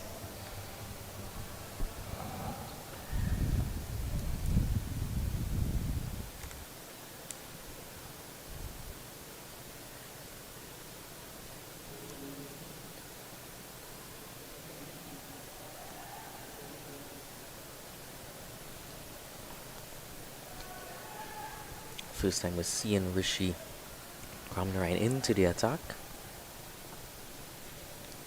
Not the greatest of starts, but a good diving effort to just restrict them to 1 run. Oh!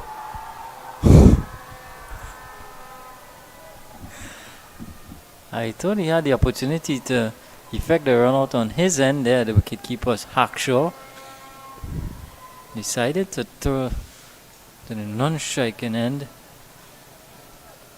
Kato's back was turned. He collected it somewhere behind the neck. 1-1-1 for 3. 1-1-2 with that single.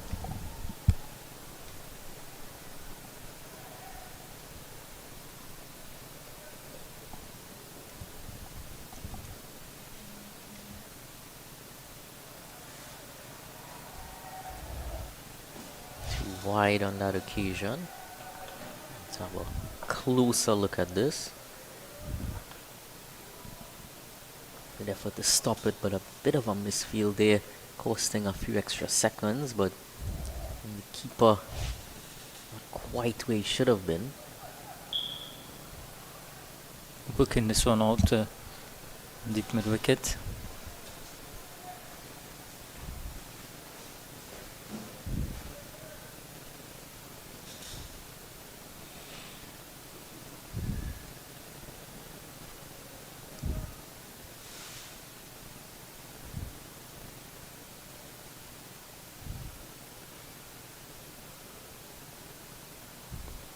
It's going up.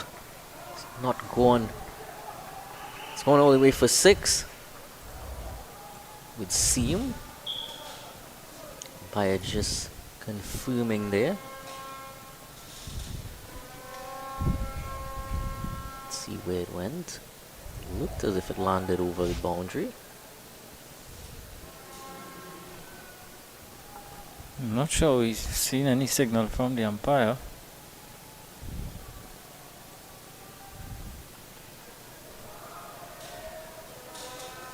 Seem to be 6 from our vantage point.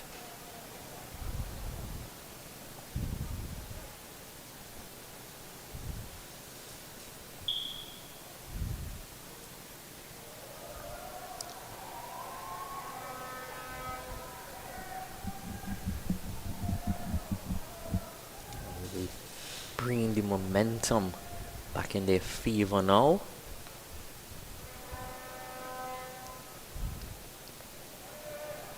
This time driven out, cover sweeper coming across and keep it down to just 2.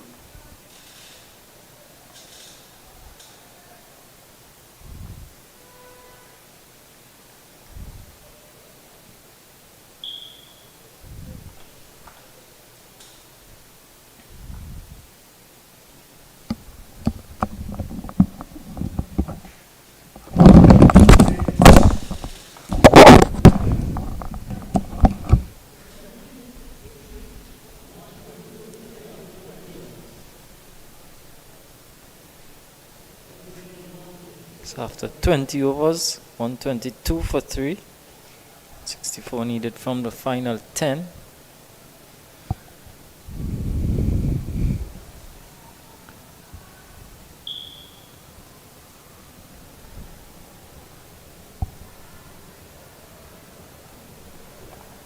So at clock 5 overs, 2 for 27.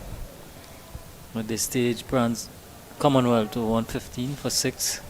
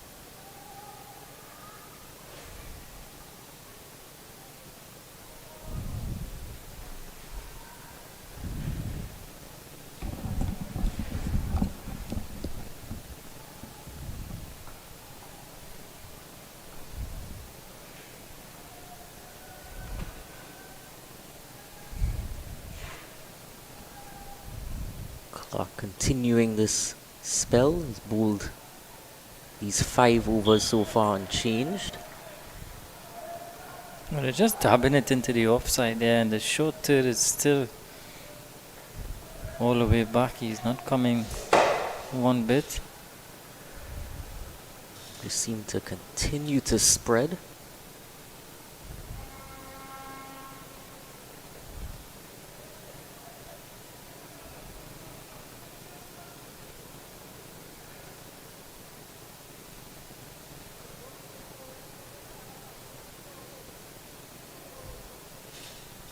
That slip fielder very wide. Almost like a short third. Again, vacant area, full advantage to the batsmen.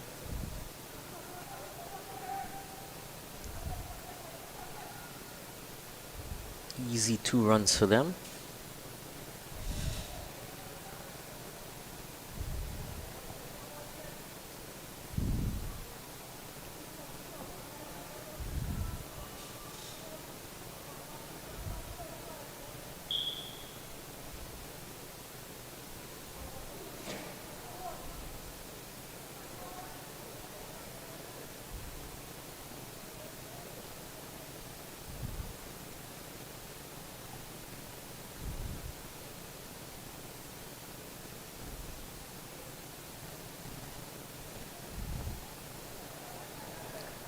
Keeper does the feeling there. Quick single. Thought he was in with a chance, but safely home.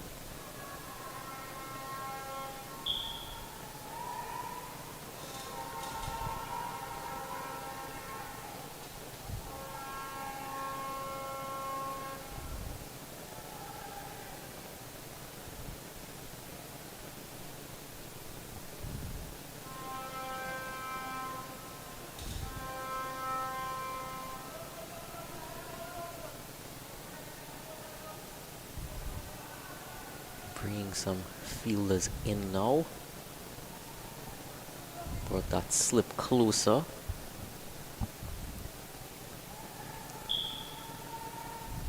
And that third man is coming now. Short cover in place and short mid wicket as well.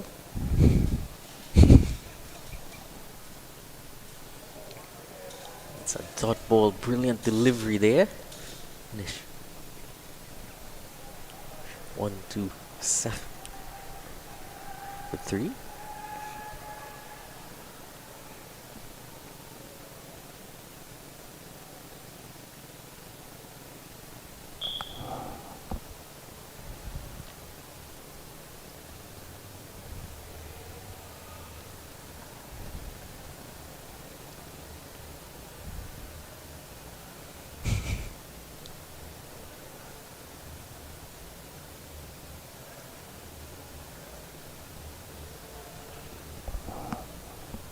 Here we go, Kafu Chinshu marking out his run up from the southern end this time.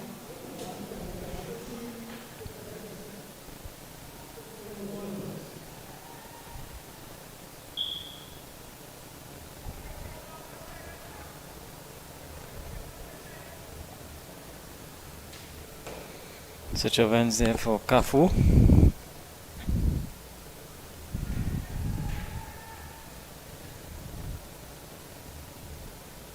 Well, these two have not called for their helmets.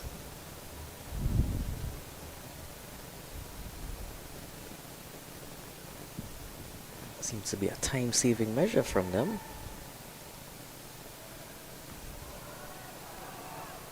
Easily taking advantage of more open area on the leg side.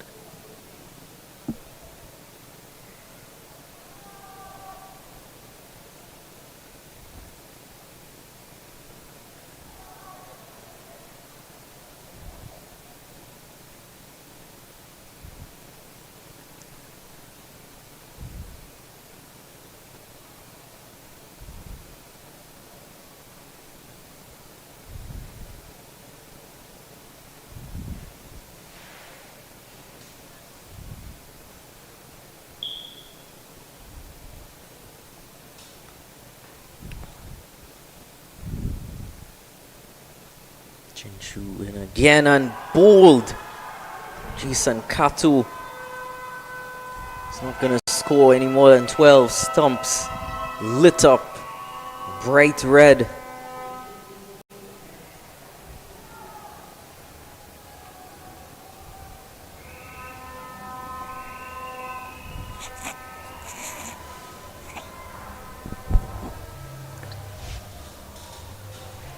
Good delivery here from Kafu. A little bit too full to play that shot. On the edge, back onto the stumps. 127 for 4. Commonwealth well and truly back into this contest now.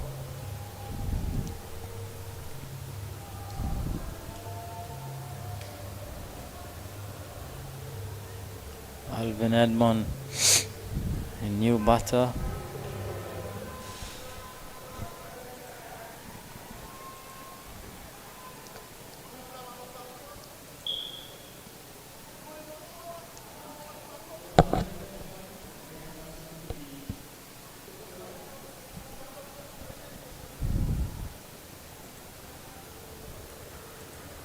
This stage, Commonwealth was 128 for 6. So things coming a bit closer now. The supporters having many discussions. A lot of supporting for PRANZ Garden. That is for certain.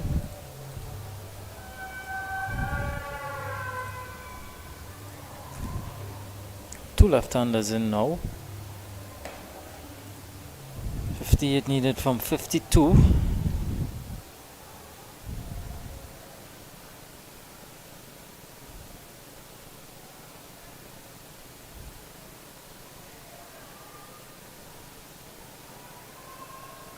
Off the mark right away.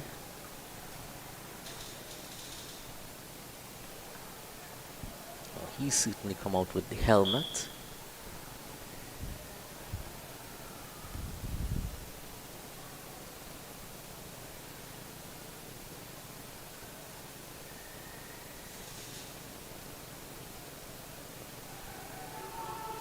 Guided through cover, wanted a second, but not taking it in the end.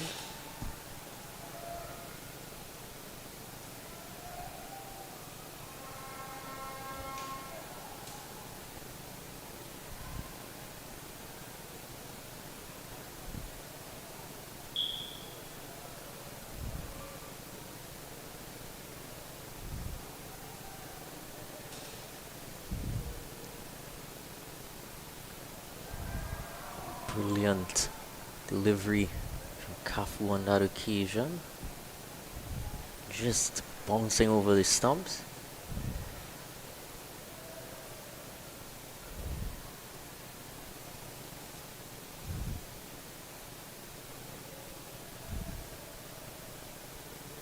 And this time up in the air. It's gonna go over the rope. Goes all the way for 6. Brilliant putting here from Alvin Edmond. He's looking to push along quite quickly. Well, it's pitched up outside line of the off stump, given the full treatment.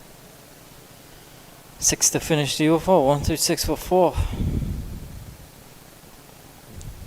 Over that was quite eventful. Had the wicket, had that 6 as well.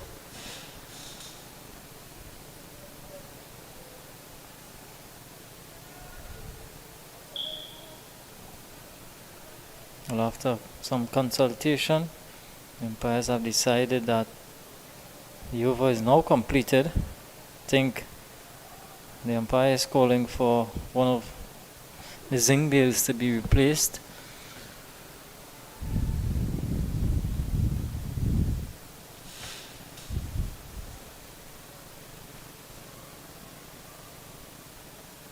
Had taken some damage on that previous wicket. Has he got it there? And it's still not operating as supposed to. Lighting up at the moment.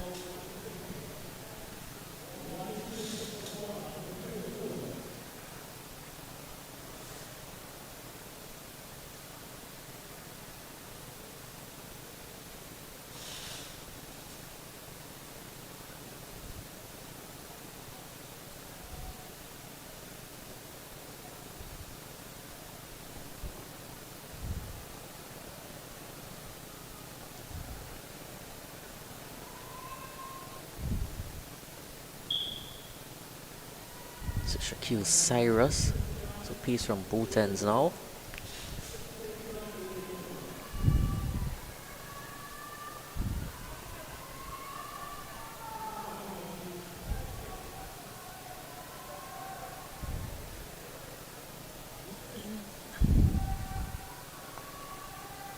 Straight to that cover fielder for no run.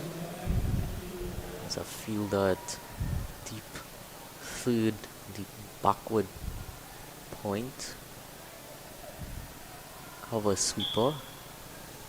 Long off, short cover. Long on.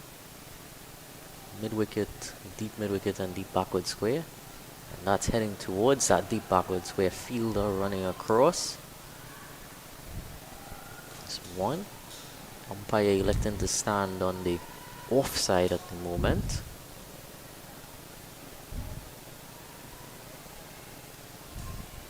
Dangerous Alvin Edmond to take strike. He certainly looked as if he's come to the crease with a roll at trying to at the required rate as low as possible. Push ahead of the game. That's popped up, but no one anywhere close towards there to catch it.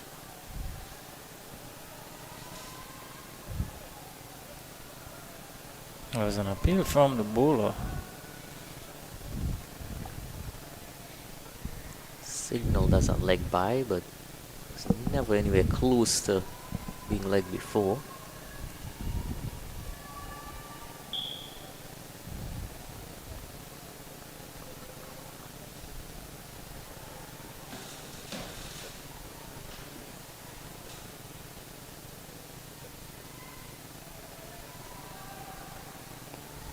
It's straight this time. Went down to long off. Just one in the end.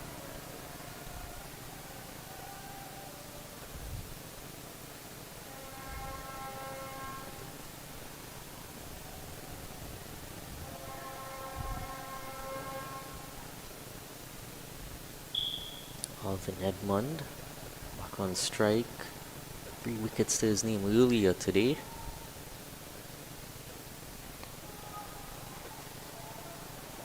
Just kept a bit low. Looking at his bat quizzically.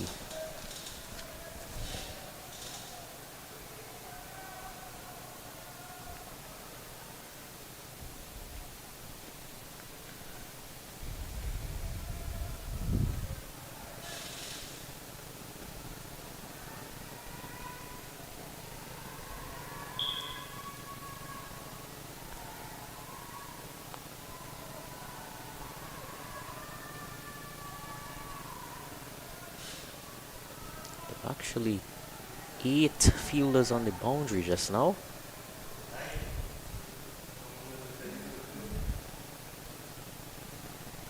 In on the boundary, 1 just outside the circle. Is there even a circle there?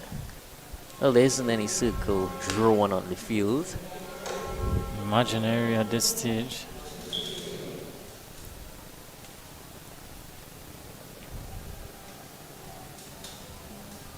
Replacement bail has come out.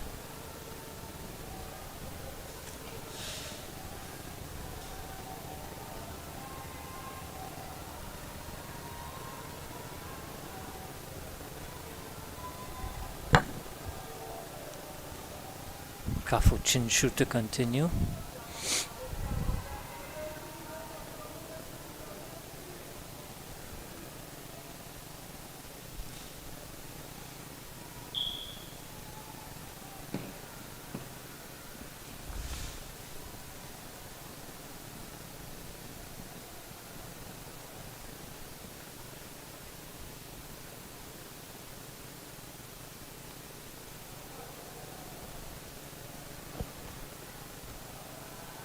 More runs to the total from Alvin Edmond.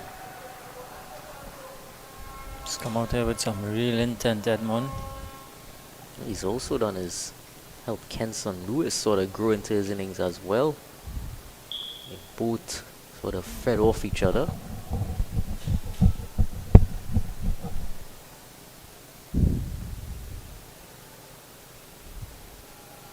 And one more as that goes down to on a deep fine leg.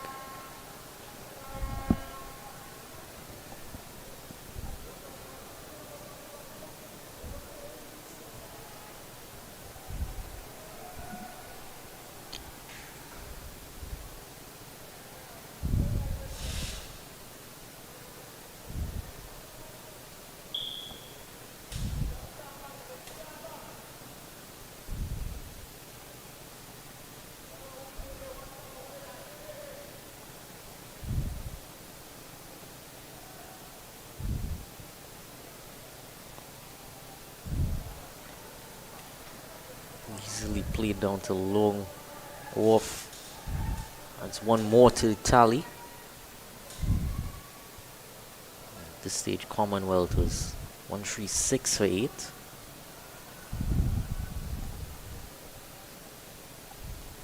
And the stage is when the tail held up its end of the bargain.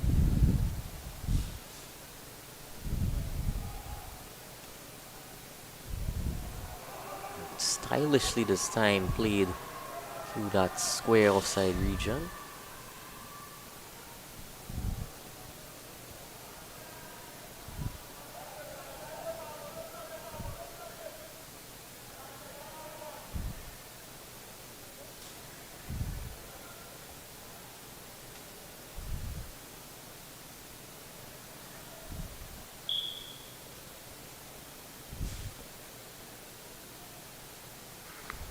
And that's full toss and deposited towards the boundary, but landing just short.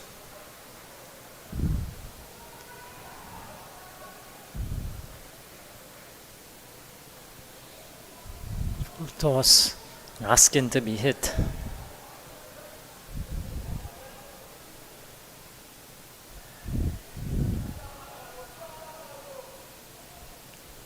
So looking at the field now,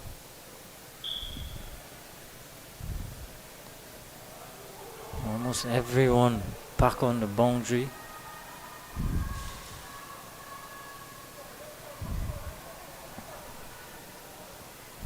They're still finding it difficult to convert the ones into twos. 147 for 4 with 6 overs to go.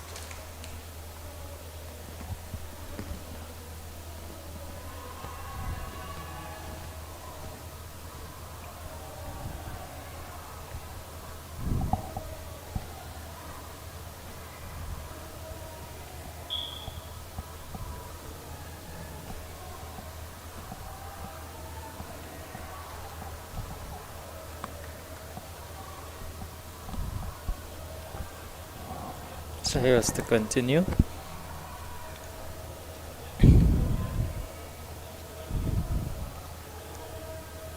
Well, a good over previously. So there's fine leg, deep backward square, deep mid wicket, long on, long off, sweeper cover, deep point, third man. Loud appeal. Not out, says the umpire.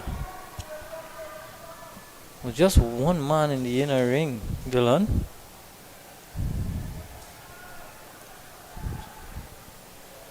I'm not sure what the real plan is as far as getting a wicket. Well, it seems as though they're looking to protect the boundaries more than anything else. Sure, but given the current run rate, you don't really need more than one boundary until the end of the game. You can just run singles. And with the occasional two, you might not even need that boundary. I would have probably opted to plug the singles rather than save the boundaries. Ask them to hit over the top if they had to score boundaries. These singles are coming way too easy.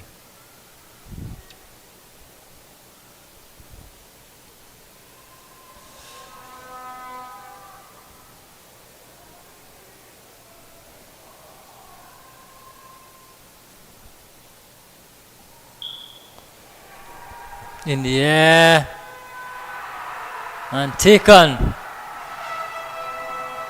So a wicket there for Cyrus. And Kenson has to go. His long vigil comes to an end. Down the throat of Cyrus, and he accepts 148 for 5 now. Well, personally, I don't really know what shot he was trying to execute there. Was looking to try to play that into leg, went completely the opposite direction. Seems to be a shot out of fatigue more than anything else. And really, it's only due to that that they were able to get that wicket. I don't think they were planning for that at any stage. Really just waiting for the mistake to come, and eventually luck came their way.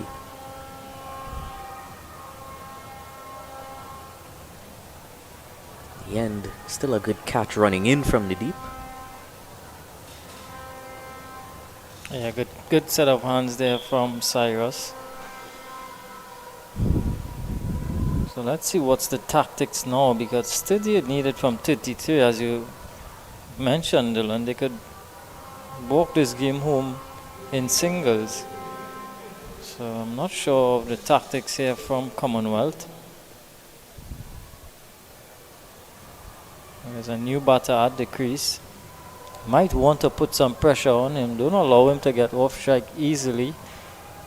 Well, that's the man that was so in the demand earlier, down at long off and long on, and then chipped in with a wicket to boot.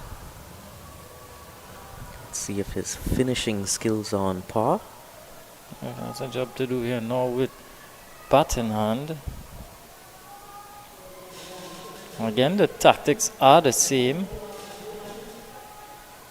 It's going to be a straight mid-off now, as well as a long off.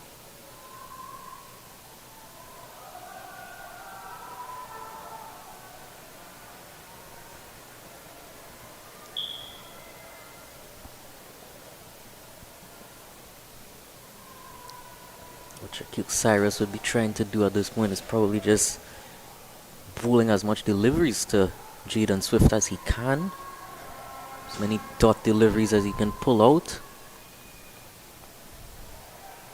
But when the field is spread like that, there isn't much pressure you could build unless you go past the bat.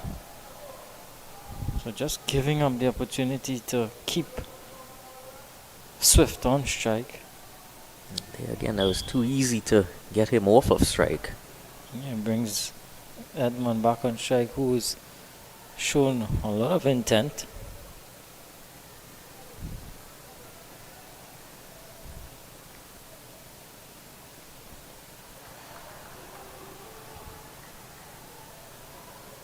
Easy single again for Alvin Edmond.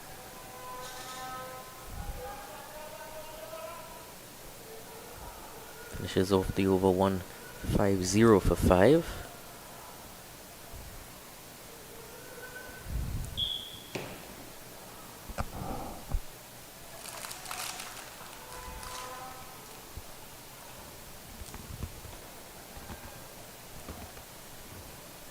Five overs to go here, 36 needed.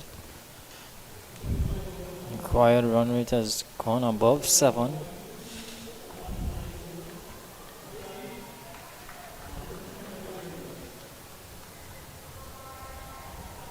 I think Chinshu's spell is over. So let's see who's going to replace him from that southern end.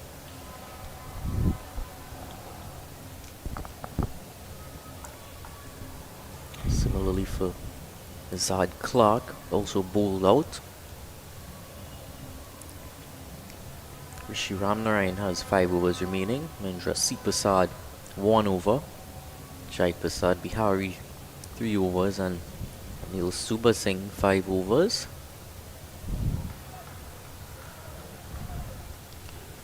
Bihari left the field.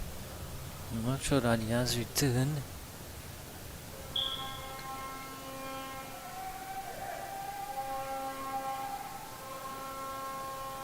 So there's gonna be another bowling change here.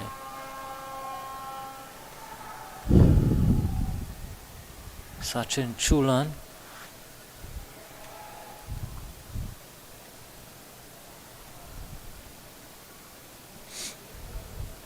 New bowler into the attack could either go 2 ways. Surprise factor could result in a wicket, or could see him being taken to task. Bringing a few fielders back in that imaginary circle. I'm not sure if he's a frontline bowler. Why would he be coming into the attack so late in the piece? There's just 36 needed. The game is on a knife's edge.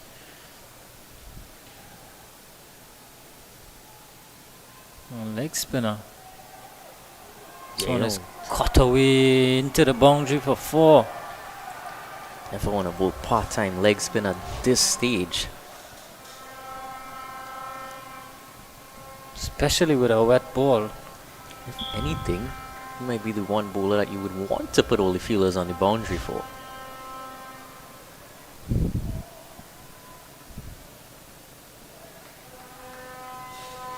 .2 from 29.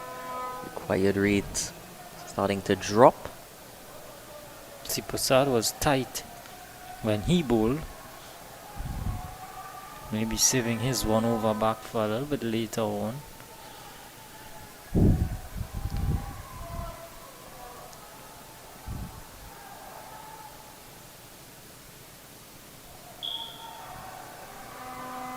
Better on that occasion.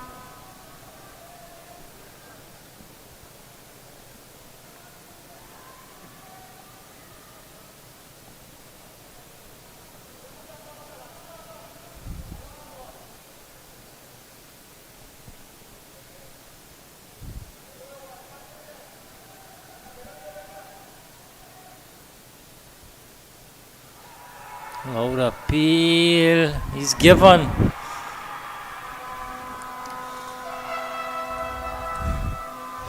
So Chulan proving to be effective here now. He's gotten rid of Edmund. So 6 down now for PRANZ Garden. You wonder if that wicket came about because of the bowling change, or if it came about because of the fielding change. It'd be a combination of 2. But tell you what, Commonwealth would be happy. Especially getting that man Edmund.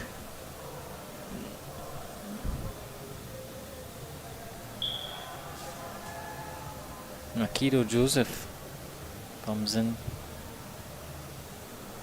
to the middle now. 2 relatively new batters out in the middle here for PRANZ Garden. Still 32 needed. Are we seeing a twist to this tail here now, Dylan?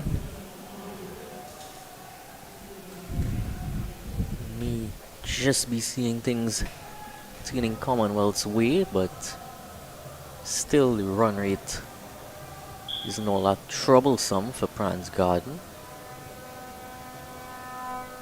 Well, now that we're into the lower order, I'm not sure how things could swing here, but Chulan has come back nicely after that first ball went for 4. See how he goes here now. Off the mark right away, Akido Joseph.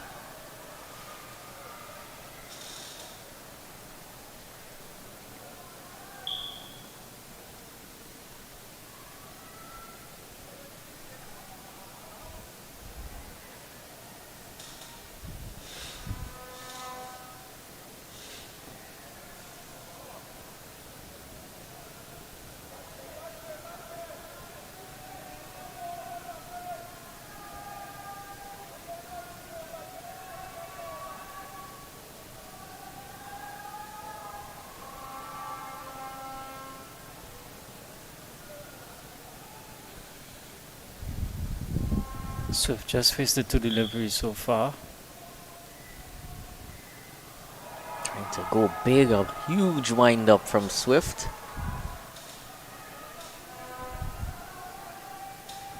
Well, what I've seen from Chulan so far, I'm not sure why he hasn't bowled earlier on. Surprise package it looked like.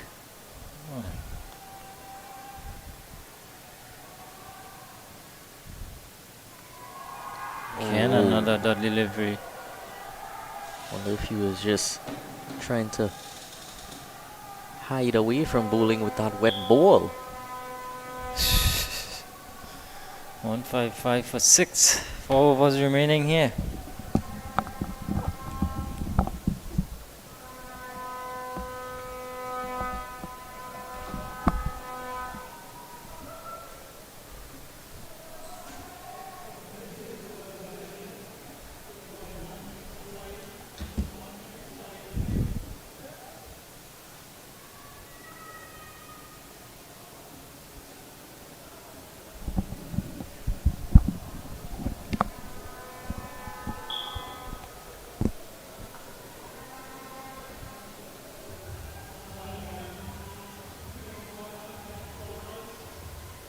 Cyrus to continue.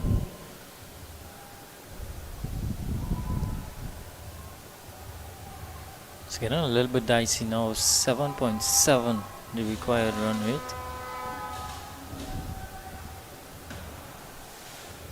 Cyrus is going through a decent spell here, building up some pressure. It's sort of magic they can conjure up. Looking at the field here now, there's a third man, deep third, backward point, extra cover, deep cover, long off, long on, deep mid wicket, deep backward square, mid wicket, regulation mid wicket.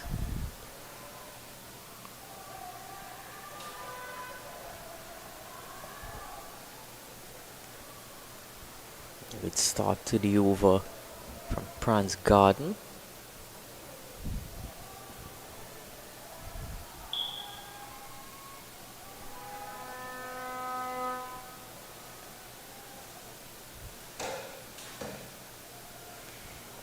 He's winding up that big shot in the last over. Let's see if it might be any luckier against the pace. To just play it delicately in the offside. Giving away an extra run there.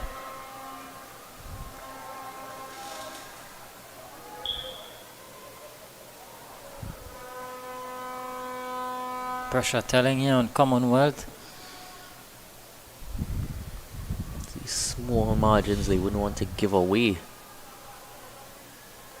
Because when you build up so much pressure to just release it, Especially an unforced error. Especially in such a needless way. Oh, good delivery. Yorker length, but scooted away into the onside.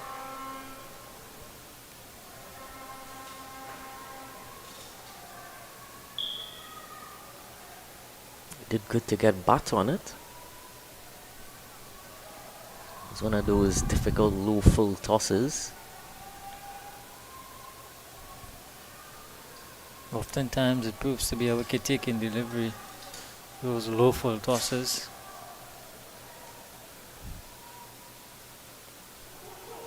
Turned away leg side this time. But now they are going to have to hunt for at least one boundary in the over.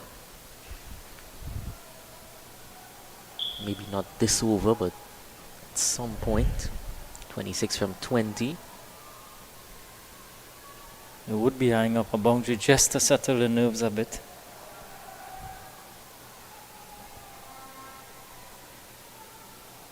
In the air. Just gonna be one.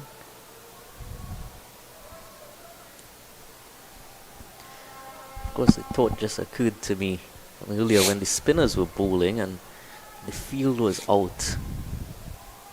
Every time they ran those quick singles, the ball is just going into the dew over and over again.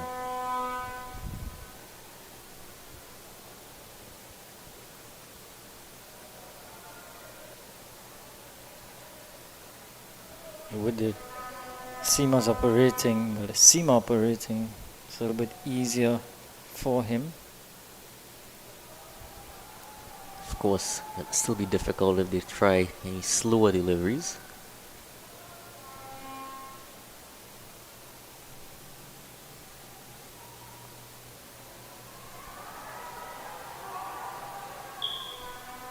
They wanted it, but they couldn't quite get the single, even after that second misfield.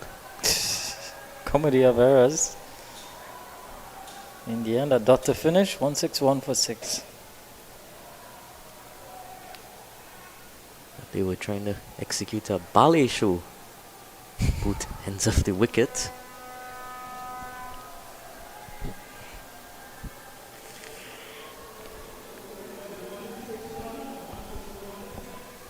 The rates now going up over 8.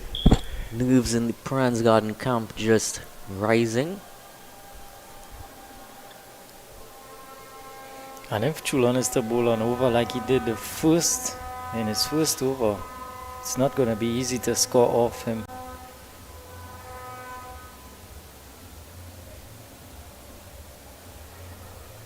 Difficult for the lower order to maneuver the leg spinner or the wrist spinner.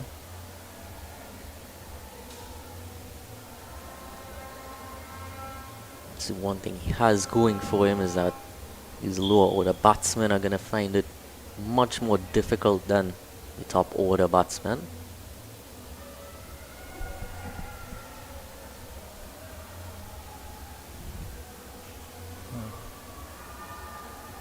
What is the plan here from Commonwealth?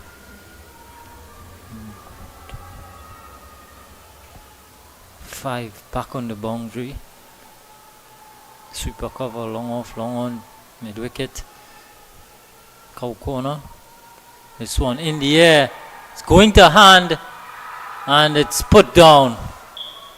And the opportunity to get the run out as well. Had to take the chance there. Was Swift. Coming in there was Clark, one of the better fielders. And he has shelled that opportunity.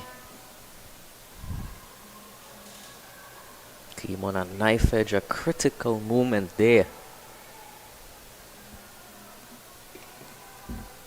Want to hold on to every single opportunity now.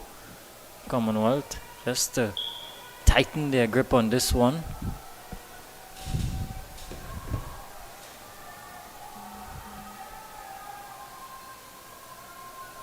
He goes again.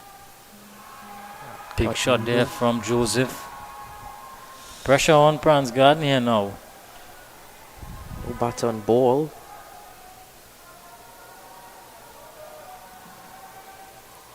Chulana's coming here and he's bowled really good so far.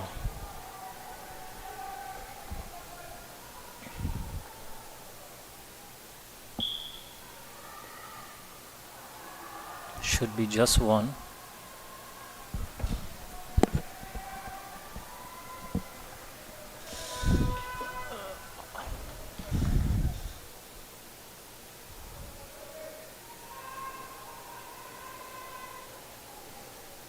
Apparently, just getting some information on Sachin Chulan. Used to bowl pace early on in his career, time at UTT. He's also capable of bowling some off spin as well. Again, quite surprising that he wasn't in the attack earlier. The minute I saw his first delivery, I was a little bit surprised as to why he came into the attack so late. But he could still prove to be very effective here in these death overs. Another dot delivery. Swift is not happy. He's going against the turn, across the line every single occasion. It's never going to work in your favor. Not even getting that front foot close to that delivery. Just 2 from the over so far. Pressure building. 23 from 14. Required run rate has shot up to 9.8 now. Definitely need a boundary here. This one in the air. Chance again, and Clark holds on this time. So back-to-back wickets here for Chulan. And Commonwealth tightening their grip on this one. 163 now for 7.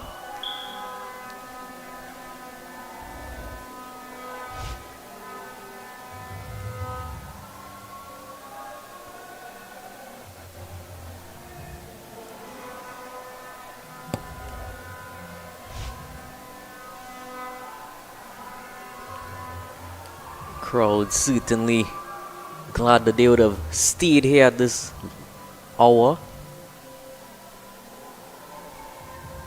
to witness twists and turns. 23 from 13 now, and wickets falling, continuing to fall, and you can certainly see the effect of the dew on the field as well.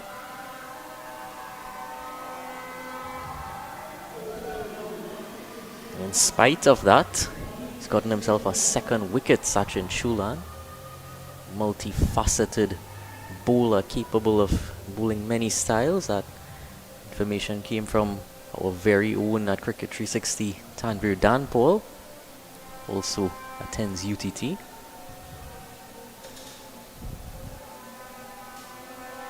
Information aplenty. So Chulan 2 for 7 in 1.5 overs. Of course, we saw earlier as well when Clark was bowling both off spin and leg spin. It was nice to have a few strings, a few different methods of bowling.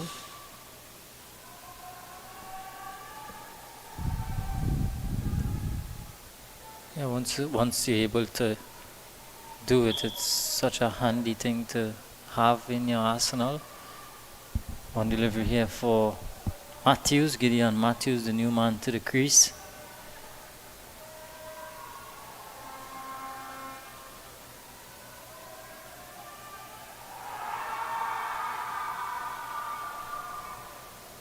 Very good over from Chulan, comes to an end. A wicket and 2 from it. 163 for 7 after 28. 2 overs to go, and at this stage Commonwealth looking the favourites now.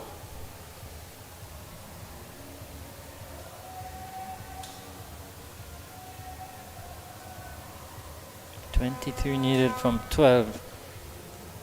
Dylan, required run rate is 11.5 now. Game changer from Chulan. That's in spite of the drop chances we would have seen throughout this innings. Yeah, they've stayed in it. Commonwealth.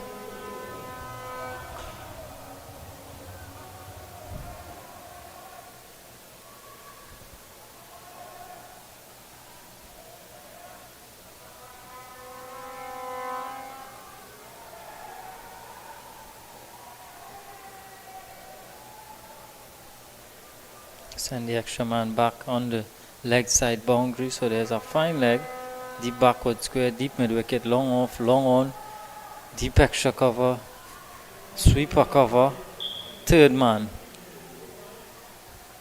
The only one fielder inside is a fine leg. This one in the air, and Zad Clark holds on. So he has strategically placed himself from long on to long on. And he continues to take catches here. Cyrus strikes again. And PRANZ Garden falling apart now. Joseph has to go.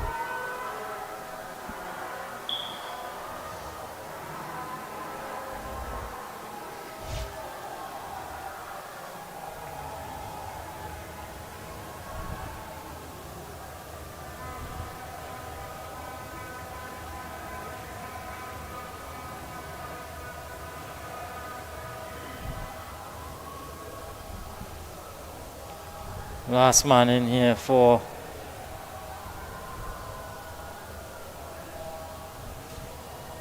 in fact 8 down. Akini Joseph, new man in. Apologies. Romario Singh, man slated to come in at number 11. Well, Garden seeming to run out of fertilizer here. Well, Commonwealth have had their bit to say about that. Kini Joseph. Not providing any water.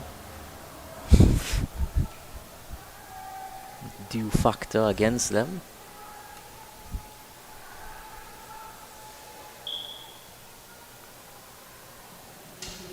Cyrus with his second.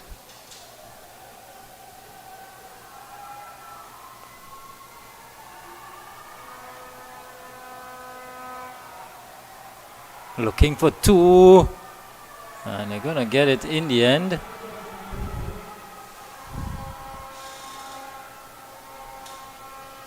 .21 from 10.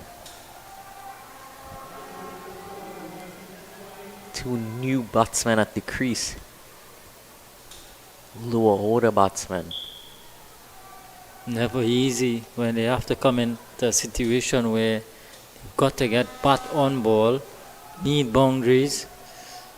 Bowling team well and truly on top here in the driver's seat. Shakil Cyrus charging in. Landing that Yorker length delivery, it's just going to be a single. At this stage, our run rate would be difficult for even set top order batsmen.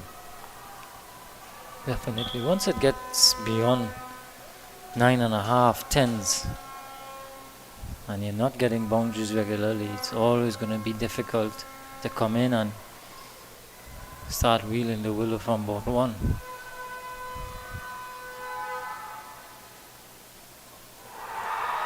Poles everywhere. Cyrus strikes again, and Matthews has to go for no score.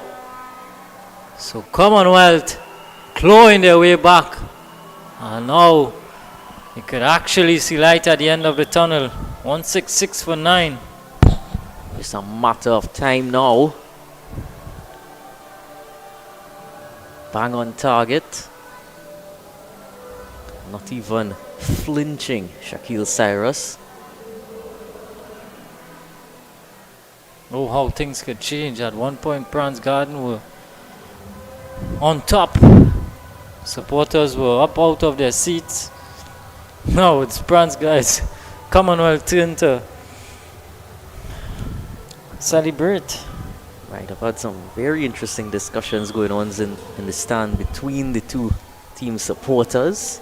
Commonwealth would have been the lesser favourites for a long time throughout that innings, and now they're just throwing it back in their faces at this late stage. That it's never over until it's over in this game.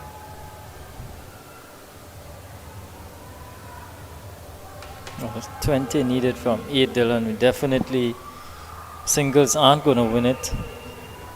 Boundaries is what is required here. Romario Singh, the last man in. 166 for 9.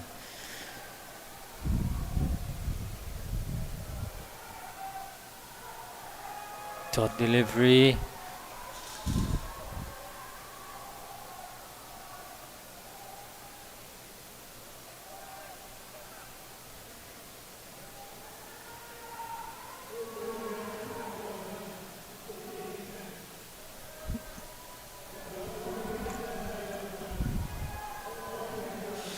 So with 1 over to come, if they aren't getting this wicket here,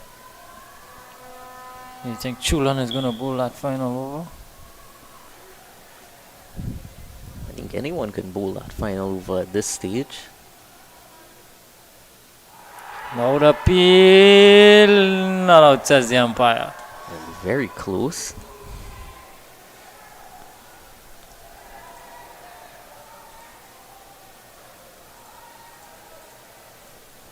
think he deserves to bowl this final over.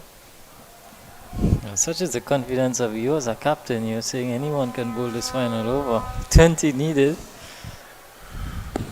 Remember the name. Chulan has taken his hat off, so he seems to be the man tasked with bowling this last over.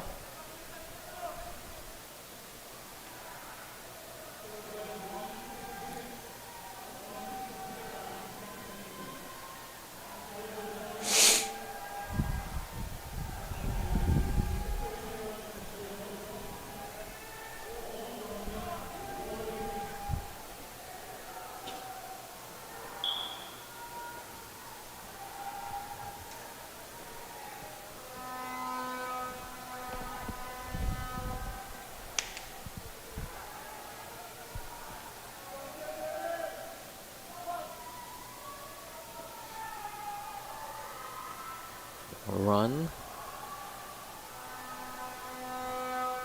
Just one. 19 required from 5.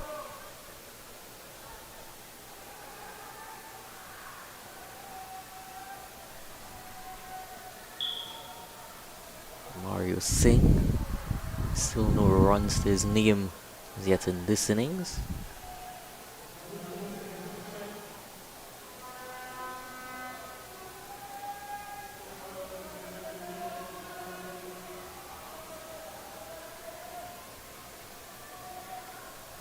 Supporters cheering them on. Commonwealth. Play and a miss. No wide given. Akini Joseph is livid at the non-striker's end. I'm not sure that, well, he thinks that he could do better. He's had 3 chances already.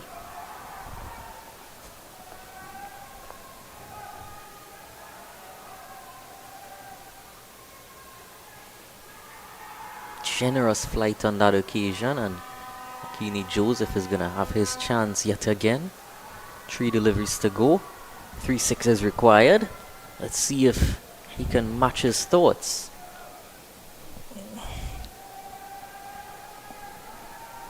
Well, at this stage, definitely boundaries needed. 6s more so.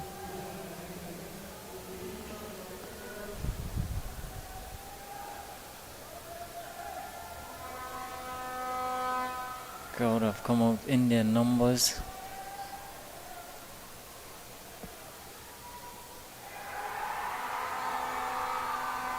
Wide given.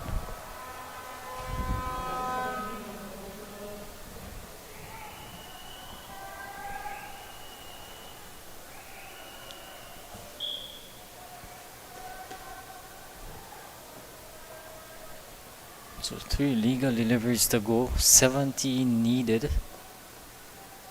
Everyone out on the boundary. Pull him! Shulan celebrate. Commonwealth have done it. Come from behind in this one. And they've taken victory by 16 runs. Taking down PRANZ Garden here at the Brownlow Cricket Academy. A brilliant comeback there for Commonwealth in the latter stages of this innings. And certainly, you have to say as well, it was a brilliant bit of late batting from Subha Singh, as well as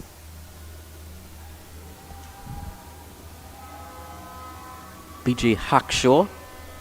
2 of them stood out in that batting lineup. The bowling, especially from Chulhan, as we saw, really changed the game at a really late stage coming into the attack, and Shakil Cyrus as well. Brilliant death bowling skills on display from him. Yeah, definitely. So how valuable those low order runs. That last wicket partnership between Kafu and Subha Singh put on just about 20, and in the end it proved to be very valuable. And And so congratulations to Commonwealth, champions of the Division 2 30 overs. Commiserations to PRANZ Garden. And thank you very much for staying with us this evening here, spending a lovely Sunday evening with you. We want to thank you for viewing, and do join us again. Until then, it's bye for now.